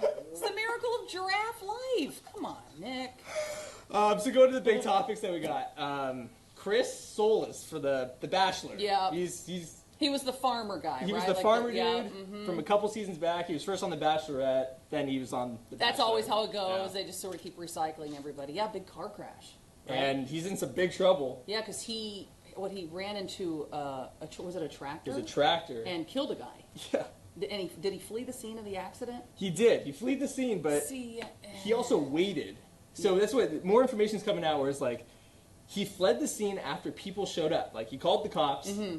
Oh, and then people started showing up. And so people he's started like, showing up, and then he fled the scene. because they're like, oh god, I'm huge star. I got to get out of here. And meanwhile, And but so- he was drunk, right? I think he had assume alcohol. so. I think some alcohol found in the vehicle. Allegedly. Well, I did see his mugshot, and he looks a little glassy-eyed, but that could be you're freaking out, maybe crying or whatever, so I don't know. But yeah. But I mean, the thing is that he fled after the people saw him, so they easily identified him because the people were like, "Oh, Yeah. okay," because he said like from Iowa, so Yeah, everybody. He's the biggest thing in Iowa right now, right? Of course. so of course people they are know. like, "Oh, okay, well, obviously it was him Yeah. running from the scene." But once you've been seen, you can't be unseen. People saw you there, so it's like now you're going to be even more trouble for leaving the scene of the crime. You should just stay there and go, "All right, this is what happened. It was an accident, whatever." But right, I mean, Especially he's when in you're signing autographs and then you're right, you're signing. You wreck your car and crash into somebody, and take a few pictures. Run And he also wouldn't come out of his house when police came to the. Actually, he was at his friend's house, something like that. Police Barricaded came, himself he wouldn't come inside. out. So He's just making things worse for him.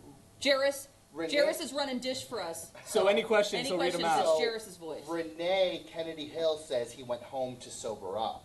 Maybe, but he also ran from the scene, so he's probably in bigger trouble than if he just stayed there. In other words, before the cops asked him Yeah. to blow into the... Yeah, but you're going to have to wait an entire night and until morning, because sometimes when you're drunk, you wait a little longer and the alcohol settles more into you. Believe me, I know this stuff. I'm like, wow, I'm drunker now than when I... Wow. Unless he was eating a lot of bread. Yeah, bread. They're sucking on pennies. That's what people do. Hey, man, just suck on some pennies and they can't get a good read on you. I'm like, that's not... Stop. Don't drink and drive. Listen, Chris, there's Uber, there's Lyft, there are taxi cabs. Like, I don't even understand why anybody's getting busted drinking and driving these days. It's like, just leave your car, call Uber, call Lyft. I mean, or stay where you are. I don't know. So going from that, other big news, ESPN came out today. They laid off like 100 people. Mm-hmm.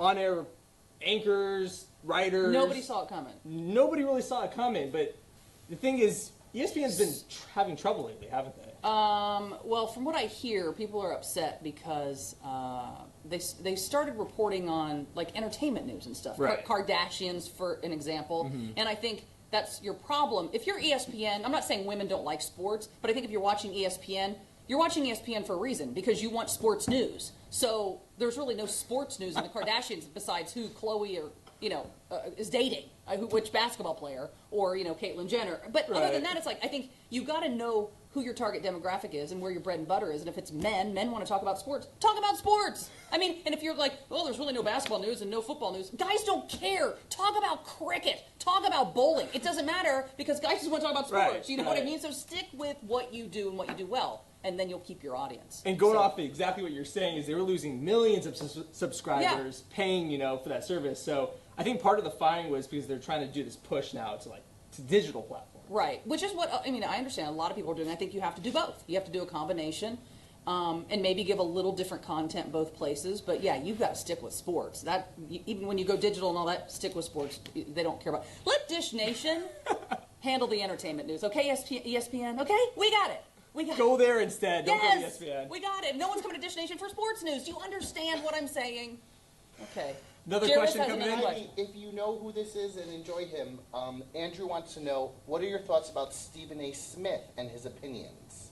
Well, I've heard of Stephen A. Smith. I know he's a reporter, but I don't. Maybe he's controversial a little He's bit. a little controversial, but I'm not sure what he said specifically in this situation. I will look it up and I'll have an answer. I know everyone's tweeting about it though. There's people that have been at ESPN for like 17 years or more. Is he one of the guys that was let go? Do we know? I'm not sure about that, Okay. but I know just everybody's tweeting in about ESPN and saying, pleasure working here, but everyone is blindsided. See, what did I say? You can't come to Dish Nation for sports news. I let ESPN handle that. I know entertainment stuff. Sure. And Fred says a lot of wives are going to be getting their husbands back because of what's happening with ESPN. Oh, right. Yeah, they'll get their husbands back. More No time more, with no the more husbands. widows. Or they'll be on the internet more now, searching for ESPN stuff. So Exactly. so either way, you're going to lose in that situation. A death today, actually, kind of sad death. Jonathan Demme, he was dead at 73 years old. Which isn't that old. No. Really. I mean, when you're, I think as you get closer to 73, not that I'm close to 73. Anyway, the older you get, am I right? Like 73 doesn't seem that old. Like when you see 90-year-old people, you're like, wow, 73, that was too. Now, he did. See the Silence of the Lambs? He did Silence of the Lambs. To this day, for me, the scariest movie of all time. Like that stuff, that psychological stuff's way scarier than guy chasing you in the woods or chainsaw and all that stuff. I mean, this is realistic in a sense. Right. Oh, it could What happen. did he say, Clarice? What did he say? He said, I can smell your... Well, I can't finish that sentence. But it's a scary movie, and I'll watch it every time it's on. I can't. It's one of those movies. Bridesmaids is one of those, and Silence of the Lambs is one of those that if I'm flipping through and it's on, I have to click on whatever part of the movie it's on and stay there. And it's like one of those movies where it's an older movie, but like how compared to the new technology and how they just make the gore just completely insane. It's like one of those movies that still holds up. It holds up, yeah. The only time I think when you're watching movies like that it sort of jerks you back into it's an old movie is when they go, hang on, I've got a call coming in, and it's like a big giant cell phone that looks like they're calling in military maneuvers, and you're like, oh, this was done in the 90s, yeah. And Linda says, you're always right, Heidi. Linda! I like this, Linda. Thank you, Linda. And you're right. I am. Another question coming in. Deanna says, put the lotion in the basket. Oh, yeah. It rubs the lotion on its skin or it gets the hose again. Precious. I'm telling you, I watch it all the time. Now, watch, they're going to probably do a remake of that movie now. You know how Hollywood's remaking everything? I know. It's like any good movie, they're going to just start remaking. So they'll remake But there's Silence of the nobody Lambs. creepier than Anthony nope. Hopkins. So. Nobody creepier. Nope. I don't think anybody. Please don't remake that. I think that's one you leave alone. Well, we'll see, I guess. Yeah. In that sense. What other movies did he do? He did Philadelphia and Beloved. Beloved. Yeah, that was both good movies. So. R.I.P. Going on to the next subject. Nordstrom has been under fire for a lot of things that they sell because, it goes viral with the things. The first thing they sold was a pet rock you can buy. And not only a pet rock, Nick. A pet rock in a leather pouch. That's right. And for like $75. Exactly. $75 can get you a rock that you can just go pick up outside. I can get a rock for my backyard for nothing. Probably can find an old leather jacket that I don't wear anymore. You have to factor in walking out there. Well, yeah, that's a little bit. That's time is money. That's my time. So I cut a little piece of leather, a couple little stitches in it, put it in there, and sell it on Etsy for. I'll undercut Nordstrom and sell it for $50. Yeah, that's how I'm going to get them back. Yeah, Nordstrom they always do that, but you know what? They do it and people buy that stuff. People with a ton of money that they're like, oh, I don't know. Did you see the plastic dance? The latest Oh, I series? did the jeans with the plastic Yeah, knees, the with the see-through kneecaps. knees. I don't even understand that. So, but going back to the Nordstrom The thing, jeans, yeah. So they're having what? Jeans they're selling now? $425 for a pair of jeans that look like you fell in just a giant sloppy mud pile. Yeah. So for people who don't know, it There looks they like are. this. Yeah. You look like if you had those jeans on and somebody was like, "Hey man, we're heading to the restaurant. If you want to come with us," you'd be like, I gotta go home first. Or I can't go in these." Now it's like, yes, you can. Yes, of course. People want to look like they do hard work for a living. Yeah, but they don't. actually, since you're saying that, this is what Nordstrom put on their website to describe them. So heavily distressed medium blue denim jeans in a comfortable straight leg fit embody rugged Americana workwear. That sun-seen hard-working action with a crackled, caked-on, muddy coating that shows you're not afraid to get down and dirty. No, you are afraid to get down and dirty because you're buying fake mud pants. That's the epitome of afraid to get down and dirty. If you wanted to get down and dirty, you would just buy regular jeans and get down and dirty, and you can get those at Target for $25. It's a little excessive. A couple of splatters maybe, but Yeah, this is a lot, and it's on the crotch too, which is weird. You're like muddy. That's not a good look. It's too much. But somebody will pay for it's Kanye West started all this crap. Like he's got his whole line that's a fortune, and you want to look like homeless bag people. It's like a t-shirt for like $300. Right, it's all ripped. Holes and got stuff stains all over it. I don't know. Somebody's going to buy it, I guess, if they got a ton of money. And all these people online, before we go to a question coming in, all these people online were posting about how, they're going to just start wearing jeans, start rolling down hills, selling them at the bottom for like $200. Right. They don't have the money to buy Nordstrom, so they'll do the knockoff jeans. We have more Dish Nation questions? Good questions. Okay, cool. 3 good questions. Hit me. Lori wants to know who your celebrity crush is. Well, I have a couple. I like Taraji P. Henson from Empire. It's a good one. I also like Kevin James. Remember him from King of Queens and Paul Blart Mall Cop. Are you actually remembering him from Paul Blart? No, I like him. I like his stand-up, and I like him from King of Queens. Or Mall Cop 2. And I love Mariska Hargitay from Law and Order. I've loved her for years. And Shamar Moore. Yeah, I'm all over the map. Any local bands? Who? Any local bands that you love?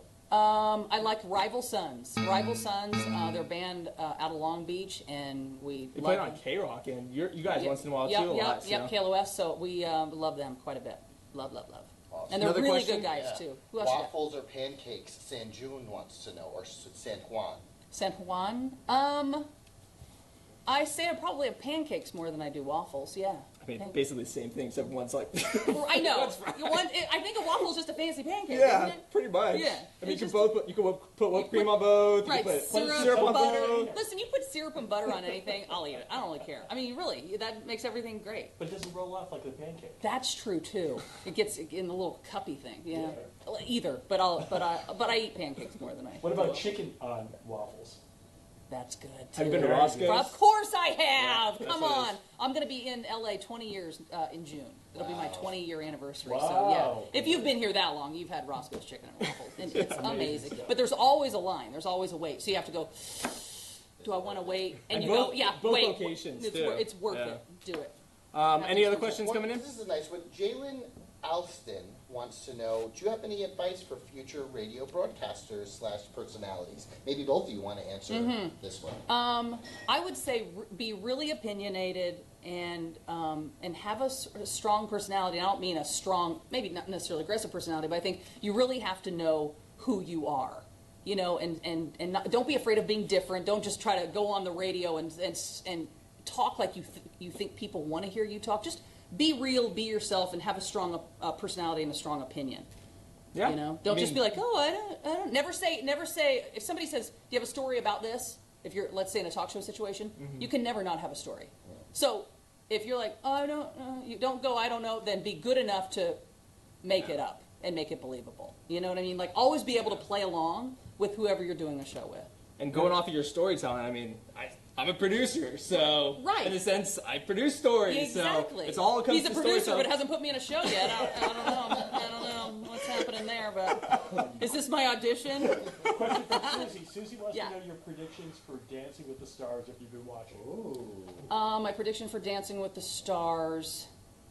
I'm a little behind on episodes. Let me think about this. Well, let me help you in. Normani came in here, so I interviewed Normani Corday. Okay. And she was great from Yep. fifth. So since she came in and we You're talked to gonna her, say you want I'm to going to go with her. So. Okay, I'm totally on board with that.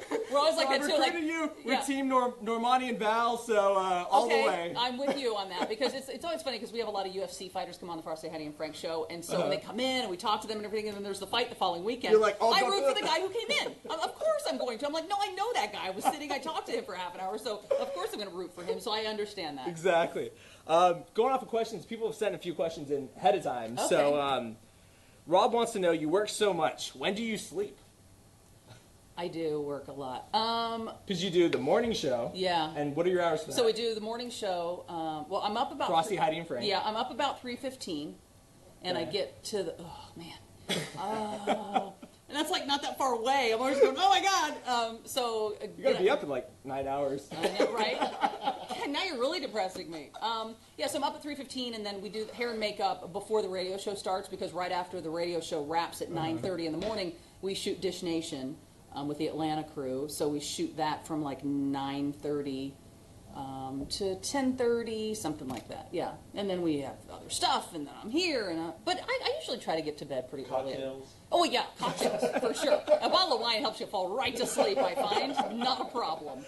Yeah, And it's hard getting up, but it's easy to go to sleep. Yeah. And Britt wants to know your favorite movies/songs of all time. Well, I mentioned Silence of the Lambs, and for those of you who don't know, I was still am a huge Julia Roberts fan. Like from the time I was like her first movie, like Blood Red, Mystic Pizza, Satisfaction, Steel Magnolias, Pretty Woman, like the whole. I loved her before everybody really knew about her. So I've seen Pretty Woman about 475 times. You know. So you're like the hipster lover of right. Julia. Like, loved her way before everyone else. Look, I'd love to be your beck and call girl, but you're a rich, good-looking guy. You could get 1 million girls free. Yeah. Someone is asking you what are you having for dinner tonight? Oh, you know what we're gonna do? We're gonna sign on as you. We're gonna do. That's hilarious. That's my lady love. Okay, I think we're gonna do. I'm kind of craving Panera Bread. They have good salads. They're gonna good soups. They have good cheddar broccoli soups. Good like kale Caesar salad. I like that. A little side of mac and cheese. I probably shouldn't do the mac and cheese, but I don't care. That sounds good. If I wear a blazer, you don't see that I eat mac and cheese. Am I right, boys? You throw a blazer on, it hides everything. And another question that came in, Javier wants to know, what's the difference between a lentil and a chickpea? Oh, Victor! Oh my God! No, Javier said that. Oh my Javier. God, Javier. So Javier is letting me know that he listens to the Frosty, Heidi, and Frank show, and he follows our Instagram and my Instagram. And I don't know if I can I tell the punchline here? You can suggest it. I don't see why not. Okay. So what's the difference between a lentil and a chickpea? Well, I've never paid $100 to have a lentil on my face.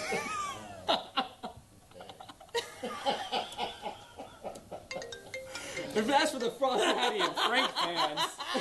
Javier, I love you for doing a little callback on that. Kind of forgot about it till just now, and that's going to be my party story.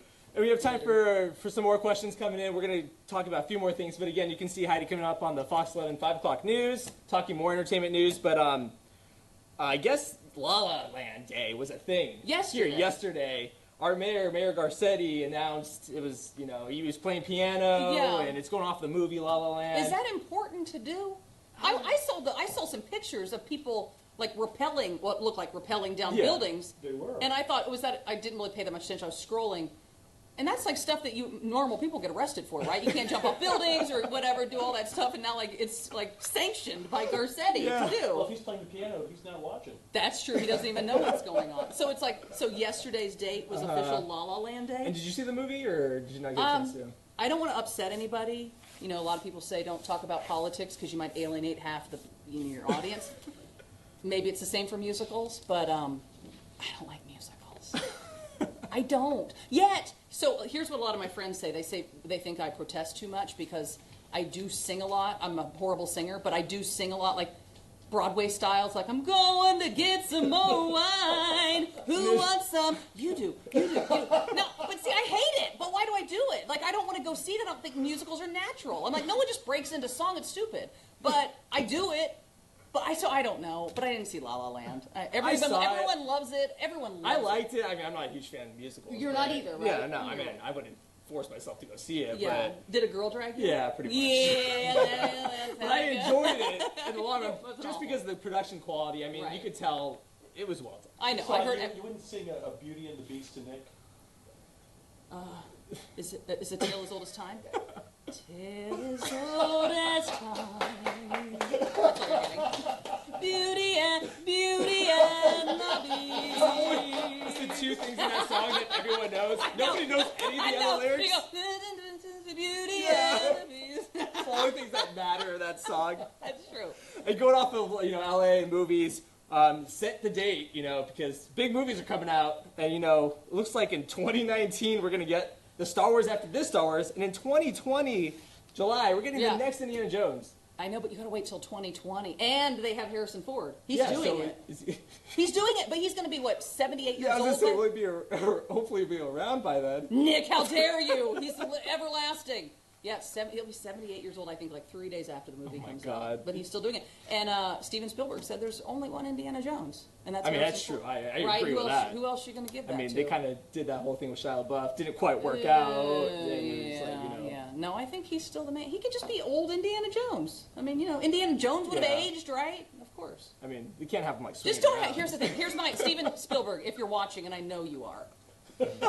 I know. Just don't Would it be great if you just chimed in? And you're like, oh my God, that was just a guess. I'm not even a good. Right? Oh yeah, Steven Spielberg. If you're watching, because I know you're a Dish Nation fan and a Fox 11 fan, just don't have Indiana Jones fly a plane. Yeah, I know. That's just a little piece of advice. Or if he does fly in the movie, have him crash. At least it's realistic. And survive it. Yeah, he's like, he just shakes it off, and he's like, all right, now let's get going. He just keeps getting up. What if he lands on the top of a 747? Ooh, yeah, good plot point. Another big movie news: Jeff Goldblum is back for Jurassic Park. But you know what this means? He's going to have to take a break from his apartments.com commercials. Oh, God, it's so true. Yeah, I mean, what are they going to do? Are they going to get somebody else? Is he going to get a lot of those in We're having T-Rex chasing after him as he runs into an apartment. I need an apartment. Oh, my God, look at that right there, apartments.com. That's my Jeff Goldblum. Not very great. And were you a fan of the original Jurassic Park? Of course, I loved it. I kind of want, I know it would be catastrophe, but I kind of want us to make more dinosaurs.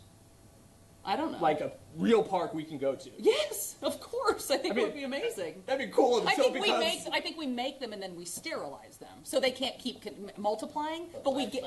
But did you see the story about they were able to grow a lamb inside a bag? Yes, we talked about that this morning on the Frosty and Frank show, where it's like that's kind of the Jurassic Park. They can take. They grow a lamb in a Ziploc bag, so essentially the science is almost there, where if women give birth to a preemie. All right, everybody, you're getting a live look of New York City right now. That is the end of tonight's Fox News Now stream. We were just showing you an entertainment chat from our sister station in Los Angeles. If you missed tonight's memorial, you can find it on the video section of our YouTube page. Just search for Fox 10 Phoenix. Thanks for watching today. We'll be back on the air tomorrow morning at 9 a.m. We'll see you then.